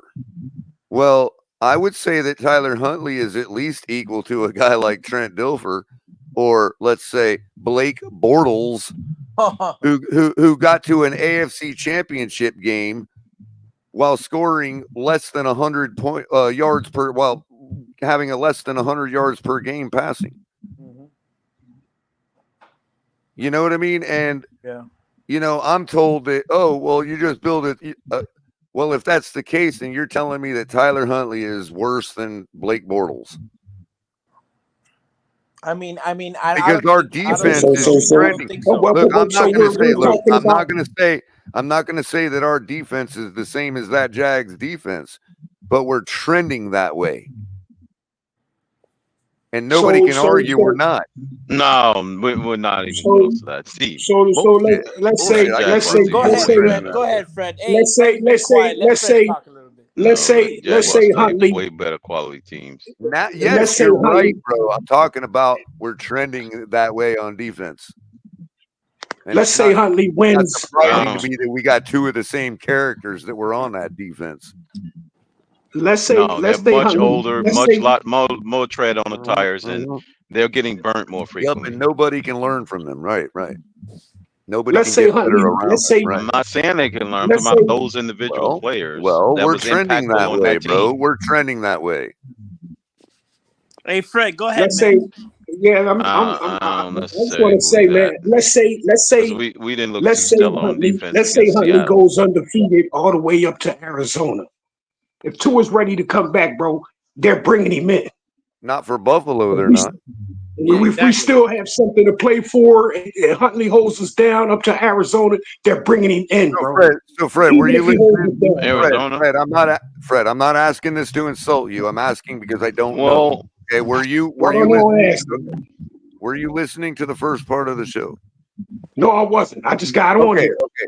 That means that it's worth it to me to repeat what we had all kind of decided and have kind of come to a consensus on, right? I didn't hear that. I told you I just got up here.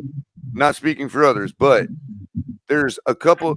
First of all, there are more scenarios that could play out, win or lose. There are more scenarios that can play out that Tua doesn't come back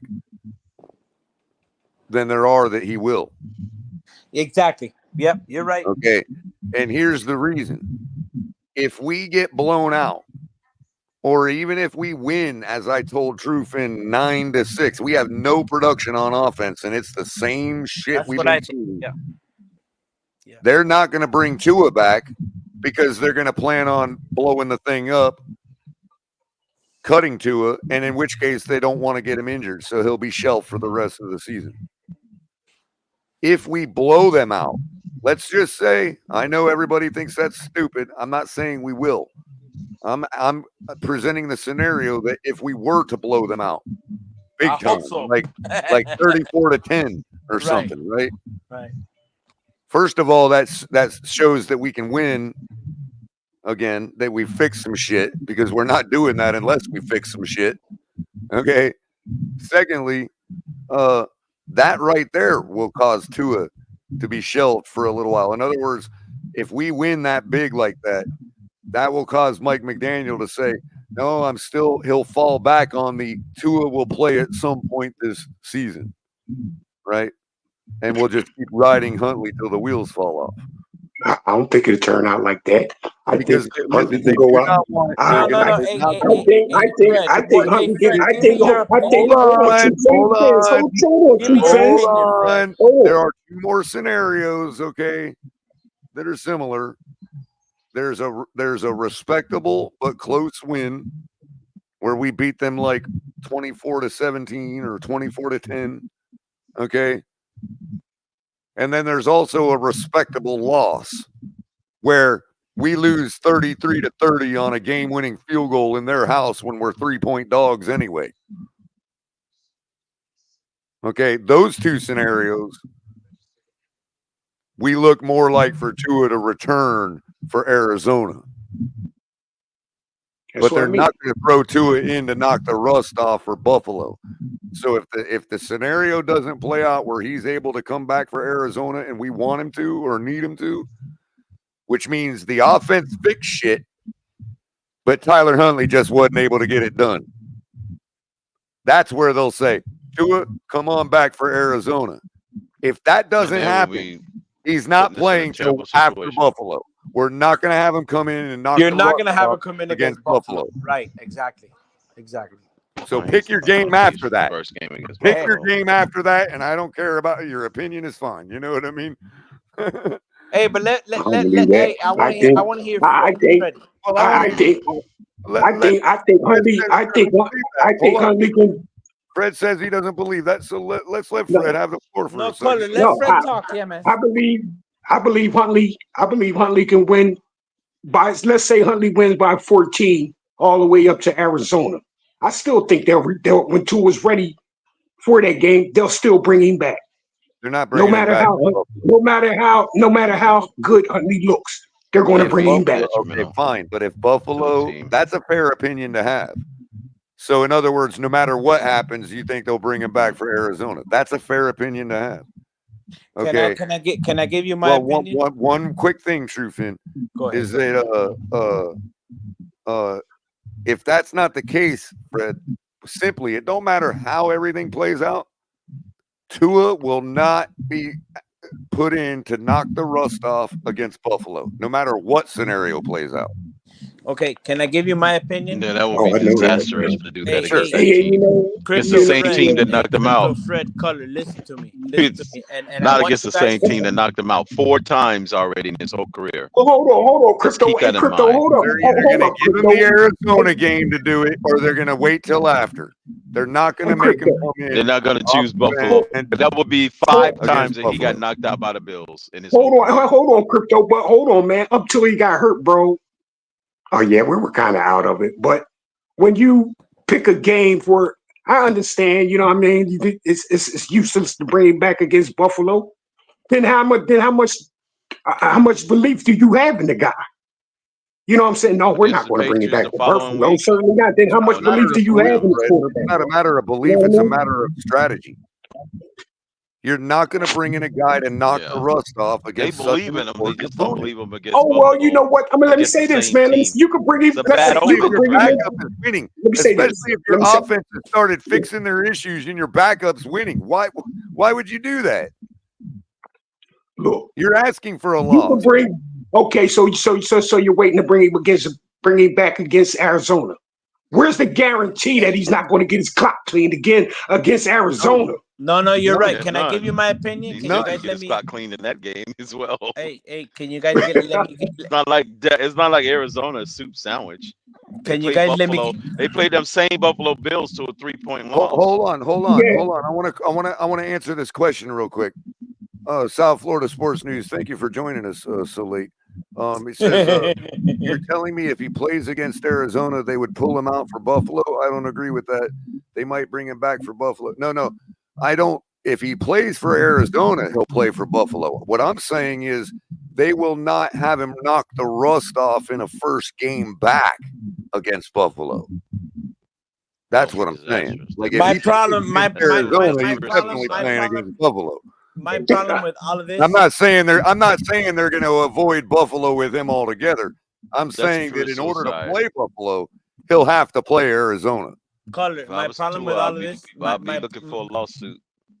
Go ahead. Yeah. My problem with all of this is, let's say, think about what's going on right now with Tua, right? You sign him for the extension, whatever. You don't think that the Miami Dolphins, after the whole concussion thing with Tua, wouldn't like to get off the whole concussion thing with Tua? They do now. That's why I had a problem with signing him. So you're of the camp that they've already made the decision that he's not coming back at all, and what they're saying is all sunshine. Yeah, I agree. A lot of people here have that opinion. We were just operating in the paradigm of believing all the hype that they are guaranteeing him to come back at some point. I agree with you, Carter, but let me finish. But I agree with you on that take. Like in the macro, like I think they've already made the decision, to be honest. Yeah, like they gave, right. They won't be trickling out stories. It's not a popular thing to say right now, and it ends the conversation. So what I'm saying is, we've been operating, just to update the audience, like we've been operating in the paradigm that we believe that all the hype that they're guaranteeing him coming back at some point. You know what I mean? But what I'm saying, Color, what I'm saying is, you don't think that the Miami Dolphins right now the upper management, Greer, Allen, and McKenzie, you don't think and you don't think that they would love to see Huntley ball win Absolutely. games and Absolutely. right Bro, what do you think I've been saying for the entire week? The way out of this mess is what I keep saying all night. It's execution. Yeah. So you don't think I like think that's that? the wrong word. This is my problem. Winning. So How about winning? you got a guy. Lose by 40. Fred, that's execution. Hey, Crypto, Fred, Color. But if we lose by 40, we can still Be a execute. We little still less lose by obtuse 40. than saying winning. You know what I mean? Yeah. Hey, Crypto, Fred, Color. Listen. Let's be honest. We've had Tua for 4 years. Do you really think? What are we signing to? Let's say it's 5 years, right? 3 years guaranteed, 2, 1, whatever it may be. Do you really think now that we saw Tua do what he did against Buffalo that he didn't have to do? Do you really think we've had 4 years of Tua, 1 healthy?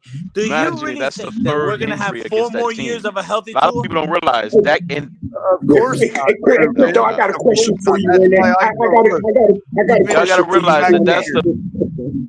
Hold on. That Let's this go is the one at a fourth time. injury Let me against the start same off by team. answering that I don't believe that we're going long term with him anymore anyway. The next question is, do we even see him at all the rest of this year? You know what I mean? And so I'm with you on the fact that I think we're going to execute that clause to get out of it. You know what I mean? And eat whatever money we're going to eat. Yeah, but my question is, because I hear a lot of different shit. We could get out of it after this year, 1 year. For what I've known, maybe I'm ignorant. For what for what I've studied, we can't get out of it until after year 3. No, that's not true. We do have an out at year 1. We have to, but we will incur a pretty heavy hit. But we also have the ability. We also have the ability to exercise a $49 million insurance policy to cover it. The only thing that doesn't wipe clean is the dead cat. That's the only thing that doesn't wipe clean is our dead cat. I want to see him gone now. As a guy who believes in Tua as a As soon as player, possible. We can't play As soon to as that possible. point, Fin. Right. Now, if we Fin, don't you have can't- anything you to can't- milk out of him, i.e., the We offense doesn't can't be fix duped its shit. into real quick. false sense of security. Right. Well, real quick, Crypto, if we can't milk him for what we can get out of him the rest of this season, i.e., the offense doesn't fix its shit, we're not going to risk an injury. And he'll be shelved the rest of the season. I don't care what McDaniel says about he'll play sometime in 2024. we gotta get it. We gotta. You know what? Unfortunately, you guys listen. Color, Crypto, and Fred. We are old enough to see that this league is a quarterback-driven league, and if we can't depend on our quarterback, I'm old enough to hear this thing. You say that now, Truefin, but on other occasions you've disagreed with me on the same grounds. It's funny because you should know as well as I do that an extension for a coach sometimes could actually be a death knell. You know what I mean? Okay. Hey, Crypto, I got a question for you, bro. I got a question, Crypto. Hang on, Fred. Hey, Color, I'm drunk as fuck right now. I've had half a gallon of rum. Go ahead. I feel good. Hey, has that ever happened, bro? A quarterback gets, let's say the quarterback gets hurt, right? But the team is still in the midst of things. Do you hold him out because of a team that that he's been hurt against and who he's been failing against? Do you hold him and skip that team and then go on to the next team? Listening, bro. I really wish you would listen to what I'm saying, and you would not have that question anymore, bro. Wait a minute. I'm saying, but it's the history of that team is 5 times. That will make 5 times, Fred. If Tua plays against Arizona, he got injured against Buffalo. Then why, if he's getting hurt, if he's getting hurt against Buffalo, what the hell is the sense? What the hell is he sense doing on a team bro? Anyway, then if he's getting hurt solely against Buffalo, why is he on the team? Fred, that's a bigger question. To your first question, Fred. Listen to me very clearly. Okay, Fred, listen to me very clearly. That's why I say he's retiring after that game. If Tua plays against Arizona, he will play against Buffalo. I'm not talking about shielding him from Buffalo. I'm saying that if the quarterback was Donald Duck, I'm not bringing him off the pine against Buffalo. That's it. Yeah. Exactly. Well, Color. specifically Tua, you would have a reason. It's very That'd be 5 specific, injuries Fred. against him. It's very clear. He only had 4. If he What was plays that? against What was that, Arizona, Crypto? he will play against let Buffalo. Crypto say He's something. been injured 4. He's been injured 4 times against that team, and missed games because of Hey, it. Fred, what you were asking? Look up So Andrew you Luck. so Look what up I get Andrew what I get is you got a franchise guy that shouldn't even be playing the Buffalo Bills. That's an altogether different discussion, and a lot of us That's- agree that's- with you there. A lot of us agree with you on that. So what are we doing? Is he our franchise? What is we doing? We need to come off the man as soon as possible. Fred, we're waiting to see if our offense can fix its shit, because if it can, then we can win a few ball games with Huntley. No, I think no. And I just said If this was if an you win them 82-game season, then I would be with if you you on win that. them few ball games with Huntley, they'll still bring him back. Okay. They'll still bring him back. Okay. Now what if the second scenario plays out and Huntley leads us to a 42-10 win? What then? Then you go over Huntley the next week. Right. And you see how many wins you can get with him. Right. And long as We're not and the it's Cleveland still Browns. when That's you're not gonna winning, work for us. while you're winning, It's not that complicated, dude. while you're winning, they'll I don't think it'll work for us eventually bring Tua in while they're winning. Is my point, bro. While they're winning, they'll bring him back. Is my point. Fred. Maybe they will, Fred, but it's not going to be against Buffalo unless he comes against Arizona.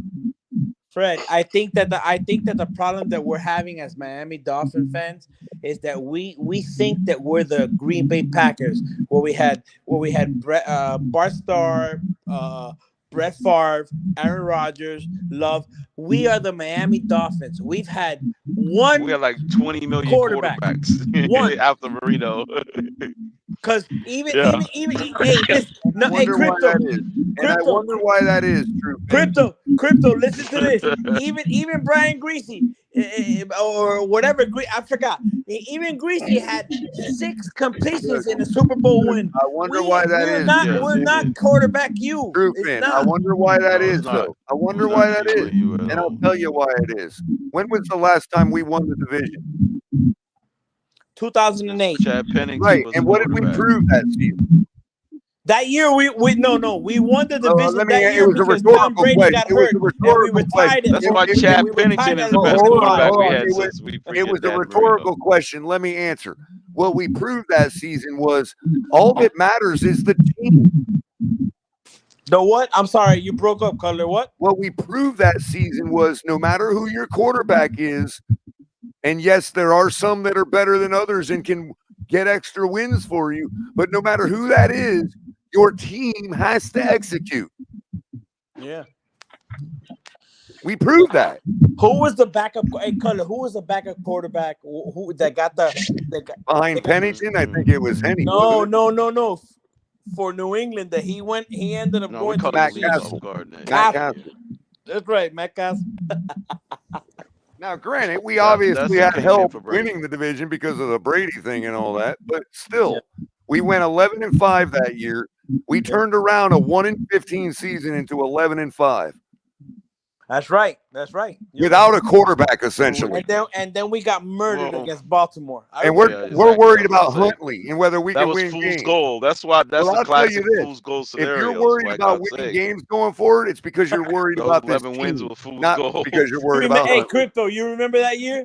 11-5. Yeah, the we were like, freaking woo! Baltimore game, they just pasted us in our own building. Right. And what I'm saying, In the True playoff Finn, game, I was what so I'm saying, mad. True Finn, is if you're really worried about this game, it's not I'm because still you're worried traumatized about by that Huntley. game. It's because you're worried about the team. No, Color. I promise you. I'm still traumatized by that game. Yes, for sure, Crypto. I promise you, Color. I'm not. It's not that. I mean this from. See, the thing is that you. Okay, I meant you No, understood, let me finish. not you Let me finish. personally. Color, let me finish. No, wait. I meant you understood, not you personally. I meant No. I know. whoever brother, I I'm know. talking to. I know, If brother. one is afraid, you know what I mean? For me, Because it's of Mike Tyler Huntley, McDaniel, their bro. fear is in the wrong place, is what I'm saying. No. I hear you, Color. What I'm saying is, for me, and I remember that I was laughed at on the Big O show, on here and there, and when I was talking about McDaniel after, not in the beginning. I'm not gonna be a hypocrite. After year one, I remember, oh, you're crazy, you're jumping the ship. I'm like, yo, I don't like this guy. For me, it's not so much the team. It's not so. I'm not. Listen, just because I was a tour guy. Like for me, it was more like a. I don't. Bro, hold on. Against the Seahawks, name a quarterback, and I don't. Besides Patrick Mahomes, that you think could have got us that dub this year. Jordan Love.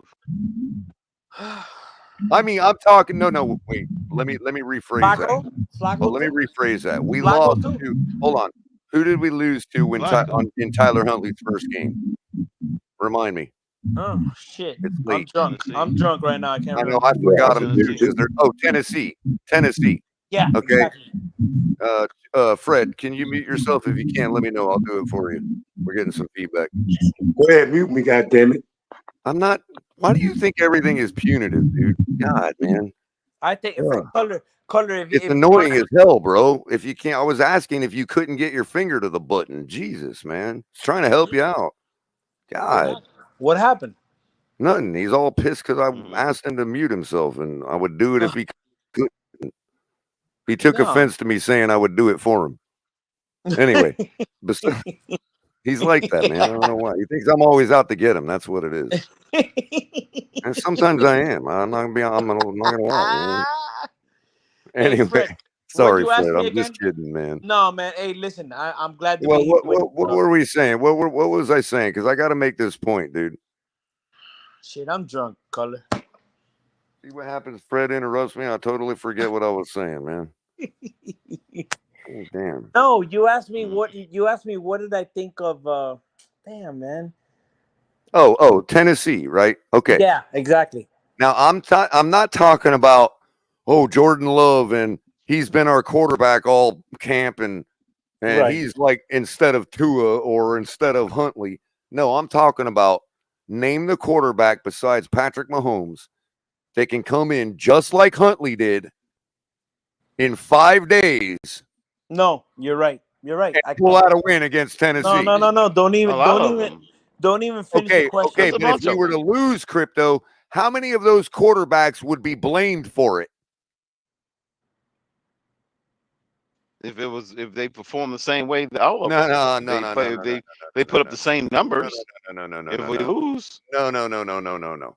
I think a lot of quarterbacks would have easily won that game. Okay, go back to the Jags game. Take away those 3 plays. Give Tua 156 yards passing. Which quarterback in the league would throw more than that? Not many. What do you mean throw more than that? No, throw more than 164 against the Jags? Yeah, he means yardage. He means yardage, production, numbers. A lot of them. And how would they have done that? Because Flacco and how would they have done that? They would have thrown to those 3 guys, just like Tua did. Yeah.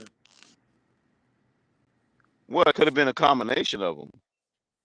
Of course. So why are we putting it all on Huntley when it's clear? There's clear plays of and evidence of Waddle slowing down in his routes against the New England. I don't know if he's slowing down. Huntley pointed it out. I looked at the all-22. It's there. Yeah, but color, are we gonna pretend like he wasn't on the with Skylar Thompson too? But he's being guarded by one of the best corners. I could watch Kurt Warner break down a film against Tennessee that showed Waddle taking an incorrect route on his route that caused the whole play to collapse. He did it with Skylar Thompson too. How do they know? They don't know our playbook. That's why. I'm not saying they know. I'm saying it's the same Kurt Warner. It's the same Kurt Warner that slobs all over Tua's knob. I'm not saying he knows, Crypto. Don't fight, guys. Yeah, I'm let's not say trying why to. does I'm not I trying don't know to. I why Court agree with Water has the Crypto. secret sauce to I'm our trying to offense all of a use their sudden. own guy to say what I'm trying to say because their guy is the one that glorifies Tua. And the moment he blamed Waddle for something, okay, when Huntley's in the game, everybody ignored it.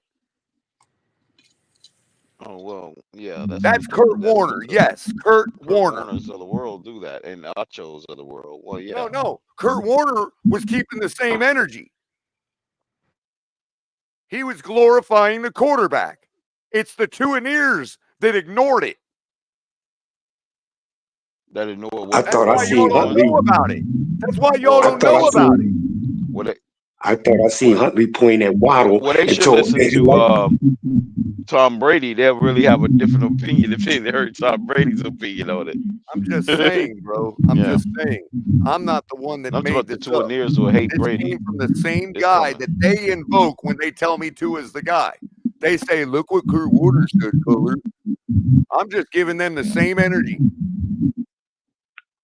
you know something, Crypto. The game What was that? 2 weeks ago, man.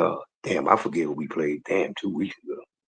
But anyway, in that game, man. I'm sorry, Fred. I have to interrupt you one more time because True-Fin needs to hear this part. What I'm saying, True-Fin, is correlated with what Waddle himself in the locker room after the game and what Mike McDaniel said about the New England game coming up. Is that when the backup is in, the superstars that usually do 90, because that's so much better than everybody else in the NFL, those guys need to do 95, 98.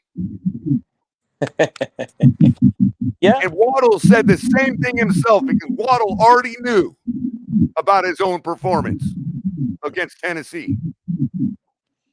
Okay. You know, Saying. in that New England game, I seen Huntley point at Waddle, man, and like, like kind of told him, like, look, man, you gotta fucking, you gotta fucking play. You supposed to be there. I'm on a scramble drill, for Christ's sake. You got to run that through, Waddle. Exactly. Hey, can I ask you guys? Can I ask you guys an honest question? And he did the same thing. He did the same thing with Skylar Thompson. Same goddamn thing. But Skylar Thompson on the play against Tennessee, what looked like a throwaway to you, or a sack, or him getting in trouble and not finding the open guy, what looked like that to you was actually Waddle causing a traffic jam, and what that was Tyler Huntley actually being the smartest guy on the field on that play by not throwing the ball. If he threw that ball, it's a pick six. Hey, can I ask you guys a question? Can I ask? No, hold on, True Fan. Hold on, True Fans. Now, do you see Skylar Thompson doing that with Waddle? I don't think so, bro. I don't think so. I don't think you see Skylar Thompson digging in Waddle's ass, telling him, like, look, you fuck that route, up. You might do it on the sideline for nobody to see, but I bet you see Tua correcting in that way. Yep, exactly. Isn't that what everybody says about Tua? He's the leader. He corrects people. Now, that's his new superpower. Hey, can I ask you guys a question? Can you give me a minute? Sure. I just had to get all that out, man, because it's been high time that I did, bro. Color, Crypto, Fred. I want you each to give me your definition of the word Tuaneer. Because I still don't know what the fuck that means. It originates the people that Alabama guys that think he's better than God, but much like that. That's my synopsis. Okay. You have to be in Alabama. I'll tell you the true definition of man. Hold on. That means you're Tom, gone. hey, one guy, let Crypto finish. Let Crypto finish, and we all take turns. I said the baseline starts with the origin of being from Alabama. Yes, that latched onto this team and came to this team from the fan base of the Alabama, and only a fan of the quarterback and not necessarily the team. They're only a fan of the team based on Tua and Tua alone.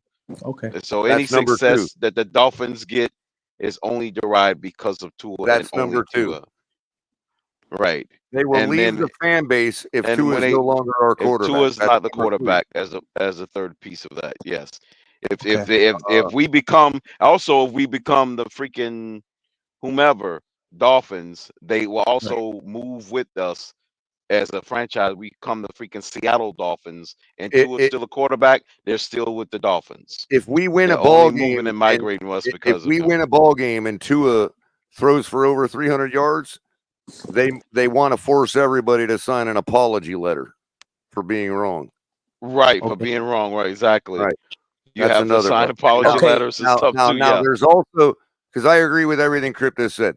Now there's also some sub qualities that don't make a person a two-and-ear by themselves, but are also some common definitive traits of a two-and-ear. Okay? Okay. Not all of them do this, Okay. but some of them. But it's a sign that you're dealing with a two-and-ear. Okay. They Fred. get they personally insult you. They threaten your family. They threaten you. Reason They why I tell ask you Yeah. is you're no longer allowed to be in the fan Exactly. base. okay. They berate you on social media, calling you trash and calling you an idiot, and your takes are trash, and nobody should listen to Oh you, yeah. Right. and everybody should boycott your voice. Right. So Fred, so I hear you too because after you say this, I want to give you my experience. Okay. So Fred, what's your definition of a two and ear? Fred is gone. He's Yeah, not here. Fred. Fred, you Okay. can't hear? Okay. No. So you know what? I'm gonna keep. Right. I'm gonna let me put my 2 cents. As a man who is 46 years old, has been a diehard Dolphin fan since my uncle Hector made me a Dolphin fan, unfortunately, and cursed me in 1988 when I was 10 years old.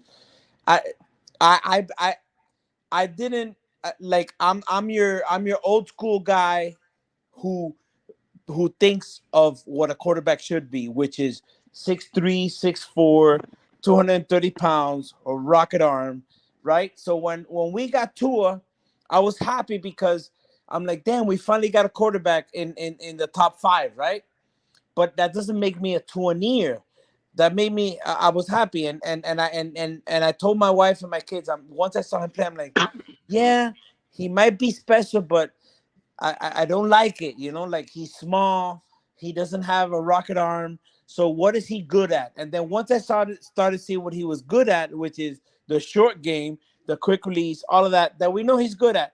But once I started seeing that, I remember the first game, and I know you guys are going to remember this. The first game where I saw him struggle was against San Francisco. Then he struggled against San Diego. Back then they were San Diego, no, or LA, whatever, the Chargers. Yeah. And I'm like, damn. That's the team. Keep in mind Oh, that put that's out the the other thing. dossier That's Right. the on So other how thing. to defeat this offense. once I hold on, let me the other finish. thing, Drufin, is it's never his fault when we lose, and every time we lose without him, he could have won. Right, but this is where Right. I'm. Every time we lose. But And that this was the is prime season. What you talking about, Finn? right. True But Finn. this is why I don't understand the whole divide where if you don't like him, you're this, and if you like him, you're that. I saw it for what it was. So once I started seeing this, I'm like, well, I see his limitations. That doesn't mean like I don't care. No, listen, I like Tua, and he's not good.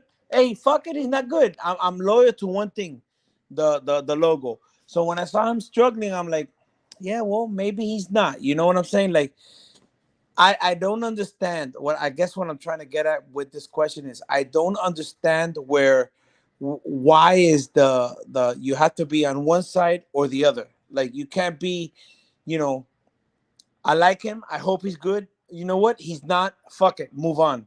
I don't understand how we attack one another as Dolphin fans because we believed in one player or we disbelieved in the other. Explain to me what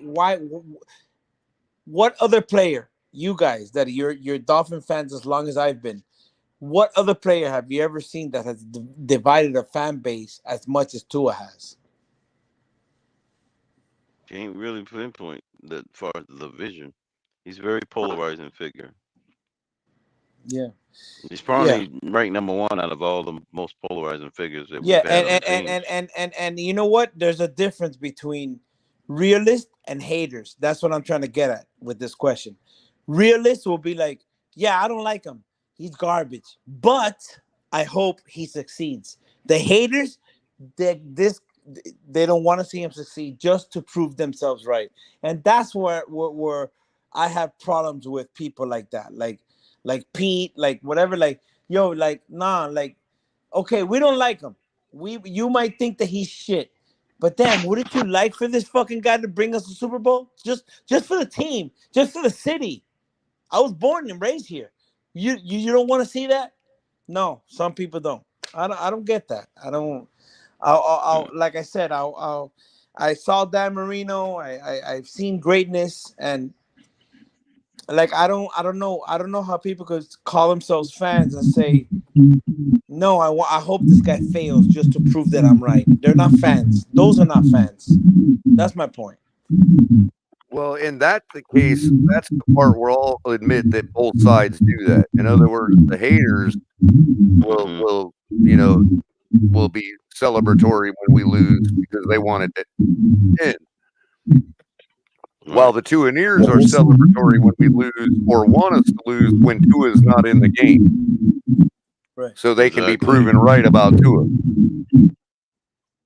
So Crypto, what's your definition of a hater, bro? The definition, Fred, the definition of a hater is somebody that will never The person unconditionally not liking him for anything. Now that those fans have gone quiet until further notice, we're left with the guys that were into Tua but now aren't, that are like, well, that's because the team has no hope and we might as well blow it up. So now the Tuaneers are silent while everybody else is like, we're left with this team that nobody wants to see win anymore because Tua's not the quarterback. And they don't believe, and also because of the results the team has put down with apart from the quarterback. Yeah, or vice versa, right? Which the haters were saying in the first place. Well, yeah, because for the guys that were giving Tua another shot, they wanted him to be paid this and that. They got off of Tua after Buffalo, and they were into tanking already at that point. Yeah. So that didn't matter to them, but we're still left holding the bag, expecting to win because we were waiting to see if what we did would make whoever better. In other words, maybe call me Pollyannish, but I was of the firm belief that, and still am, that the team has made the man. So if they're just not performing, but you're a logical fan, Color. You're speaking from the one thing that Dolphin fans are not on both. But see, now it's proving out that they're not playing for Tua either. So I don't know where this idea where the Tuaneers want to sit off and hang in the wings and throw out these little memes every now and then, preparing us for when Tua shows everybody that he's the one that's made Mike McDaniel the whole time. No, they're literally saying that, bro. Well, you know what? It goes hand in hand. It's yin and yang. You know what? I think that it's yin and yang, Color. It's not. Tua's not making McDaniel. It's yin and yang. Trooping. I got local friends that go to games that believe that. I guess I don't know if I subscribe to that. I guess with me, Color and Crypto and Fred, I guess with me is he could be, let's just say right now, he's a backup quarterback at best. No matter what you want to say, no matter what you want to talk about, the team has said that himself, that we don't have McDaniel don't have his starting quarterback and starting running back together. right. And that's why talking about here. Mark Kelly said the shit. And that's why. That's why I've always disagreed with the Tua haters. That all they do is they wake up every day and they talk about listen, that's a small crowd though. Truth. Yeah, I know, Crypto. Now we were fair to you, so now is your turn. Define a Tua hater. A Tua hater? You want? Are you asking me or you asking Yeah. everybody here? Well, that's what I'm No, saying. I'm It's asking small. you. That means Okay, unadulterated hate, regardless of what the accomplishment or failures are. right. That's it. I think, yeah, I think Do you crypto. consider saying he has a weak arm hate? No, no. If you want to ask me, No, let me that break wouldn't it be down. hate there. No, If that's you just want an to ask me, observation. I'll let you guys talk and then I'll break it down. Sure. Go ahead. No, go ahead. Okay, to me, number one, number one, the Tua haters do not like a quarterback like him because he doesn't fit the physical description of what they think a quarterback should be, which is, hold on, he's not 6'3", 6'4", 230, has a rocket arm, could throw it through a barn, even if he can hit the barn, but he could throw it through a barn. And no matter what he does, he's small, he's weak, and he's not good enough. Okay, can I interject for a Okay. second? Absolutely, go That's ahead. close to what Absolutely. That almost to me defines it. sounds more like a preference than a hate. And that no, but Okay, that yeah, he probably prefer that. Yeah, I can see it being that way too. So in other words, Using that word, they may prefer a certain type of quarterback. if you're talking about a guy like Tua with his attributes that is so brilliant at coming up with a way to get it done, regardless of his lack of what you're talking about, throwing through a barn and all that, that'd be one thing. But we have had to manufacture a quarterback out of whole cloth. And if we are going to do that, then why wouldn't you choose somebody that can throw through a barn? Okay, If you have to teach him from square one anyway. Okay, and I'll explain it to you. You know why? No. Don't explain to me why you would do that. Explain to me why feeling that way is hate.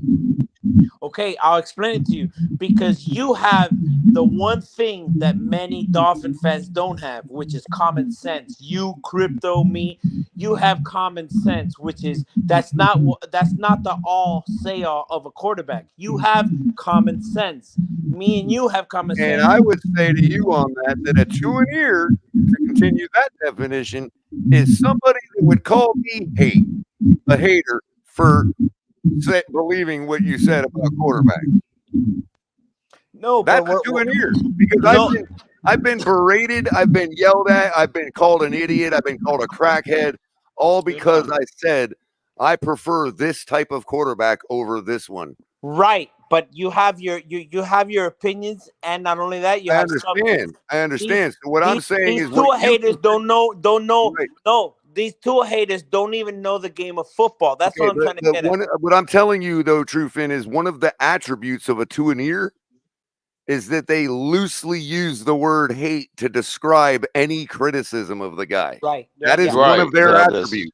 Broad basis. Yeah. Right. They get real broad brush. I don't function in the new paradigm where people can just decide whatever they want words to be defined as. Agreed.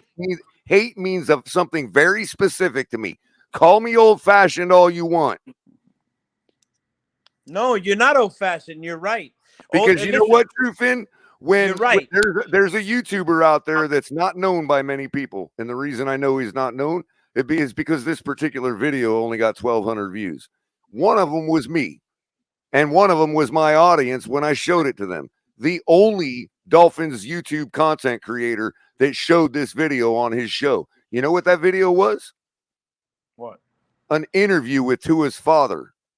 Right. So we could get some insight into the man, his culture, how his parents are, how they were raised, and also he gave us a little goodie on draft night and how they were all feeling in the living room night. Right. I'm the only Dolphin content creator that showed that out of respect to Tua and his family as a man. And I hear you. But I've been called a hater. No, you're not a hater. You know what? You're gonna be called a hater because listen, when you speak things that are truthful and make sense compared to the idiots that can't make sense, then you're a hater. You understand? Well, let me ask you this though, True Finn. When it comes to people creating a narrative publicly about a person like me, do you think that might play any part into why I've never said, hey, thank you for doing that, Color, for our son from his parents? Plenty of people are followed by his mom and get to hear tidbit and all that, but we're the black sheep around the community. We're the stepchildren. We're whatever. You know what I mean? I'm sorry if that comes with any racial connotation these days. No. Don't apologize. No, you're right. My point is though that we're ostracized from the community. Yeah, I think for me, in my honest opinion, it's we got to realize that listen, human beings as a whole, we're not me, but human beings as a whole are insecure. So once you go against something that they believe in, they feel like they're getting attacked. They feel like they're getting attacked. Me, I don't have that problem. Like right, and that's the difference, though. You see what I'm saying? Right. We're attacking a guy that makes millions of dollars. Right. Who's never given me a ride in his truck. Right. So didn't buy me a Rolex. Okay. And where I'm expected, it's like what they don't understand is when I attack that person or criticize them, it's not an attack. It's they take it personally. Right. Exactly. Because they're living vicariously through him.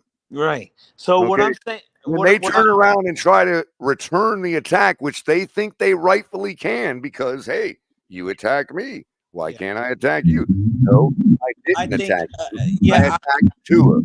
Yeah. Now we don't have. There is no being that's called is anti-Tua. There is no embodiment of anti-Tua for them to attack. So the only people they can come at is you personally. Right. Exactly. And they don't understand that difference, dude. Yeah, you don't. They don't. You're right, Colin. But I think for me, let's let Fred get in so we can stick him back on. Go ahead, Fred. Go ahead, Fred. Let me tell you something, man. I've been watching football a long time, bro. I watched a lot of quarterbacks. You know what I'm saying, for a long time.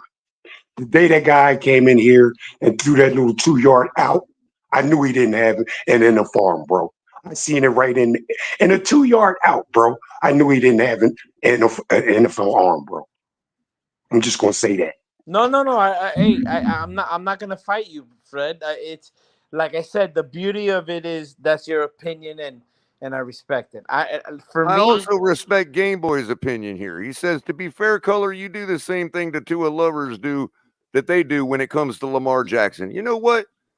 I probably do. I probably have been guilty of that. And I agree. When they say he's just a running back and all that, I take that personally, and I don't know why. Because I know I'm confident in what I see, and I know that I shouldn't take that personally, and I probably do attack that way. So again, Game Boy, you're right to point that out. And in fairness, I'll try to do better. But you're not going to hear that commitment from the other side. I can promise you I'll try to do better on that.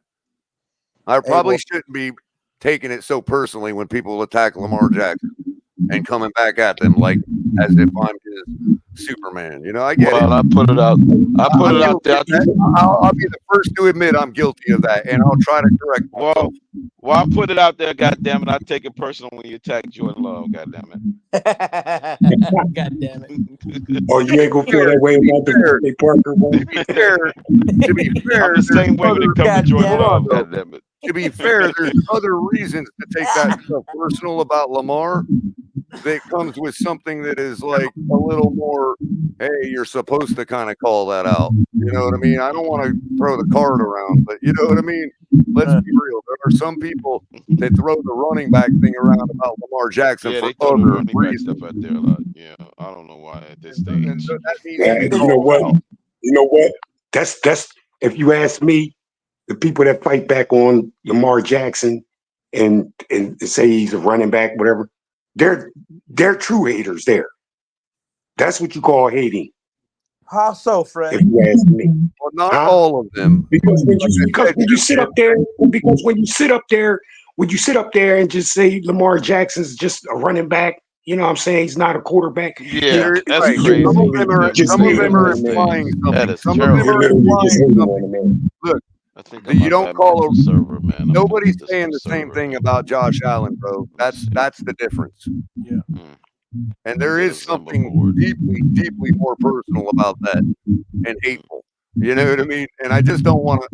I don't want to, evolve the conversation into thinking about that at 3 a.m. right now. You know what I mean? I'm Hey, going to well, say hey, there's listen, I I'm nothing. not love you saying. I'm guys. not saying. I'm going I'm to not saying sleep. everybody's guilty of that. My wife is But already I'm giving me saying the there are evil people eye. that are I gotta go guilty to of that. sleep. I love you guys. I'll see you All right, guys next man. time. Hey, later, man. I gotta Man. Gotta probably head shut out it down myself. here in a second anyway, because it's getting really late. Yeah, And I gotta I head out think we've myself all too. landed on a pretty good spot here. But you know what I mean, Yeah. Crypto. It's like there's certain levels of hate that you got to return no matter what. And let's be Yeah. real. There's a certain image that is invoked in people's head when you hear the word running back as opposed to quarterback. Yeah. And we all know that. Right. The first person in your head ain't Christian McCaffrey when you say running back. Don't fool yourselves. No, it's not You know even what I Christian mean? McCaffrey. It's not even Christian McCoy. Right, Unless you're talking about right. a tribe. It probably ain't a dude with a with that kind of sounding name. You know, it's probably Joe Mixon. No, That's who you think of when you hear running back. Joe Mixon. Yeah. Yeah, I'm Big kidding. Joe. You know. But you get what I'm saying. So there is a slight difference there. I don't want to make it always about that because some people do have legitimate criticism of Lamar and are being genuine. But let's be real that But there's throw a it large all in the percentage trash that when they aren't. throw out the running back thing. Once they add the running back in there, then that means that they just discredit their whole entire take. Agreed. Especially after the stuff we've seen him been throwing this year, man. Like, holy Right. crap. You can't. Yeah, that label gets thrown away completely at this stage of the game. Not Yeah, the way he's playing football. puts up close to 400 yards on us. Doesn't even run hardly. Runs for like 18 yards on us and still beats us with 54 points. I don't know what people are what they're looking at, dude. Right. And that's against the Vic Fangio defense, by the He's way. like Barry Sanders with the ability to throw the football. It was against Vic Fangio's defense, by the way. Yeah, So yeah, a great here's what defensive coordinator. here's what they're Oh not man. understanding, Crypto, is that if Barry Sanders had the ability to even throw the football as good as an average quarterback, he would have been Lamar Jackson. Yeah. I mean, it's crazy. I think Lamar Jackson is a far better runner than Michael Vick. Far better. Vick might throw the he is. football better, arguably. Even now, that gap is being closed dramatically because Yeah. time and time I mean, again he's calling his own plays now. Actually, a lot of people get quiet as kept. A lot of people forget that they let him call his plays and stuff. I mean, these people that bring up his playoff record, it's like, look, I care about that as much as I cared about it for Dan Marino when we were in the thick of things. Yeah. And it wasn't nobody going, oh, McCullough, Marino's playoff record. Okay, he won 8 games, lost 10. Okay, fine. Where Nobody do we was go from saying there? that when we were in the thick of it. That's why you won't hear Baltimore Ravens fans talk that nonsense. No. Right, because they at least know they have a shot. You know, they only need to get to the Super Bowl. That's it. What if somebody else pulls off the miracle and beats Patrick Mahomes before the Ravens have to play them? You ever occur to you there? Yep, that can definitely happen. The Chargers can knock them off in that round. I'm not sure it's the Chiefs that beat Lamar anyway. Like last year, Right. yeah, was it them? I don't know, but it was Tennessee originally. Yeah, before Oops, with who? Ryan Tannehill. Tannehill was the one that did it, yeah.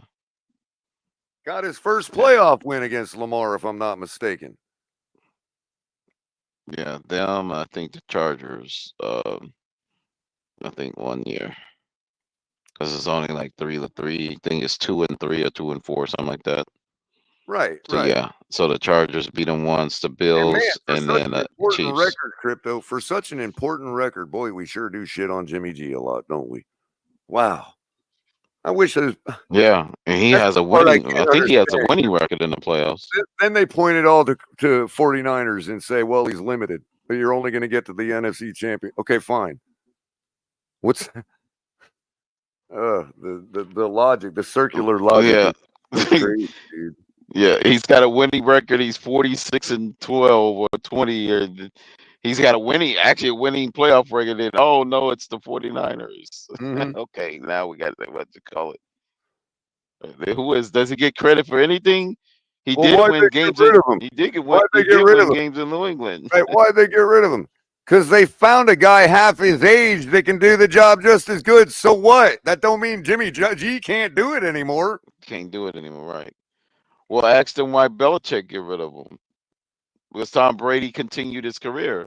He would literally be on the Patriots now if it wasn't for Tom Brady retiring if we didn't late. find the real deal Dan Marino in Dan Marino's 8th year, you don't think we would have moved off of Dan Marino?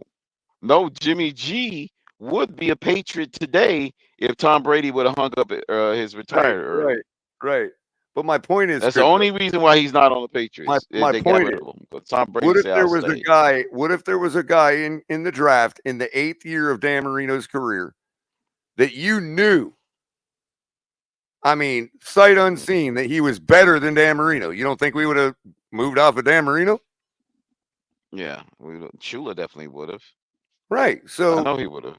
So just because Brock Purdy is equally as good as Jimmy G, don't mean that Jimmy G's bad because they chose Brock over him. Brock is younger.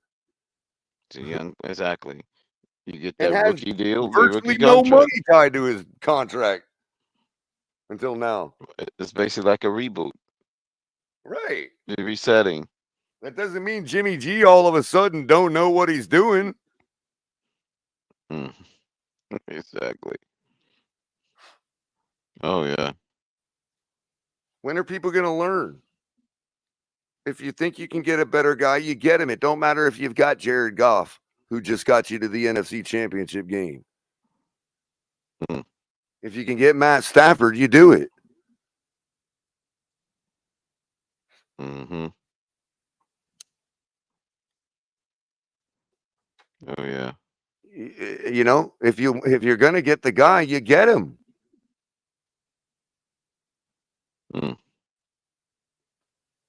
That's the commitment I don't think we've ever really intended to make, dude. And it's been evident because it don't matter if you're a Tua or not, you cannot argue that Tua is one of those guys. Not saying we couldn't have won with him. No, that's not what I mean. Yeah. There is no way the Rams would have moved off of Jared Goff to get Tua. None. Period. Whatsoever. No, the two of would say something different. Because we gave them $1 more, so obviously we would get off of them to get Tua. Right. We paid him $1 more. So yeah, that proves that he's a better quarterback. Sure, the Rams would have got Tua. Thank you, Mr. Finisher. Raphael, love you guys. Appreciate you hanging with us for so long tonight. I'm going to shut it down. In the meantime, hey, we'll be on. I'm going to do something tomorrow night in place of Ali. So stick around, hit your notification bell, hit the like button, and we will. And hopefully we'll get some live coverage from Shake Money. I'll try to get them on and give us an Indianapolis view down there of that combine down there. Right on. So we will. We will see you all at one point tomorrow, and fins up.